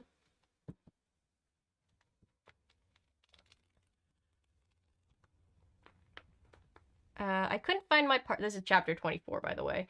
Couldn't find my parka in the dark. And I didn't, that was almost bars. And I didn't want to turn the light on and wake Courtney and Carol Ann. So I headed outside in my sweatshirt and jeans. Dim lights had been left on in front of the room and the hall that led to the kitchen. I tried to walk on tiptoe, but the old floorboards still creaked under my shoes. I struggled with the lock on the kitchen door, pulled it open, and stepped into the backyard. The ground was crunchy and hard as I started to walk toward the well. The tall grass was wet from the night dew. A scrawny rabbit stood tall on its hind legs in the front of the garden shed. It stood frozen, still as a statue, dark eyes watching me. As I crunched toward it, the creature spun and took off, disappearing behind the shed. The air felt cold against my hot face. It carried the sweet smell of fireplace smoke. Some house had a fire going nearby. I took a deep breath, raised my eyes to the low wall, and zigzagged through the yard, then to the well at the back fence. Oh, I uttered a soft cry as I heard the whispers again. Help me, please help me. A cold shiver ran down my whole body. A gust of icy wind blew my hair over my eyes. I brushed it back and gazed around. Where were the whispers coming from? My eyes stopped at the well. I didn't want to go back there. That well already meant nothing but horror to me. Help me, please. I couldn't stop shivering, not from the cold, from that sad whispered voice, so tiny, so far away and nearby at the same time. Mr. P's story raced through my mind. The little girl, Flora, down in the well, screaming for help 12 times. Then silence. That was just a ghost story, handed down by his family. Mr. P said he didn't believe the story. He didn't believe in ghosts. But now I felt that strange, frightened pull again, forcing me to move, drawing me to the well, and again I heard the frantic whisper, "Help! Help! Help me!" "This is crazy," I murmured out loud. "This can't be happening." "Someone is playing a joke on you, Kate." I spun back to the house. Was it Courtney? Had Courtney whispered up in the bedroom? Had she followed me out here to the backyard? No sign of her. It was her kind of joke. But she wasn't here. She was asleep upstairs. I was alone in the yard. Alone and shivering. And listening to the whispers. Help me! Help me! Please help me! And now my legs were moving almost without my control. My legs were carrying me to the old well. My shoes crunched. My shoes crunched on the ground. I hugged myself tightly, trying to stop the shivers. I couldn't stop my legs. I couldn't turn or head in another direction. Something was pulling me against my will. And then there I was, standing at the side of the well, the stones reflecting the pale yellow moonlight. The wind had stopped. The whispers had stopped. Silence now. Total silence. My breath came out in a shuddered puff. I could see it steam up in front of me. I grabbed the top of the wall, grabbed it tightly with both hands. The stones felt cold to my touch, colder than the air. I have no choice. It won't let go of me. I have to look. Grasping the wall, I leaned forward and peered down into the well. Oof. You know what I just thought of? It would be a really funny way, like, next time we do a charity stream, to do a stream where we read as many, like, we read one page for every dollar donated, and then I also don't get to stop until I've caught up with the amount of dollars donated. And we just read all day. We get like 2 or 3 people.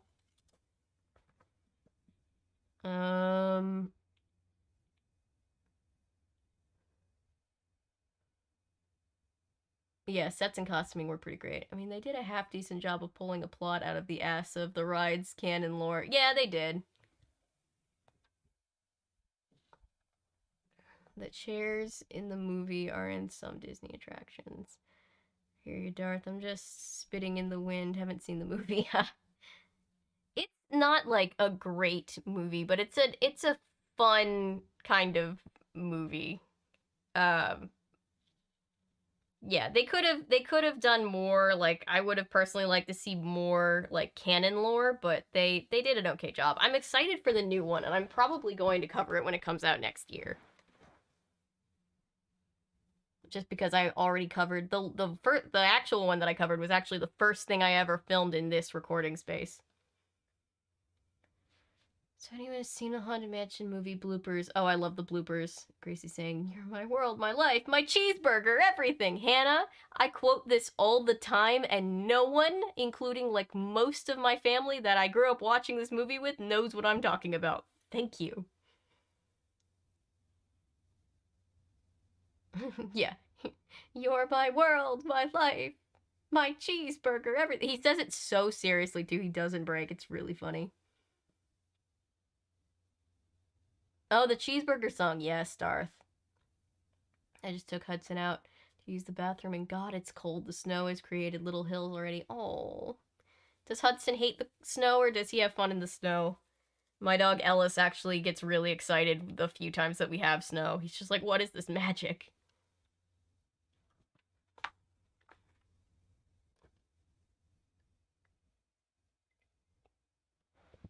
All right.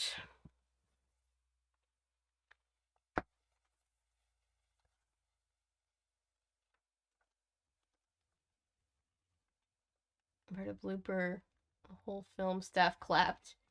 I know, yeah, they all broke.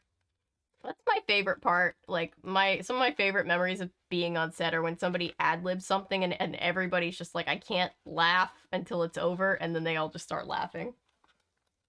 Started running around and digging in the snow. Then I guess he got cold digging because he yelled, "Oh, bless him." We have 2 new little birds because my brother had 2 budgies and they died over the summer.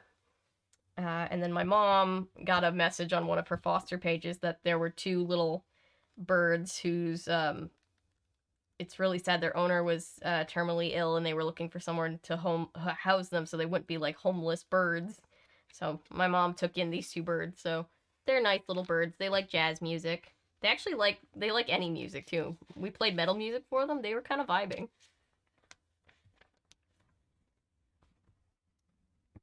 Chapter 25, and it is very short. Thanks, R.L. Stine. A slant of moonlight lit the wall across from me. I could see the smooth stones clearly, but the light stopped 2/3 of the way down.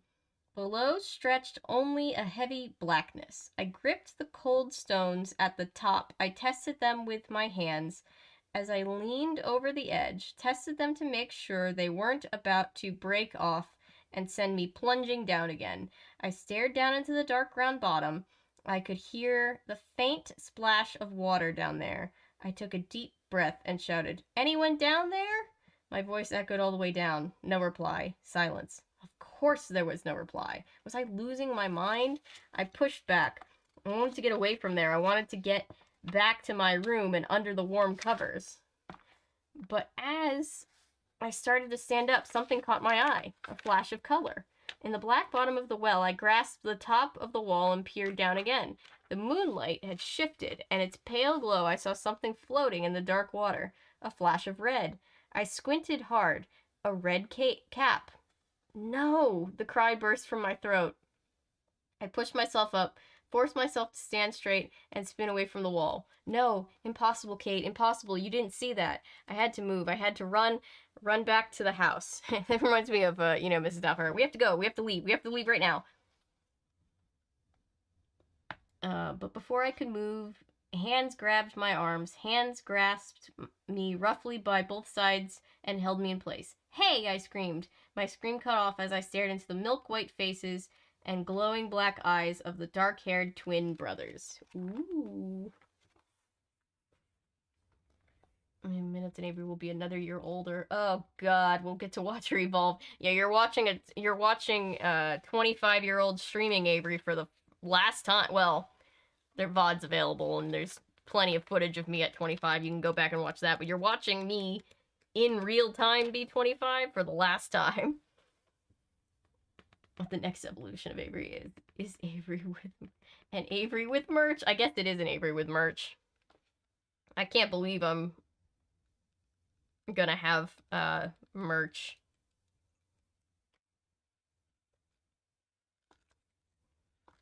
That'll be fun. I gotta work on that Perry calendar still. I think I might do that tomorrow while I'm just kind of chilling. Chapter 26. Okay. "Will you let go?" I stammered. The moonlight reflected off the dark, glassy eyes. Their faces were identical, their expressions hard. They held my arms with surprising strength. They wore the same ragged shirts and pants as the afternoon. I didn't think ghosts had wardrobe changes, but thank you for clarifying. Their hair rustled in the steady breeze. "Who are you?" I cried. "What do you want?" My voice came out shrill, frightened. "Come with us," one of them said. He looked to be 11 or 12, but he had a little boy's soft voice. 11 is a little boy. "Come home with us," his twin said. "No, let's go, let go," I squirmed and twisted. They held on tight. "Are you ghosts?" I blurted out. In my fear, I couldn't think straight. I didn't know what I was saying. "I'm Ned." That one, the one on the left said. "He's Abe." "What do you want?" I cried. "Why won't you let me go?" "Come on, come home for Christmas," Ned said. "We need you home for Christmas," Abe echoed. "You'll be Flora." "Huh? Flora?" My breath caught in my throat. "I'm not Flora," I cried. "I'm Kate." "You'll be Flora," Ned insisted, narrowing his eyes at me. In the white moonlight, his eyes appeared sunken, blank. His mouth was set in a hard frown. He suddenly looked menacing. They both did. I felt a shudder of fear. Their hands were so hard on my arm, so bony and cold, hands of the dead. "Are you ghosts? What are you doing? Why are you taking me? Where are you taking me?" Questions gushed from my mouth like a waterfall. "We live here," Ned said, pointing to the house. "We have always lived here, haven't we, Abe?" "Always," Abe said. "Well, not always, because you moved, but, semantics." They tugged me toward the house. I tried to pull back, but they were too strong for normal 12-year-olds. "Now you will live with us, Flora," Abe said. I gasped. "No, don't you see? I'm not Flora." "You shall be Flora," Abe replied in a cold, flat voice. "You shall be Flora for Christmas." Ooh, I don't like it. And forever, Ned added. Excuse me, I cried. What did you just say? Flora, you'll stay with us forever, Ned repeated. They tugged me past the guest house, past the garden shed. I'm not Flora, I said again. Listen to me, I'm Kate. My name is Kate, and I live in Brooks Village, the next town. I don't live here. Abe turned to me. His face kept shimmering in and out of focus. Light, then dark, then light, then dark. Don't fight, Flora, he whispered. You always liked to fight with us, Ned said, since you were a little baby. You have so much wild spirit, his twin added. You like to tease us and mimic us and follow us and act up with us. But now it's Christmas, Flora, and you're home, Pa says. Christmas is the time to enjoy each other, to celebrate each other. Ma and Pa will be so glad to see you, Ned said. We have missed you for so many years. Is this creeping anybody else out the way that it's just like actually creeping me out? And waited for your return. This will be the best Christmas in history. Why don't you listen to me? I screamed. Both boys didn't react at all. You know how much you enjoy singing all the carols, Abe said, and lighting the candles on the Christmas tree, Ned added. The house loomed in front of us. Where are you taking me? I demanded. Can't you see that I'm not Flora? They stopped pulling me. Ned loosened his grip on my arm. My brother and I know that you aren't Flora, he said, his face hidden in shadow. All I could see was the dull glow of his dead eyes. We know you're not our sister. But we have waited so long, Abe said, and now it's Christmas time and we need Flora back. So, you are our choice. You will be Flora now, forever, his twin said. I swallowed hard. Forever? What do you mean? Ghosts are mortal, Flora, Abe said. Ghosts live forever, Ned said in a dreamy whisper. You will like it, Flora. But, I sputtered. They forced me toward the kitchen door. But I don't have to die to be a... Don't I have to die to be a ghost? I cried. They both nodded. They raised their cold eyes to me. I felt my body shudder again. It won't take long, Ned said in a whisper. Yeah, this is the R.L. Stine translation of Come Play With Us, Danny. Come play with us, Danny.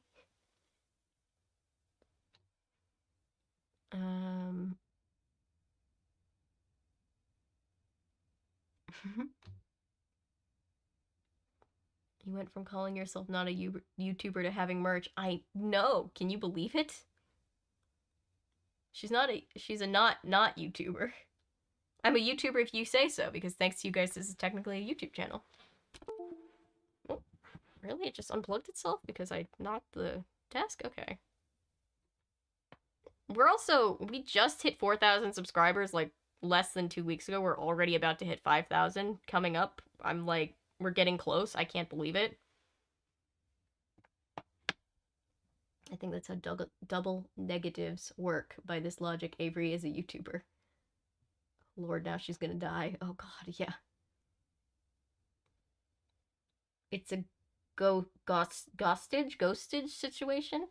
You're not Flora, but you could be. Creepy Victorian ghost twins. Yes, you have to remember they are creepy Victorian ghost twins.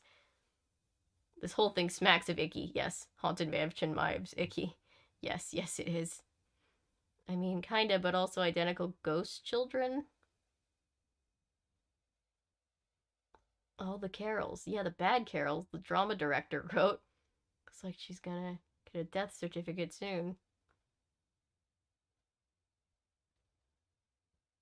You'll be immortal once we kill you. Big brain logic. Ghost kids could have said, you're our world, our life, our cheeseburger, everything, Flora.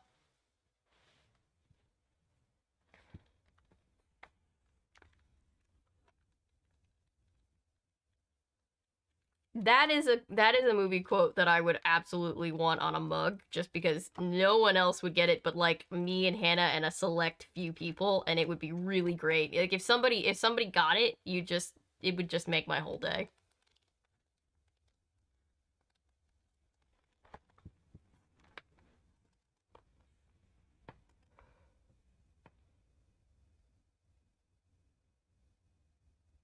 Chapter 27. Hang on.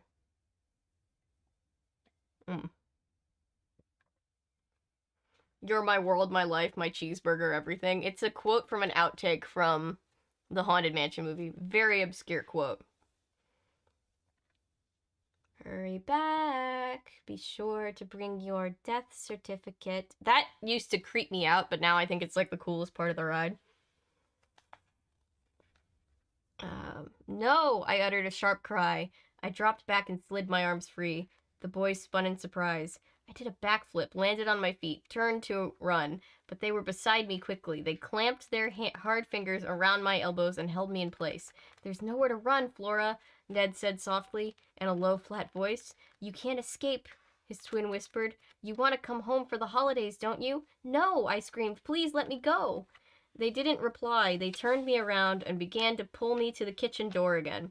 We'll sing all your favorite carols, Abe said, and we'll all sit down to Christmas dinner. It's been waiting on the table for over 100 years, Ned said. All of your favorites. I think it's going to be a little bit dry at this point, guys. No, please. You know I'm not Flora. Please, stop this, I cried. And then the kitchen door swung open. I let out a cry of surprise as Mr. P burst out. He wore a long bathrobe that came down nearly to his bare feet. Behind his glasses, his eyes darted from side to side over the backyard until he spotted me. Kate, what on earth? What are you doing out here this time of night? Don't you see them? Don't you see the two boys gripping my arms, pulling me to the house? I could still see Ned and Abe. I could still feel their tight grip on my arms. They had turned to Mr. P, their pale faces open in surprise. I stammered. I wanted to scream. They're holding me. They're dragging me to their Christmas celebration. But Mr. P had his eyes on me, only on me. He couldn't see them, and if I told him what was happening, he would think I was totally losing it. He would just think I was crazy. I needed some fresh air, I said. He frowned at me, fiddling with the belt to his bathrobe. It's too cold out here, Kate. Courtney and Carol Ann were worried about you. They said they couldn't find you. I couldn't sleep, I said. Too excited about everything, I guess. Mr. P took a step toward me, and the boys' hands slid off my arms. They vanished in a puff of cold air. The last thing I saw was their dark eyes. Their faces were gone, but their eyes lingered like glowing dark coals. Then they vanished too. I stumbled forward, startled that the twins had let me go. I heard soft whispers in the wind. Flora, Flora. The sound made me shiver. Mr. P motioned to the door. Come inside, hurry. Look at you, you're shivering. What's wrong with you, Kate? You're not even wearing a coat. I just needed air, I repeated. It sounded so lame. I followed him into the kitchen. He closed the door behind us. He flashed on the ceiling light. I'll make us both some hot tea to warm up, he said. That's where they were taking her. I still don't trust him. They were taking her to the kitchen, and he's like, yeah, now you're safe. I'm going to take you to the same place the ghost children wanted you to go. I dropped down at the kitchen counter, hugging myself, trying to stop my teeth from chattering. Why didn't you tell Courtney and Carol Ann where you were going? Mr. P asked, putting the kettle on the stove. They were asleep, I said. I only planned to be outside for a minute. He opened the cabinet and pulled down a box of tea bags. Then he found 2 white mugs in the next cabinet. I know you and Courtney have issues, he said. I shut my eyes. I raised both hands and tried to rub the cold off my cheeks. I have to tell him about the ghost twins, I told myself. I have to tell him he has brought us to a haunted house. I have to let him know that we are in danger. I can't keep it from him. I have to tell him they called me Flora and said they were going to turn me into a ghost. I can make him believe. Can I make him believe me? Can I make him believe that I'm not crazy? That I'm telling the frightening truth? I still had my eyes shut. I pressed both palms against my cheeks. I couldn't get them warm. I took a deep breath. Mr. P, I started. I have to tell you something. Please, I don't think I'm crazy. Please believe me. But that story you told us all about the family that lived here and the little girl who fell in the well, it's true, and they're still here. I saw the 2 brothers, Abe and Ned. They're grabbing me outside. They grabbed me outside. They were pulling me to the house when you showed up. I opened my eyes. Mr. P, do you believe me? Please, I'm not crazy. Do you believe me? Yeah, this is a lot.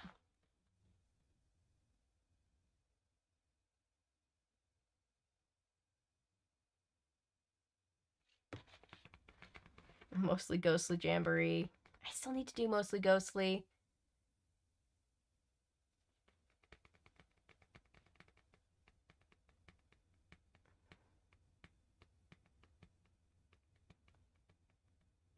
Ah, yes, 100-year-old Christmas dinner. Yummy. And you're being dragged to those family Christmas, right? You're like, no, I don't want to go, but we'll sing all your favorite Christmas carols. Why is she so afraid of going to a Christmas party? I mean, it's just a little Christmas party. With a fake family that isn't yours. Okay, but like, why do I want to write a parody of all the most memorable Goosebumps monsters as a weird found family situation, like Plant Zaddy and the Drippy Librarian adopting the Ghost Twins? I like it. Do it, Ellery. That would be fantastic. Do it. It would be fantastic. I now want to make a series of like micro shorts, as if it's like a TLC style show about all the kids, and like every episode is like the kids from each book.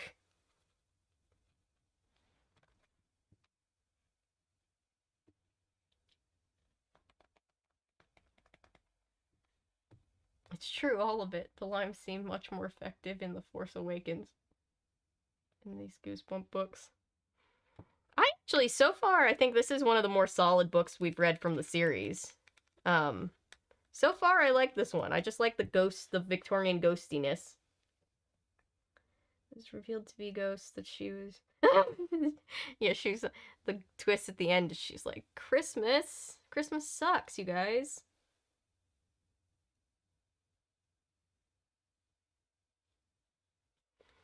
All right, chapter 28.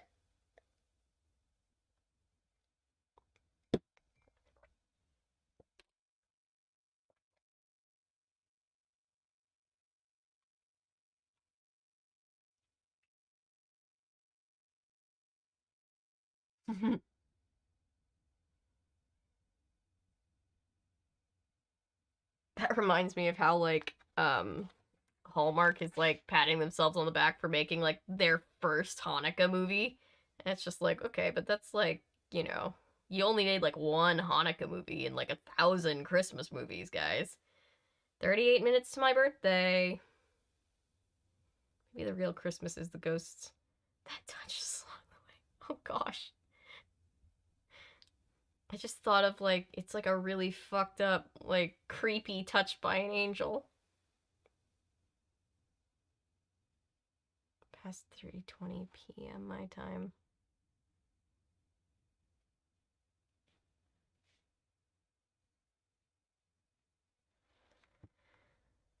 Oh, yep.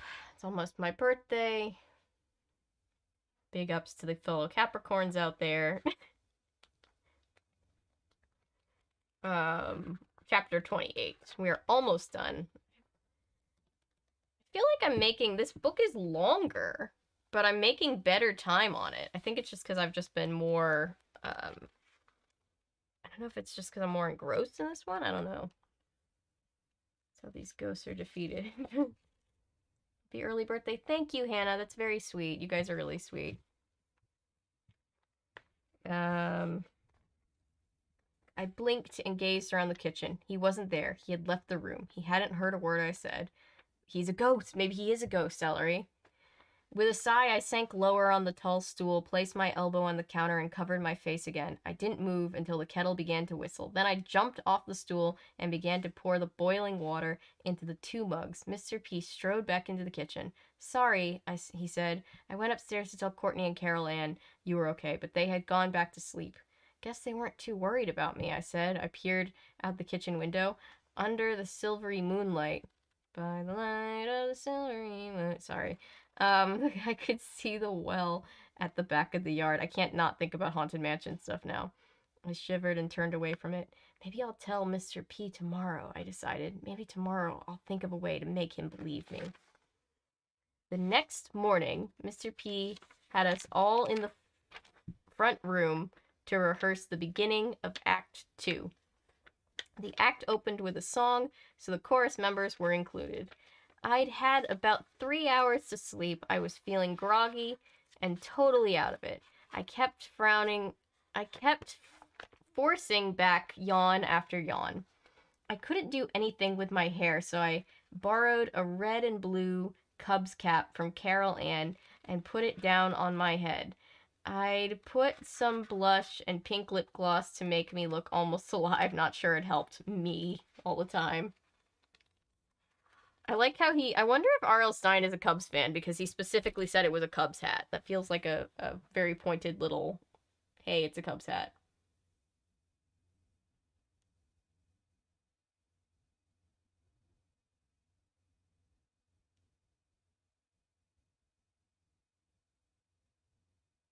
Get taxed. Well, America doesn't tax like the ultra rich the way that they should, so he probably still would get away. He probably would be like Jeff Bezos and he wouldn't have to pay any taxes.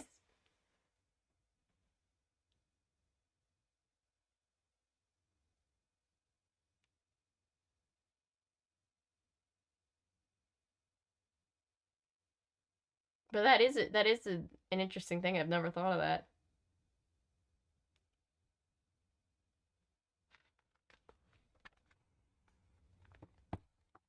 Um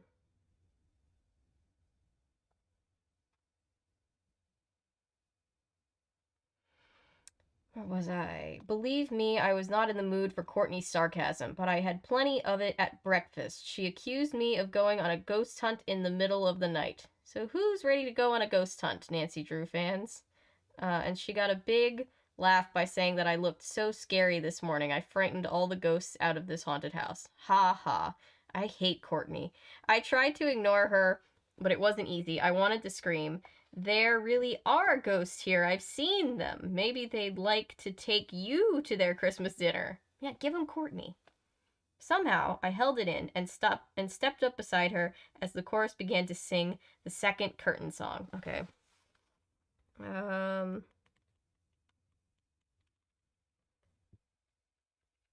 gonna guess what melody this song goes to. I'm gonna assume it's something similar to "Have a Holly Jolly Christmas."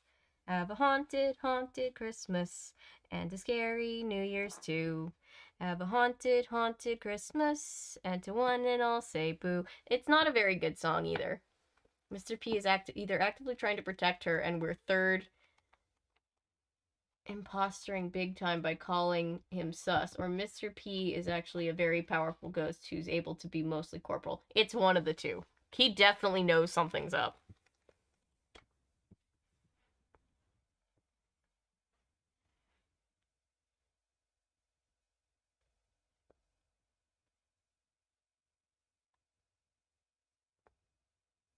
I liked it, the song. Well, thank you. As if it's my song, as if I wrote the song. P for poltergeist, maybe. Maybe. Well, P stands for Mr. His name is Mr. Piccolo, so he claims. No more tea. We're going to water in a second. Oh, fuck, maybe Darth Sidious.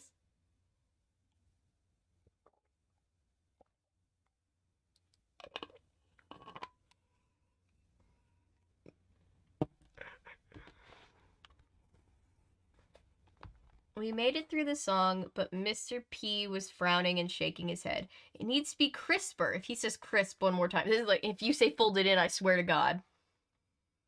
Crisper and a lot faster. Let's try it again. So we started to sing again, and we were halfway through the song when I glanced up and saw the twin boys on the stairs again.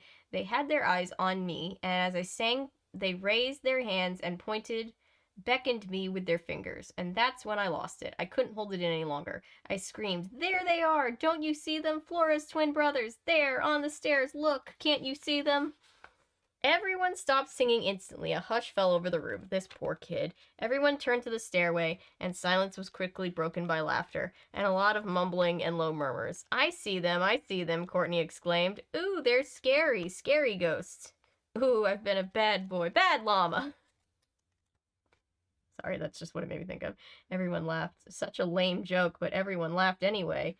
The twins stared hard at me, their faces glowing blank Their faces blank, no expression at all. Their dark eyes glowing coldly. That's what it says.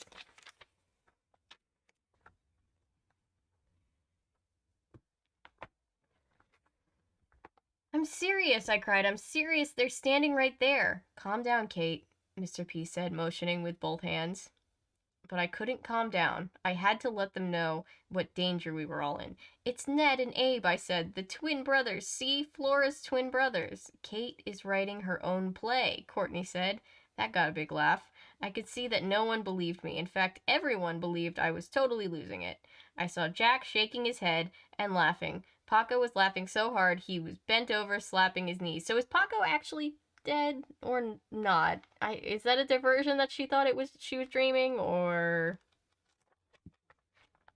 even Mr. P had a big grin on his face. I couldn't take it anymore. I couldn't take their laughter. I thought maybe, just maybe, they would believe me this time, but no way. Remember the 5th grade overnight? Courtney was saying the ghost turned out to be a white trash bag. Ooh, scary, someone shouted.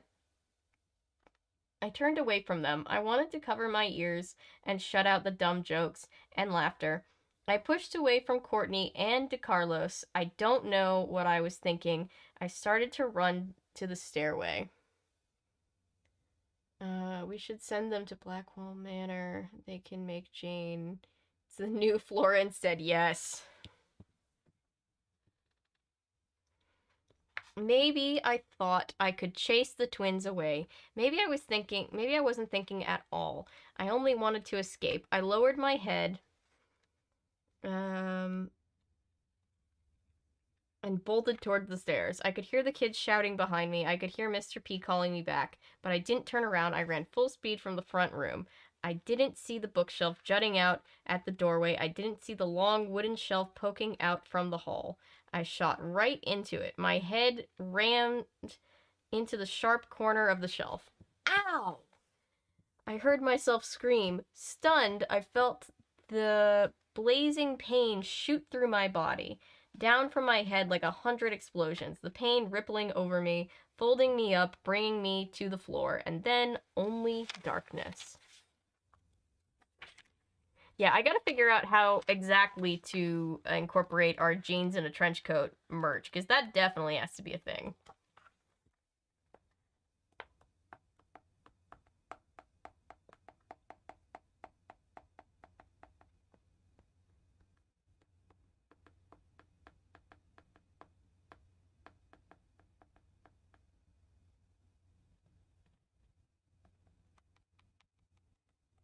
Okay, sorry.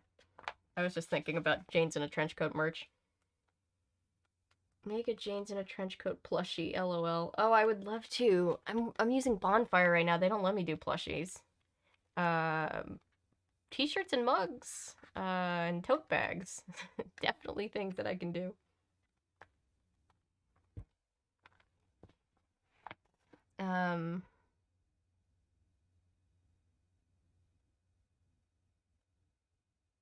Yeah, I'll have to figure that out.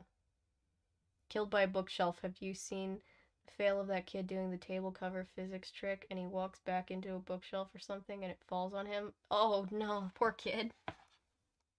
Alright, 11:34.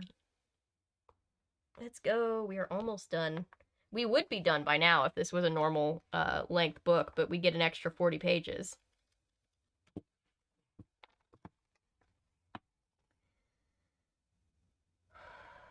The light seemed bright at first. I blinked several times until my eyes adjusted.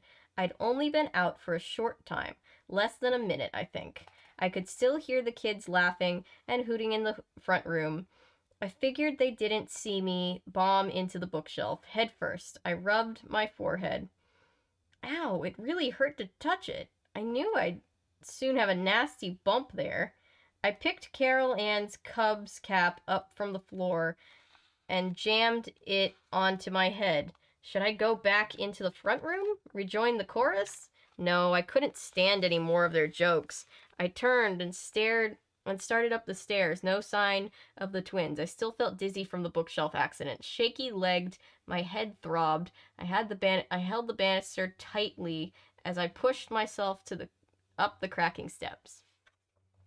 I planned to go to my room, crawl into bed, and then what, Kate? Regroup? Yes, that was the word, regroup. If they didn't want to believe that the house was haunted, fine, no problem. I could handle their jokes. I'd been handling their jokes since 5th grade. It hurt a little. She's only in like 7th grade. But yeah, I see what she means. It hurt a little to see Jack laugh at me.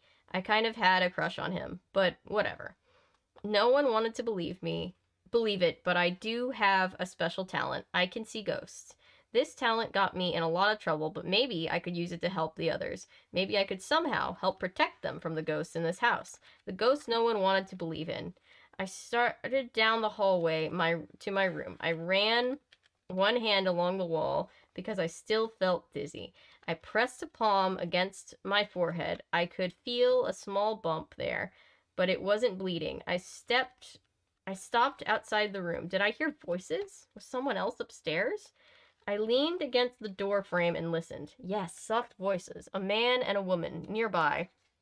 I took a few steps toward the sounds and saw an open door. Peering in the doorway, I saw steep steps leading up to a brightly lit area, an attic. I crept up to the stairway. Yes, the voices were coming from the attic. I took a step back. Be sensible, Kate, I warned myself. Don't go up there. But I didn't listen to myself. Maybe I was still stunned by the ferocious bump on my head. Maybe I wasn't thinking clearly at all. But I raised myself onto the first step, slid my hand over the slender wooden banister, and began to climb. Hello, I called. Who's up there? Hello? Hey, Draco Scorpio, welcome.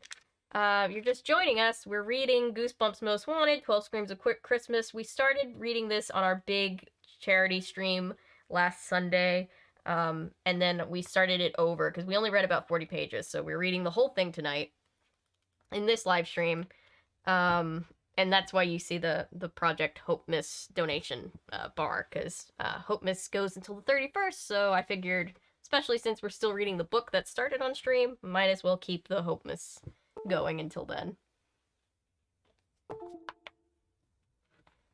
Three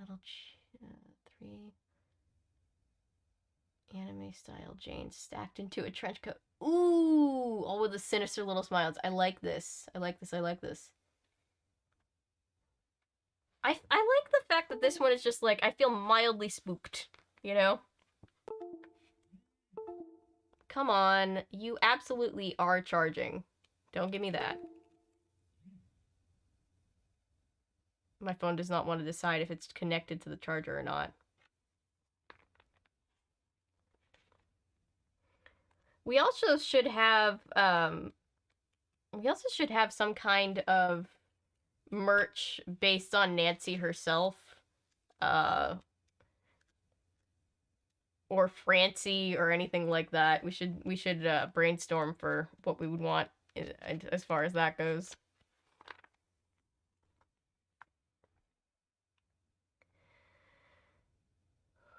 Whoa. Some of the stairs were broken. I had to grip the banister to keep from falling. The whole stairway seemed to tilt from side to side as I pulled my way up. Sorry, I'm not really holding this where the camera can see it very well. At the top, I could see flickering shadows over the orange light, the reflection of a fire. I was breathing hard by the time I made it to the top. Gazing into the flickering light, I gasped in surprise. I stepped into a long, low, old-fashioned looking room. Orange and yellow flames danced in a wide fireplace. I saw dark wood furniture, a dining room table set with many plates and glasses, a wood-burning stove in the center of the room. Who lives up here? Cinders from the fire made my eyes burn. I wanted to see every detail, but my eyes kept watering over.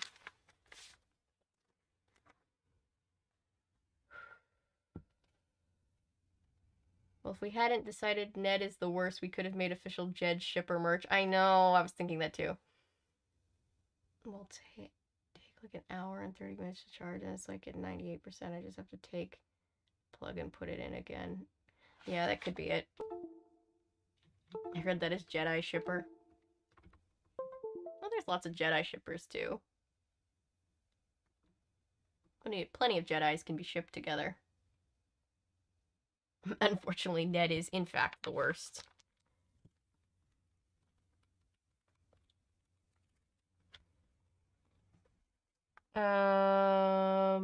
At the far end of the fireplace, I saw a scraggly, almost bare Christmas tree.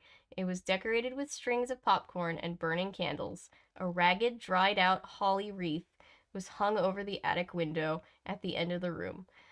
Blinking, struggling to focus, I finally saw them. The two boys on their stomachs on the floor, the two ghost boys, Ned and Abe, raised on their elbows, concentrating hard on a board game. Hello? I called. They didn't look up. Why didn't I run? Why didn't I get out of there as fast as I could? Why didn't you? I guess I was still stunned from my accident, in some kind of shock. That's true, and she is a child, but you know. As I let my eyes wander away from the two boys, a man and a woman came into focus. She stood beside the dining room table. She was plump, round-faced, dark ringlets of hair falling over a simple gray dress that came down to the floor. She was lanky and bone-thin. He was lanky and bone-thin. He had scraggly brown hair, parted in the middle and down the sides of his dark, stubbled cheeks. His eyes were red and sad.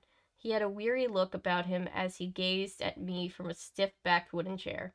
Welcome home, Flora, the woman said. A smile broke out over her face. I saw several missing teeth. Welcome home, dear. No, I stammered. I'm not Flora. The twins continued their game. They rolled a pair of wooden dice and moved small pieces around a game board. They didn't look up. In time to celebrate Christmas, the man said. He had a scratchy whisper of a voice. He kept his watery red eyes on me. He didn't smile. The fire crackled loudly. I took a few steps into the room. Do you live here? I asked. We exist here, the man corrected me. We don't live anywhere anymore, the woman said. She shook her head sadly. Her chins quivered. Damn, R.L. Stine, come on. Above the high, lacy neck of her dress. You don't live anywhere because you're ghosts. I was standing in the attic talking to a family of ghosts, all by myself with these sad-looking ghosts. How dangerous was this? I couldn't even imagine. I can't either. Jeez. The woman motioned me forward. We are so happy you came back to us to celebrate Christmas. Came back to you. No, I said. Christmas has always been a hard time of year, the man said, rubbing his narrow, bearded chin. It's when we lost you. Please, I begged. Listen to me. I'm not Flora. My name is Kate Wells. The woman's smile didn't fade. She stretched out her arms and moved towards me. Let me hug you. It's been so long. No, I cried. I raised my hands as if trying to shield myself. No, please listen to me. The woman wrapped me in a hug, pulled me into that huge gray dress. I felt myself disappear. I couldn't see. I couldn't breathe. It was as if she had jammed me into a heavy wool blanket. Please, my voice was muffled, my face pressed into the rough fabric of her dress. I can't breathe. Did she plan to suffocate me? Finally, she pulled back. Her arms slid away and gasped for air. What a wonderful celebration we shall have, she said, beaming at me. She straightened her apron. The boys finally glanced up from their game. I recognized Ned. His hair was longer than Abe's. Flora, he said, we're playing Parcheesi. Do you want to play the next game? My grandmother loves Parcheesi. We still have her old Parcheesi board. And I always lose, but she really loves. She's good at it.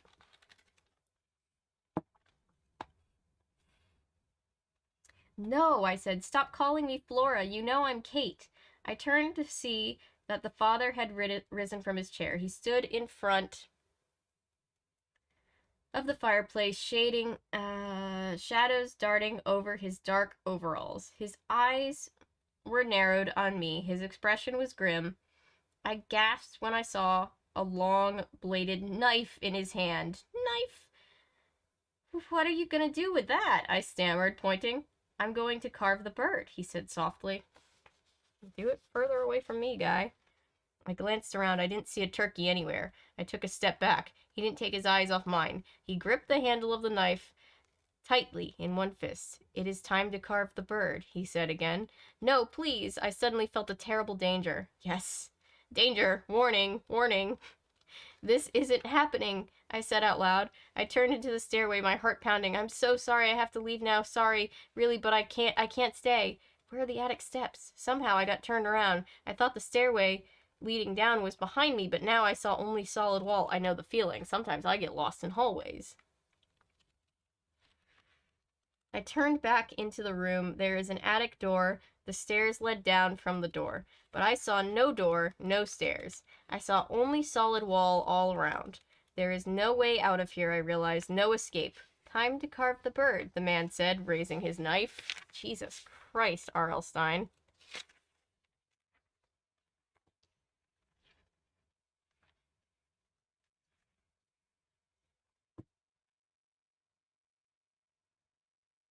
The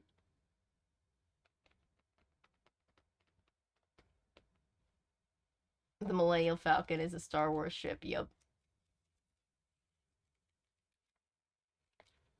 Guy looking at other girl meme, but have the guy looking be Nancy with a magnifying glass looking at Frank walking away while Ned is on his phone texting someone else like the cheat he is. I like this.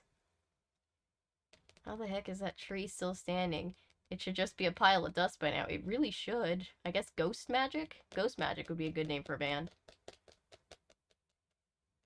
We'll be getting snow at like 3 a.m. Will we really? I hope we get snow where I am. I know we're both in the same general area. I really would like to see snow on my birthday. Beware of hitchhiking ghosts. I was going to suggest Marcy, Drew, Scooby-Doo, and you chat insert OC merch initially, but I felt kind of narcissistic. No, that's a great idea. No, if that's something that's because I didn't want to take your just like take it and be like this is mine now. But if that's something you're okay with, I would love to make sure that we have some kind of merch with Marcy because they're really great. He's got a knife. What do you have? A knife. No. Oh, knife. He's going to carve her. She's the bird. The story is getting very good. Yes, I like this. I like this one a lot. He's got a sword. You idiots. We've all got swords. Victorians sure do know how to be fucking creepy. Yep. Rip me not getting snow in my area. Oh. Sorry. Getting snow in my area. Not much, it seems like, but something. Even if it just, like, falls a little bit. Even if it doesn't really, like, accumulate that much. It's just pretty to see it fall. Alright. This one, I like how this one creeps you out in a very subtle way. There's nothing, like, too over the top. It just kind of, like, builds and builds and builds in this, like, just kind of, like, classic, ghost story way. This is almost giving an Over the Garden Wall vibes. I still haven't seen that. I should, though. Chapter 31. Yeah, this is a longer book, because we're on page 138 now, and I don't think we've gone past, like, 136 or 140 in all the other books. You can absolutely use my design. I just didn't want to be presumptuous. No, I love Marcy. I think Marcy is a great character. I'd love to see Marcy on merch. I'll have to figure out exactly how, but I think that's wonderful. Plus, it's something that, like, the chat kind of, like, almost, like, brainstorm together, and then it's nice. It's nice to have, like, those, like, things that are specific to just this community, you know? The man moved towards me, the knife at his side. The boys watched from the floor, their faces calm, almost bored. I swung around and slammed the wall with my fist. I knew the stairs had been there. I hadn't walked far into the room. The attic door and stairs had to be behind me, but my fist hit solid plaster. Suddenly, the wife stepped in front of her husband. "Put the carving knife down, Aaron," she said. "It isn't time to eat yet. We have to celebrate first." Aaron nodded and set the knife down on the table. "Sorry, Peg. I guess I was hurrying us," he said. "It has been so long since we had Christmas dinner." "First, we will sing carols," Peg said. "Then the children can sit on Father Christmas's lap." Huh? Father Christmas's lap? I don't like this at all. I don't like where this is going. My eyes searched the four walls. I even examined the floor, looking for a step going down, perhaps some kind of trapdoor. Nope, no way out. Stand up, sons, Peg said. It's time to celebrate with Flora. You can finish your Parcheesi game later. She turned to me. Now, Flora, tell us, what is your favorite carol? I stared at her. All four of them were watching me. My mind spun. How do I get out of this attic? How do I get away from here? I'm sorry, I need to get back to the others, I stammered. Aaron shook his head. No, you don't. But Mr. Piccolo will be looking for me, I said. No, he won't, Aaron answered. Suddenly, I realized what was going on. I ran into that bookshelf and hit my head. I knocked myself out. I was still unconscious, just like after Courtney, and I fell down the trapdoor in the school auditorium. I was still out cold and dreaming. Yes, I had to be dreaming this whole scene. An attic without a way out? That had to be a dream. Four ghosts living in such a cozy place? Waiting for their daughter to return for Christmas? It doesn't sound that cozy. A dream. It sounds kind of horrifying. It feels like it could be cozy under different circumstances. And so I knew what I had to do. The only way to escape these ghosts and their attic home. I had to wake myself up. Wake up, Kate. Come on. Pull yourself out of the nightmare. Wake up, now. I shut my eyes. I gritted my teeth, tightened every muscle as I concentrated. Wake up, Kate. You can do it. Rise up from this. Pull yourself up. Wake up. I knew this was the answer. I knew I could end this crazy dream. When I open my eyes, they'll all be gone. I opened my eyes and gazed at the ghostly family staring back at me. Sorry. Maybe Mr. P is Father Christmas? They're cannibals. This wasn't part of the lore. Kate, you poor naive child. You didn't go unconscious. You died. Oh, shit. You right?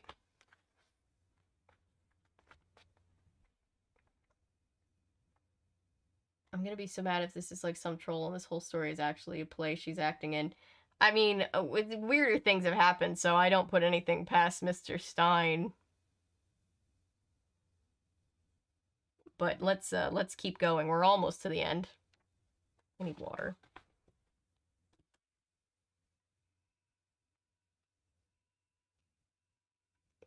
Open! There we go.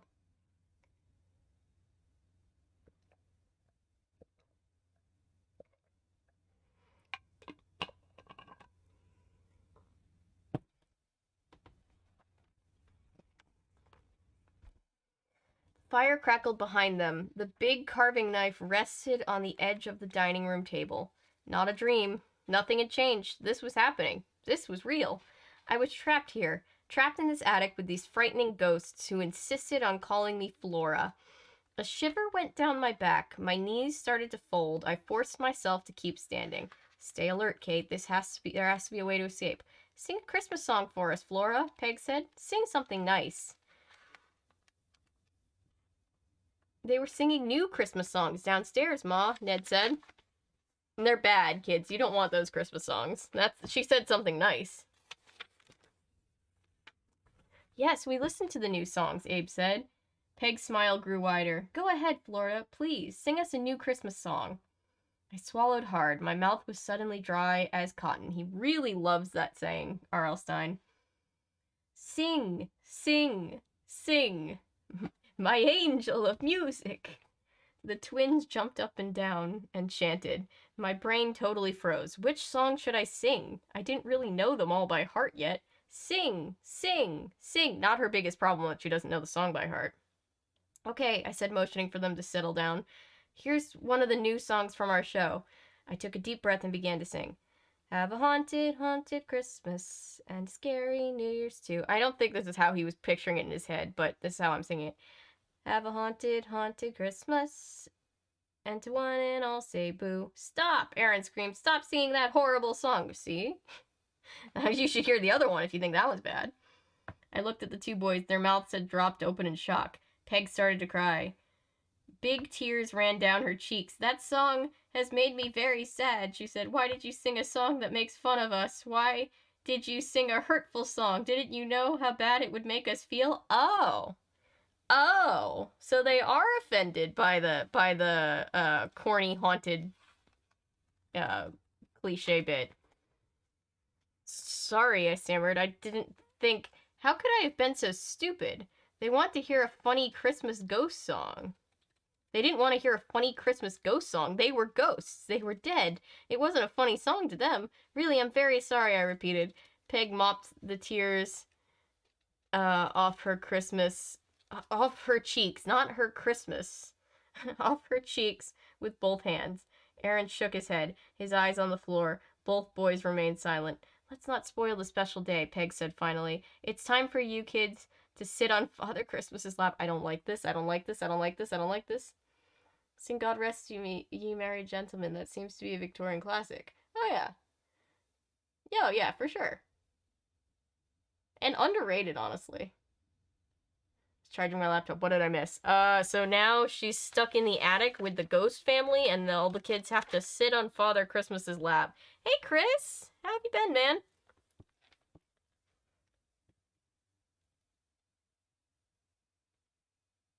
There are several Goosebumps stories like that. Yeah. Yeah, there are.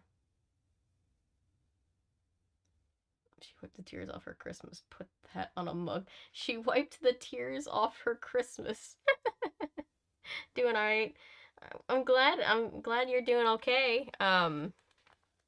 We're just here finishing up Goosebumps Most Wanted 12 Screams of Christmas. What's happening?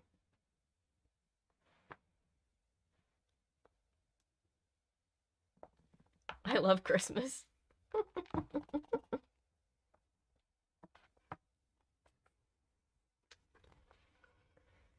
The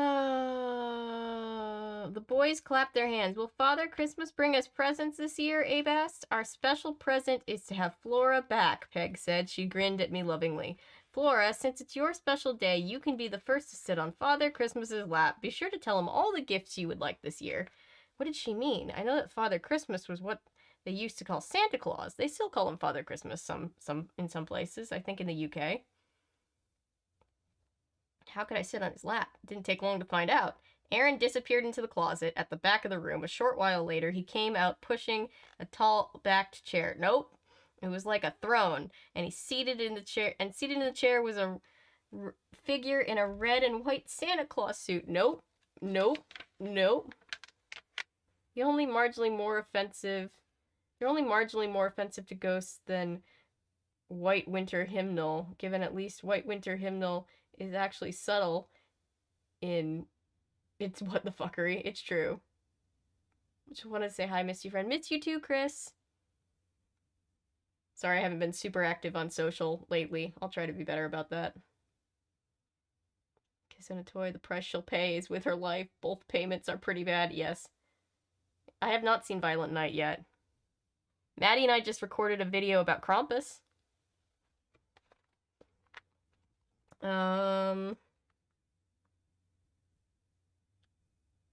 Red and white Santa Claus suit. Nope. Beneath the Santa hat, his head was tilted forward, so I couldn't see his face. At first, I thought it was a large puppet, some kind of mannequin. But Aaron pushed the tall chair across the attic to me. I could see the bony hands and then the dull yellowed skin, and I realized I was staring at a human skeleton. A skeleton dressed in a woolly red Santa costume. The red coat was tattered and stained. One sleeve had nearly torn off, and the pants sagged, bony knees poking through the holes in fabric. This is one of our favorite traditions, Peg said, clasping her pudgy hands in front of her apron. Father Christmas pays us a visit every year. Can I sit on his lap now? Abe pleaded. No, me, his twin insisted. Peg pushed them back. I told you Flora will go first this year. She turned to me. Go ahead, Flora. Sit on his lap. Tell him your Christmas wish. I hate this. Tell him your Christmas wishes. I hate this so much. I swallowed hard again and squinted at the grinning skull, tilted forward beneath the ratty cap, and as I stared, I saw the eyes move. I gasped. No, wait, the eyes weren't moving. Something was moving inside the empty eye sockets. Sit on his lap, Flora, Peg urged. You know you look forward to it. Yes, something inside the open eye sockets. Worms, fat brown worms curling and uncurling where the eyes used to be. Sit down, Flora. Don't keep everyone waiting. Peg's voice was becoming strained, harsh. She gave me a gentle push toward the chair. I stood frozen as a long brown worm lowered itself from Father Christmas's nostril, and then another worm curled out from his grinning, toothless mouth. No, I stammered. Go on, dear. Peg gave me another gentle shove. I stumbled over something on the floor. My arms shot out, as I fell forward, I fell headfirst onto the wormy skeleton, my face pushed into the scratchy wool jacket. My hands grabbed the hard shoulder bones. It smelled, oh, it smelled. My face buried in the jacket, I inhaled the odor of death. So sour and thick and strong, I felt like I was drowning in it, drowning in the putrid aroma. I squeezed the arms and tried to pull myself up, but the arm bones cracked off. The arm slid off the shoulders, and my face dove into the bony chest again. Help me! My cry was muffled by a scratchy jacket. Oh, help! A few seconds later, I felt strong hands lifting me off the disgusting skeleton. Aaron stood me on my feet, then backed away. His face was set in a hard scowl. The smile had faded from Peg's face, too. Her eyes were cold. She was sneering at me. Don't disappoint us, dear. We get angry when we're disappointed. Jesus Christ. Thank you, guys. Thanks, Noah. Skeletal St. Nicholas. So this family killed their daughter and Santa. You monsters. Honestly, I'd sit on a skeleton's lap. Wormy Skeleton is a good name for a band. Wormy Skeleton is a good name for a band. Why is a Father Christmas being skeleton more alarming to me than it was creepy alive person like I first thought? I don't know. I thought it was going to be creepy alive person. Thank you, Chris. Oh, your mom's birthday is Saturday. Wait, Christmas Eve? Is her birthday Christmas Eve? Wait, am I doing... Yeah. Saturday is Christmas Eve. Because today's Friday. That's really cool. We have a lot of December birthdays in my family. All of you need to see the new Puss in Boots movie. Get a chance, because it's so fucking good and hilarious. Really? I haven't seen... I think I saw the first one a long time ago. Happy birthday, Avery. It's now the 23rd. Thank you. Thank you so much. You know the I thought about posting on the community tab. You know the meme from The Office. It is my birthday. Going to New York and seeing Phantom of the Opera on the 30th in April. Yes, have fun. All right, we are almost done. We're on page 146. 46 is my lucky number, so I'm going to take that as a sign and just finish this up.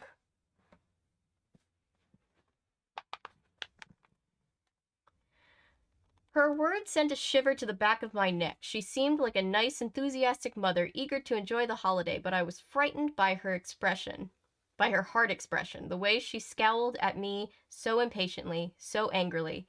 This wasn't a happy family. These were dead people, and I was trapped here in this attic with them. What would they do to me if I kept disappointing them?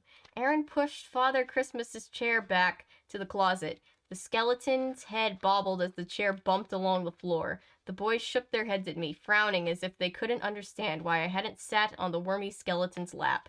Never mind, Peg said finally. She wiped her hands on the front of her apron. She forced a smile. Let's have our Christmas dinner. Oh no, oh no, oh no. The boys hurried to the dining room table. Peg motioned for me to follow them. Sit wherever you like, dear. I hope you're hungry. No, I wasn't hungry. In fact, my stomach felt hard as a rock. I took a seat across from the twins. Aaron stood at the head of the table. He picked up the carving knife. He ran a finger down the blade. He lowered his eyes to me. Turkey is your favorite, isn't it? It didn't sound like a question. It sounded like a threat.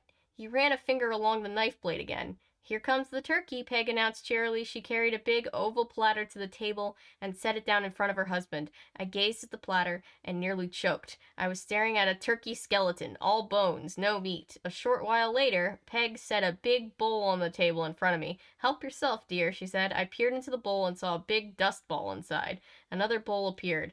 Peg placed it on my other side. I didn't want to look inside it, but I couldn't help myself when I saw a pile of mouse heads in the bowl. I wanted to scream. My stomach did a flip-flop. I clapped a hand over my mouth to keep from puking. Jesus Christ, this one is a lot. I still say ham is better than turkey. Ham is pretty good, yes.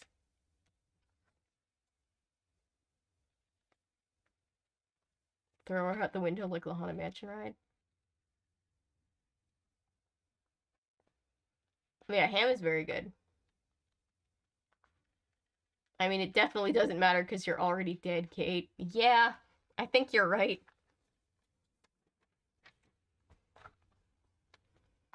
I looked away, but I couldn't get the sight of the tiny black eyes and the furry gray mouse heads from my mind. Go ahead, dear, Peg urged. Help yourself to my sweet potatoes. She pushed the bowl with the mouse heads toward me. Taste it. Let me know if it needs salt. No, really, I murmured. I felt my stomach heave again. No, thank you. I'm not hungry. Taste it, Peg screamed. She raised a big serving spoon to my face, and I stared at the two wilted mouse heads staring back at me on the spoon. Taste it. She pushed the spoon into my mouth. Taste it. Taste it now. I don't like it. It was very similar to the ghost next door, where the ghosts see everything like before they died. But everyone sees it as a burned down house. Yeah. R.L. Stine really goes, I think I want a little too hardcore on Welcome to Dead House. Yet writes whatever the fuck this is, right? He wrote this in 2014. When I was younger, my mother would food dye ham and eggs green so I could have green eggs and ham. My mom did that too, on like when we would do like Seuss Day. Now reading day. But yeah, that's really cute. Force-fed mouse head. Don't Google that. Ooh. Hannah. Okay. No. Yeah, Hannah. There's a lot.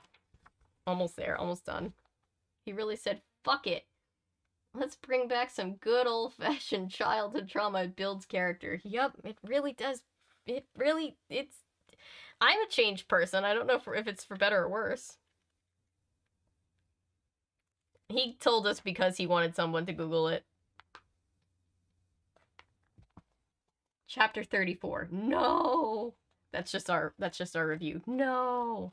I screamed and shot my hands up. I knocked the bowl away. It crashed to the floor, and the mouse heads rolled out like little tennis balls. I jumped to my feet. You have to let me go, I cried. I tried to walk away, but I stumbled over the mouse heads. The heads rolled all over the floor. I caught my balance against the dining room chair. You have to let me go back to the others, I said. Back downstairs. You can't keep me here.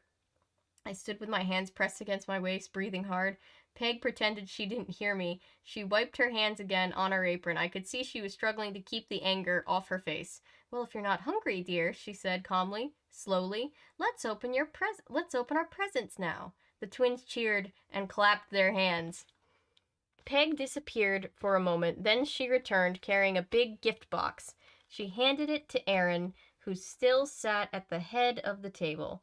What could this be? He said, running his hands along the red ribbon tied on the box. He slid the ribbon off and pulled open the lid. His eyes went wide as he pulled out a ragged brown sweater covered with gaping moth holes. A sweater, he cried. I love it.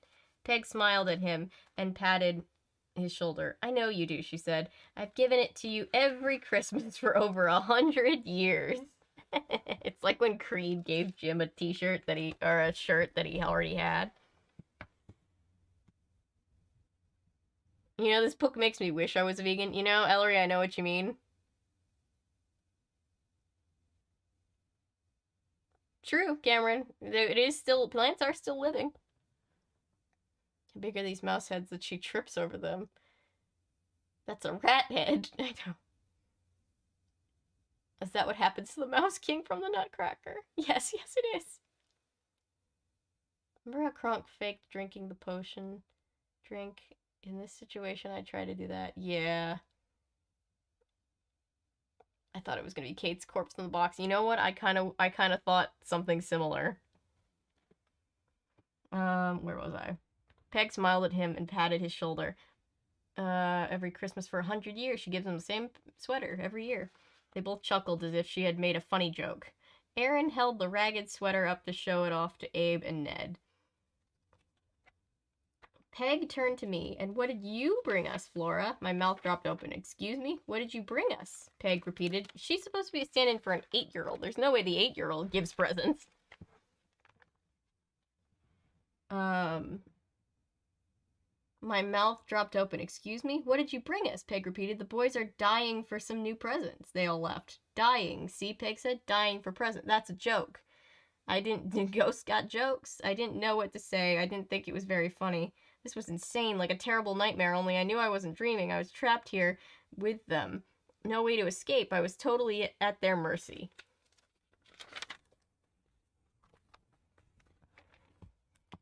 They waited for me to say something. Did they really expect me to bring them presents? My stomach tightened into a knot. I could feel the panic sweep over me, freeze me in place. We're waiting, Aaron said. I shrugged. I lowered my head. I don't have any presents, I said in a whisper. They remained silent for a moment. No one moved. It was as if someone had pushed stop, and the video had frozen in place. And then they began to change. Their faces reddened. They darkened to purple. Their dead eyes bulged. Their cheeks blew in and out like frogs' cheeks. You spoiled our Christmas, Aaron growled. His purple face appeared ready to explode. He opened his mouth in an animal howl. You ruined everything, Peg rumbled in a harsh, gravelly rasp. You spoiled our holiday. The boys changed too. Their faces bellowed in and out like fish heads. They appeared about to fly. Their eyes appeared about to fly out of their sockets. Their hair stood up on end, straight up in the air. Their hands swelled. Their whole bodies shimmered and pulsed angrily. You spoiled Christmas, Peg roared. You must be punished. No, please, I struggled to back away, but there was nowhere to go. Please, I begged. What are you doing? What are you going to do? What are you going to do to me? Oh, God. Oh, jeez. Oh, no. Run, Kate, run! Not to mention a lot of land is needed to be plowed. True, that's true. I feel like these ghosts are in a time loop. Doctor Strange, what did you do to this time? What did you do this time? I know, right? Dreaming Kate, just dead. I feel like now I'm gonna be disappointed if Kate's not dead. Not that I like wish death upon this character that is not real and does not exist, but that would be the most interesting ending if she was actually dead. Yeah, this is the most awkward Christmas dinner ever, Hannah. I guess this is when we all have Christmas dinner with our families. If it turns awkward, you can sit and think about this and be like, well, at least it's not this. No one made rat heads. Kate did nothing. Kate really did nothing. You spoiled our Christmas. You kidnapped her. Yes. The ghost. You ruined Christmas. Run from the ghosts, kid. Hashtag Kate did nothing wrong. Yeah, poor Kate. I really feel bad for Kate. She's also one of the more sensible protagonists that we've had. So good for her. Or just less alive, yeah. Chapter 35. Punished, Aaron murmured. You must be punished. No, please. The two boys moved toward me, dark eyes bulging, their red faces pulsed in and out. They walked stiffly like robots and zombies. Or zombies. I tried to back away, but I was pinned against the attic wall. Punished, they chanted. Punished. Once again, the boys grabbed me by the arms. They gripped me with inhuman strength. Let go, I cried. Let go of me. I tried to squirm free, but they were too strong. They lifted me off the floor. I kicked them. Squirmed and kicked, but they weren't human. They didn't even look like boys anymore. More like red-faced, snarling monsters. That is an interesting question. Are ghosts humans? They are past tense humans. Past tense humans would be a great name for a band. I haven't wished harm to Kate once, unlike most Goosebumps. I know, I like Kate. Like, I want Kate to make it out, but also her being dead would be a good way to end this. Like, from just a writing standpoint. More like red-faced, snarling monsters. Let go of me! I kicked, I twisted, I tried to duck out of their grasp. But they held me tightly under their arms, above the floor, nearly a foot off the floor, held me helpless and carried me across the attic past the dining room table, with its skeleton turkey, past the fireplace, the Christmas tree, with its old-fashioned popcorn and burning candles, to the attic window. Punished! Punished! I could hear Aaron and Peg chanting in low voices behind me. The boys pushed the wreath out of the way. Then they slid open the attic window, slid it open all the way. I could see a black shingle roof tilting below the window, and beyond it, far below, the backyard with its garden shed, rundown shack, and stone well. I could see it all through the open window. Punished, punished. Without a groan, without a sound, the boys raised me higher. They lifted me to the open window. Now I'm thinking about Josh Groban music again.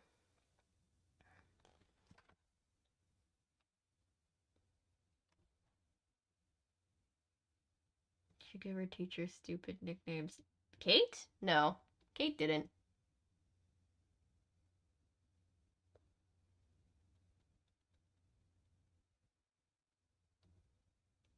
Yeah, she is their version of the Grinch. Kate out of Narnia. Yeah. They're Karens. They're dead Karens. Narnia is better than this ghost Christmas dinner. Yeah. And Narnia can be pretty terrifying.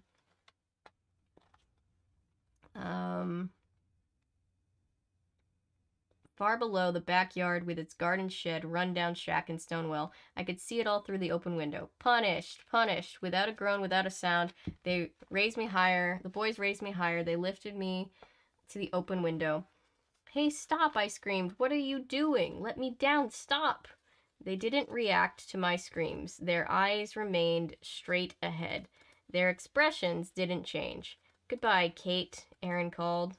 Goodbye. The boys hoisted me higher and heaved me out the attic window. Is this the first kid they've done this to? Or in like 100 years have a bunch of kids had to deal with this? Happy birthday, Avery. Good night. Thank you, Justin. Good night. Happy holidays. Narnia had a witch that could turn you into stone. How is this worse than... I mean, it's pretty... They're pretty bad in their own ways, but this one is pretty creepy. Oh god, imagine getting haunted by a Karen. Oh, jeez. You need to get a salt circle for that one.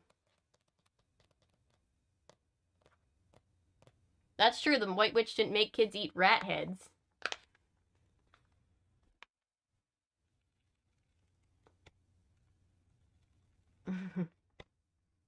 Goodbye, Becca Winifred Sanderson. They did. You did call it. They're about to throw her out the... They're about to yeet her out the window. Chapter 36, I sailed into the air, too terrified to scream. The cloudless blue sky seemed to lower itself to meet me. My heart felt about to explode in my chest. I could feel the blood and pulse at my temples, but the shock of the cold air jolted me alert. I landed on my back on the slanting roof below the window. Without thinking, I tucked my head and did a forward roll. It took me to the edge of the roof. I could see the steep drop below me. Too far to jump down, I shot out on both hands and wrapped them around the metal gutter at the corner of the roof. Swinging my body around, I held onto the drain pipe, wrapped my legs around it, and slid slowly down to the ground. I took a few steps. My legs felt weak, trembly. I struggled to catch my breath. Have I escaped them? Have I really escaped? I turned to the house. The lights were on in the kitchen. I could see some kids inside through the back window.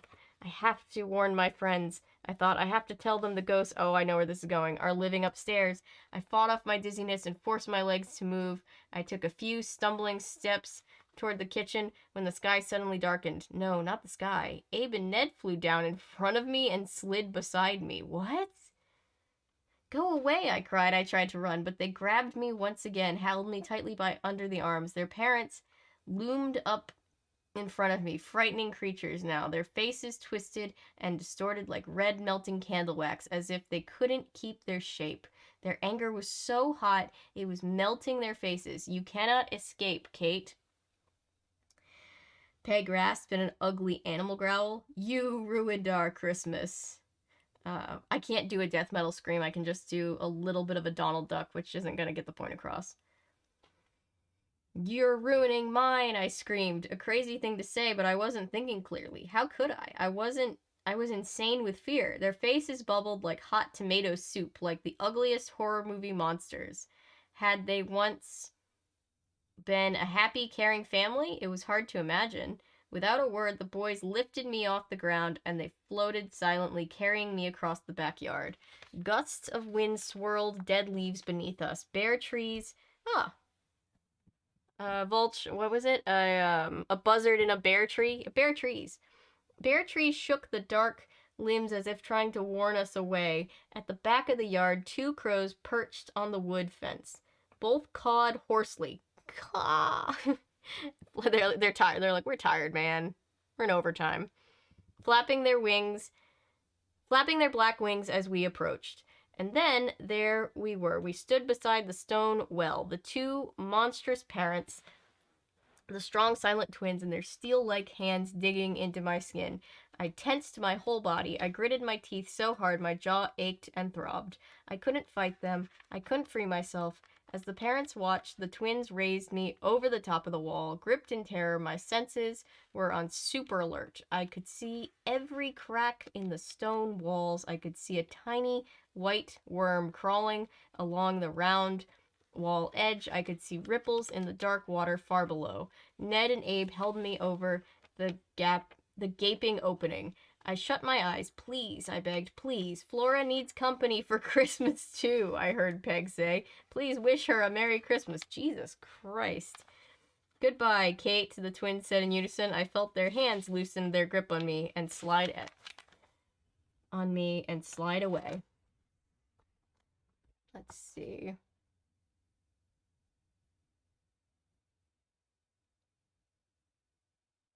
Star for me. Star for Cameron.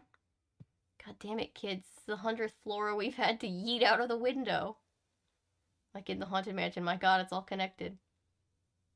She's better than Thanos. The ghosts in piano lessons can be murder with sorta Karen. Yeah. Scene of Kate thrown out of the window plays out in slow-mo as What a Wonderful World plays. I don't, my throat hurts, or it doesn't hurt, but it's just too tired right now to do the Donald Duck impression. This is not the plot twist I was expecting. Well, the bear tree's making a comeback, yes. Hey, Sammy, I'm good. How are you? Happy holidays. Flora, you could have gotten me out this whole time. Oh my gosh. I felt myself start to slip down. Wait, I screamed, I can help you. What was I thinking? I don't know. It was my last frantic attempt to save my life. I can help you, I screeched. The twins' strong hands tightened around me again. Slowly, they lifted me up away from the wall, opening and set me down on the ground. I stood there, sputtering, shaking, hugging myself, trying to get it together. My brain whirred, my head throbbed. The four of them huddled together in front of me. They didn't move, their eyes locked on me. Like cold lasers, they waited for me to speak. Suddenly, miraculously, I had an idea. What if I bring Flora up from the well? I said in a tiny, trembling voice. What if I rescue her? They still didn't move. The parents' faces bubbled and blistered. The twins didn't blink, just stared straight ahead like robots. What if I bring Flora up to spend Christmas with you? I repeated. If I do, will you let me return to the other kids? Aaron made a grunting sound. Can't be done, he growled. But if I do it, I said. If you rescue Flora, we will let you go back to them, he said in a hoarse whisper. But it can't be done. Peg raised her hands to her bubbling, melting cheeks. Can't be done, she agreed. How did I plan to rescue Flora? I didn't have a clue. I was just stalling them, just trying to save my life. Maybe I can find a way to get back to the others inside. So they never, like, got Flora out of the well. Okay.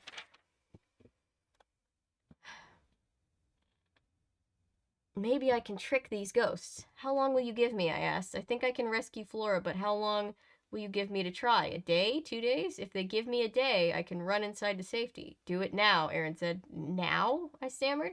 No, I'll need a little time. He slid up to me, his eyes angry in that angry red face. Now, he repeated. Do it now. but, I spluttered. Now, this wasn't working out. I needed a plan.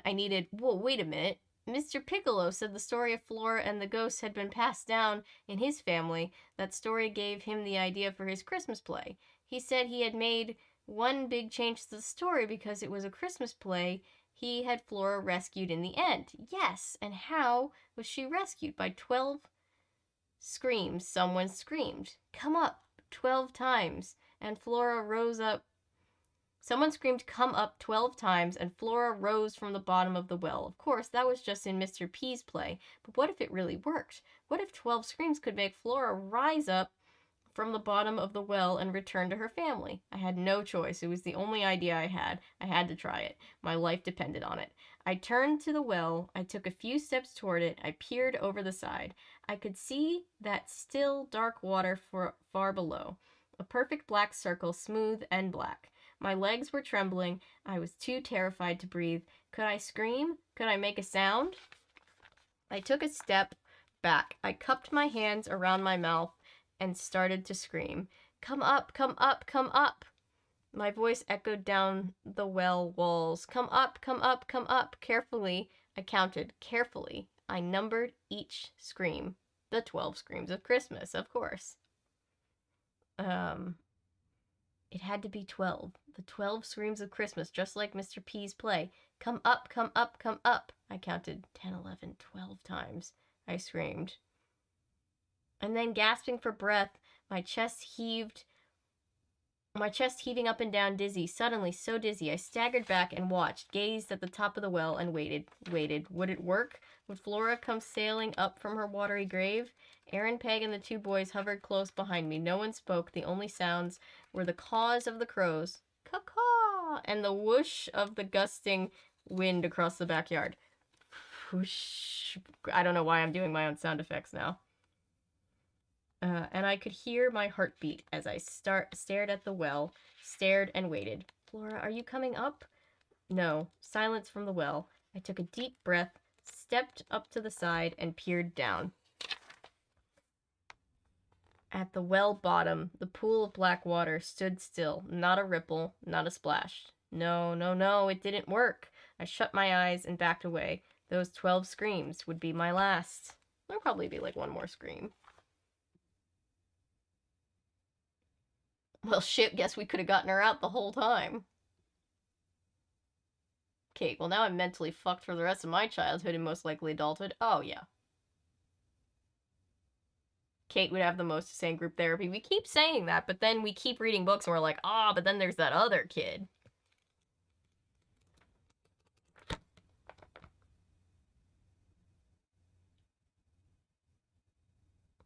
Christmas Eve. Yeah, it's the 23rd here still. Ooh. Yes, you're charging. I swear to God. Ugh. And it died. Okay. Well, at least I can see over here. It just decided to die.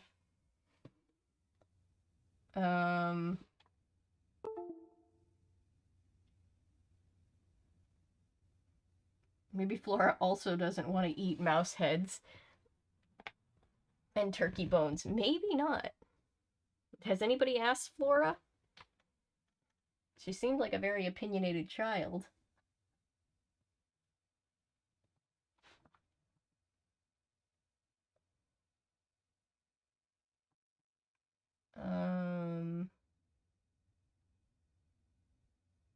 Bum, bum, bum, bum, bum, bum. Yeah, no, Kate would absolutely murder the monster blood protagonist and eat them for breakfast in group therapy. Oh yeah. Yeah, because she's like, I had to go through torture with they had a skeleton and I was supposed to sit on Santa skeleton's lap, and this guy's just like, I bought this slime thing in a bucket and then it kind of sort of was mean to me, and she would just like kill them. I'm actually interested to see how this gets resolved in Me Too. Good, thanks, Avery. Happy holidays, Sammy. Kate would have the most to say in group therapy. Yes. Yes, yes, yes. If these ghosts can fly, why the heck can't Flora As well, I have no idea. Something ghost trauma. I don't know. Yeah, maybe Flora is just choosing to stay there. Usually a spirit is locked to where the bodies are unless summoned. Yeah, they never got her body out. Something supernatural logic. She's hiding down there. The other ghost can go to the well. Silly ghost mom. Turkey bones are for kids. So we gonna do a chorus of the 12 Ghosts of Christmas. I have not seen the full 12 Screams of Christmas written down yet. Like a confidence boost to Flora? Is she too scared? I have no idea. I really couldn't tell you. The spirits are clouded and don't think right. Yeah. Yeah, they never moved her body. She could just be kind of tied there, you know? And your feelings are clouded. Yes. Seen any hitchhiking ghosts? So far, I have not seen a hitchhiking ghost. Chapter 38. And then I heard a soft splash, just a whisper. At first, I thought it was the rush of wind. Another splash made me open my eyes. The sound came from deep in the well. I turned, but didn't move towards it. Afraid to see, afraid that maybe I was imagining it because I was so frightened and desperate. But wait, I heard another sound ring up from the deep down below. A slap against the stones, another splash, and then steady slap, slap, slap, like the bird that walks really loud. I couldn't hold back any longer. I dove to the side of the well, gripped the cold stone wall, and peered down. I blinked as I saw a circle of red moving up from the darkness. It took me a while to focus and see that it was a red cap. Water spilled off the sides of the cap, sliding back to the black pool on the bottom. I saw two pale hands slapping the sides of the round wall. Two hands, and then the slender... Jesus... arms poking out of a black dress. A young girl, Flora, climbing slowly, climbing up the side of the well. Is she wearing a black dress now because she's dead, or did she die in a black dress? Because that would mean that she would be in mourning. I have questions. Yes, water poured off her dress, off her dark shoes. Inch by inch, she clawed and pulled herself up to the stone wall. Do we think he watched The Ring a bunch of times before he wrote this? I couldn't see her face. It was hidden by the floppy red cap. I realized I had stopped breathing. I let my breath out in a long whoosh. A wave of happiness and relief swept over me. You can relax now, Kate. You have rescued Flora. You are safe now. The ghost family will let you return to the others. But I couldn't relax, not until Flora was out of the well. Slowly, steadily, she climbed, and then she stopped several feet below me. She stopped and raised a pale hand to me. Pull me up, her voice said, watery, muffled, frightened. I can go no further, she said. Pull me up. Please hurry. Oh, she's gonna fall in the well. I don't like it. Muffled, frightened. Can go no further. Please pull me up. Please hurry. She clung to the wall with one hand, the other. She raised toward me, the little fingers curling and uncurling. I've waited so long. Please pull me up. Forgetting the danger in the crumbling wall, I leaned over and reached for her. I stretched my arm down as far as it would go, tried to stretch my hand to meet hers, but I couldn't reach her. She was just a few inches too far down. Pull me up, she repeated, her voice shrill, now impatient. Hurry, pull me up. This is giving You'll Float Too energy. Her hand slapping the stones. I tried again. No, my hand wrapped around nothing but air. Come up a little higher, I called, just a few inches higher, and I can grab you. Pull me up, she said again. I've climbed as high as I can climb. You must pull me up. I leaned further into the well, my waist over the side, stood on my tiptoes, and reached, stretched my arms, and reached down. And yes, my hand wrapped around hers. I felt the shock of how cold her hand was, and how cold and soft and damp, like a small fish. Ugh. Pull me up, she said. I tightened my fingers around her hand and tugged. I expected her to be light. I'm not sure why. I guess because she was a ghost. But she had the weight of all the water soaked in her clothes. Ugh. She wrapped her fingers around my wrist and held tightly. I tugged again, leaned farther, pulled with all my strength. Whoa! I lost my balance, tumbled forward. No! My scream echoed off the walls, and I started to plunge head first. Flora, let go of me, I shrieked. Let go, you're pulling me down. Going down, in an earlier run. We're still not charging phone? Alright, I see how it is.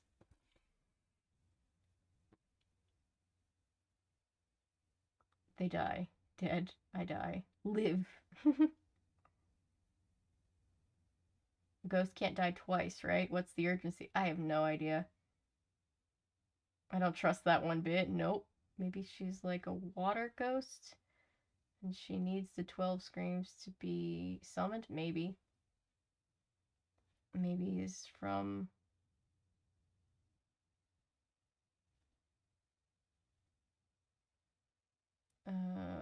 wait. Like Beetlejuice. Yeah, it could be a Beetlejuice type situation. Her hand slipped off mine. I gaped in horror as the black pool below pushed my hands forward frantically and pressed them to the wall. I heaved myself backward out of the well. My shoes thudded on the ground. I felt my breath escape in a loud whoosh. I bent over, hands on my knees, struggling to breathe. A close call. A very close call. Before I could turn back to the well, I heard Flora's muffled cry. Pull me up! Hurry! Pull me up! I peered into the well. She hadn't fallen back into the water. She clung to the side with both hands. Once again, she raised the tiny white hand toward... What? She's clinging to the... Oh, I guess she's grabbing onto the side. Okay. I was picturing, like, her rappelling up like a spy. I peered into the well. She hadn't fallen. Once again, she raised a tiny white hand toward me. Pull me up, please. Don't leave me here. But I can't reach you, I cried. Pull me up. Pull me up. My arm. It isn't long enough, I said. And we've got another chapter. Okay.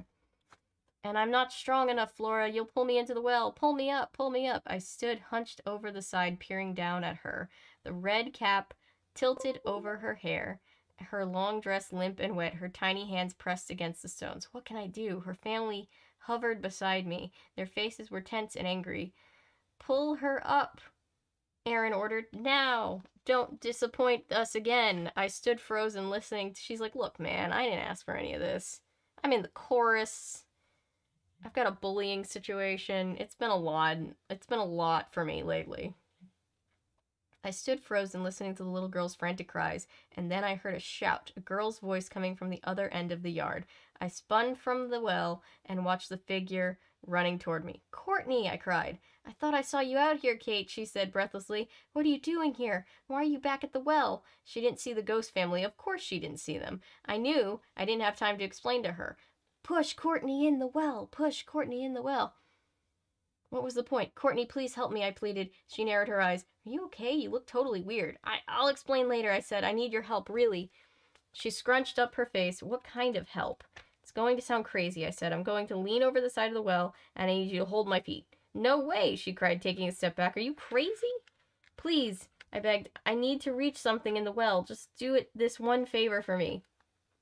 She eyed me suspiciously. This has something to do with ghosts, doesn't it? Yes, I said, but there's no time to explain. Please, it's a matter of life or death. She laughed. Life or death for a ghost? You need help, Kate. I mean, like a head doctor. Seriously.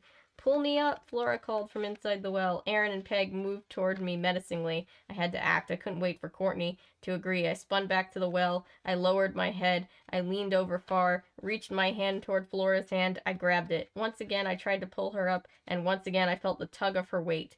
Felt my feet leave the ground, felt myself start to drop headfirst into the well. Please, Courtney, please grab my shoes. Please do the right thing for once. She did. I felt her hands wrap around my ankles. Pull, I shouted to her. Pull. In my tight grip, Flora began to slide up the side of the well. Yes, yes, her hat appeared over the top, and then her pale, smiling face, her dark hair, dripping with water. I grabbed her around the waist, squeezing tight, and I hoisted her onto the ground. Courtney shook her head in confusion. What's going on here, Kate? This is nuts. What are you trying to prove? I didn't answer. I watched as Flora's family rushed to hug her. They were together again after more than 100 years. I felt tears running down my cheeks. It was such an amazing, wonderful moment. I turned to see Mr. P and the other kids come out of the house. Seeing Courtney and me, they started running to us. Flora pulled herself from her family and floated over to me. She covered me in a wet hug. Thank you, she whispered. Thank you for rescuing me. And then she turned to Courtney. I have to thank her too, she said to me. I'm going to let her see me. Flora walked up to Courtney. I saw a flash of light. Courtney's eyes bulged. Thank you for rescuing me, Flora told her. Courtney opened her mouth in a shrill scream. A ghost! A ghost! She shrieked. Mr. P and the other kids stopped and stared. A ghost! Courtney screamed. I see her. I see a ghost. Kids began to laugh and hoot. They saw nothing but air. Whoa, Courtney, Jack called. You're the new ghost girl. Heh. That made the kids laugh even harder. I had to smile. In a strange way, I had my revenge. There's one more chapter, I think. Hang on.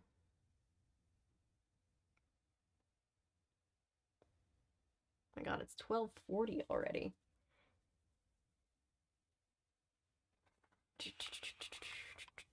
Oh, there's a very short chapter left.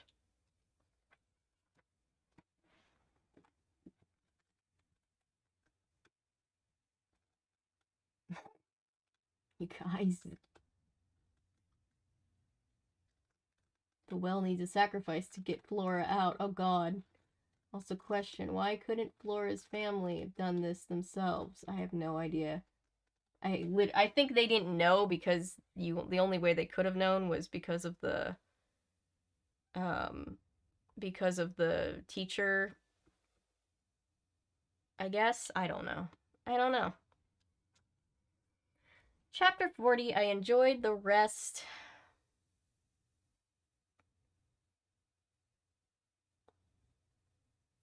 Chapter 40, I enjoyed the rest of our stay in the old house. The play rehearsals were fun. There was no more visits from ghosts. Everyone kept teasing Courtney and calling her Ghost Girl. Trust me, I hated to see the weekend end, but Sunday night, we said goodbye to the haunted house and piled into the school bus and bounced our way home. Courtney wasn't in a great mood. She was finally seeing how it felt to be teased. She finally seeing how it felt to be teased and made fun of all the time. I felt totally relieved, like a new person. I couldn't have been happier to pass the title of Ghost Girl onto her forever. We sang the songs from the play all the way home. Have a haunted, haunted Christmas, and a scary New Year's too. Have a haunted, haunted Christmas, and to one and all say boo. The bus stopped at my house. I grabbed my bag and ran up the driveway. Mom and Dad met me at the door. How was it? How was the old house? How did rehearsals go? Did you have fun? They had a million questions. By the time I'd answered all of them, leaving out the ghost part, of course, I was ready for bed. I dropped my bag on the floor in my room and felt too tired to unpack it. I yawned. It can wait till morning, I said. What can wait till morning? A voice asked. I turned to the door and saw a floppy red cap. It tilted up and I saw Flora's face beneath it. She floated into my room, all dry now. Huh? I guess. Flora, what are you doing here? She offered me a sweet smile. I decided to stay with you, she said. No, wait a moment. I stammered. Flora, your family. What about your family? I like you better, she said. I mean, that's fair. Honestly, that's fair. They left me in the well for over 100 years. What kind of family is that? Exactly, Flora. Flora understands. But, she smiled again. She had tiny dimples in her cheeks when she smiled. We'll have such good times together, she said. When do we go to school? I can't wait to meet your friends. No, Flora, bad idea. Wait. She tossed the red cap onto my bed. But Kate, there's only one bed. Where will you sleep?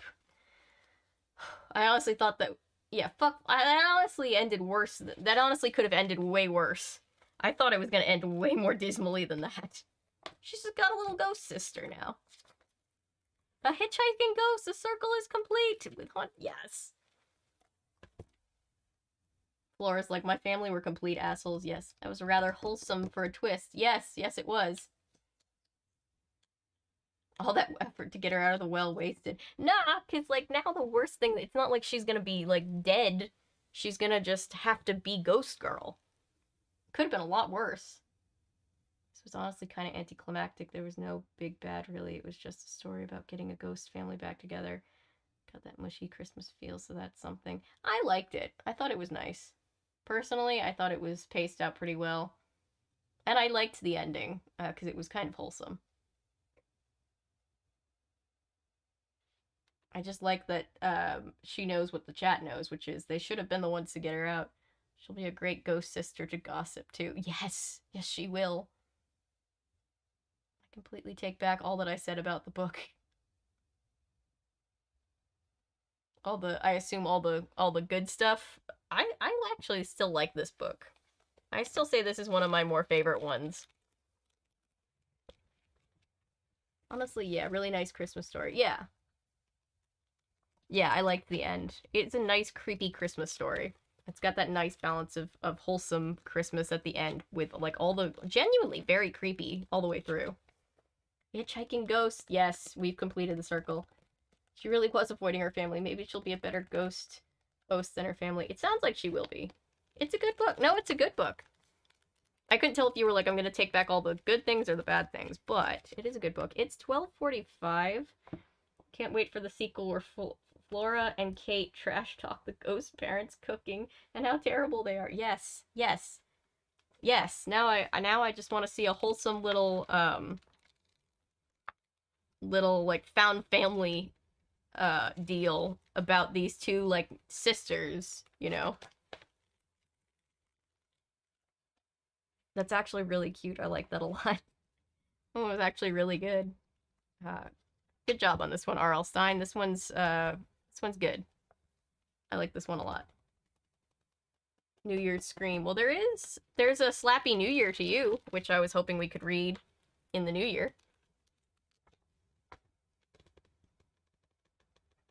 I meant the good things about the ghosts wanting to be. I meant all the good things about the ghosts wanting to be together. Yeah. Yeah, I get you.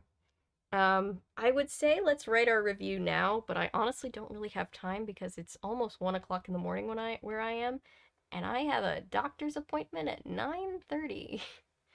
So I'm going to let you guys go, but thank you so much for hanging out with me. Thank you for letting me hang with you guys on my birthday. I've never actually done anything on my birthday for the channel, I don't think yet. R.L. Stine didn't title it Season Screaming. Season Screaming would also be good. I think he just thought of 12 Screams of Christmas and then reverse engineered, because he does that. I bet reading that book, Slappy New Year, will take the rest of 2022 to read. Good night and happy birthday. One more day until Christmas Eve. 2 more sleeps till Christmas. Wait, technically 2 more? Yeah, 2 more sleeps till Christmas. Yeah, today's my birthday. I'm 26 today. Well, it's just after midnight, so my birthday, it's just now, all of a sudden, my birthday. Happy birthday and happy new year. I'll see you guys. I won't stream again till after Christmas, but I'll stream before the new year.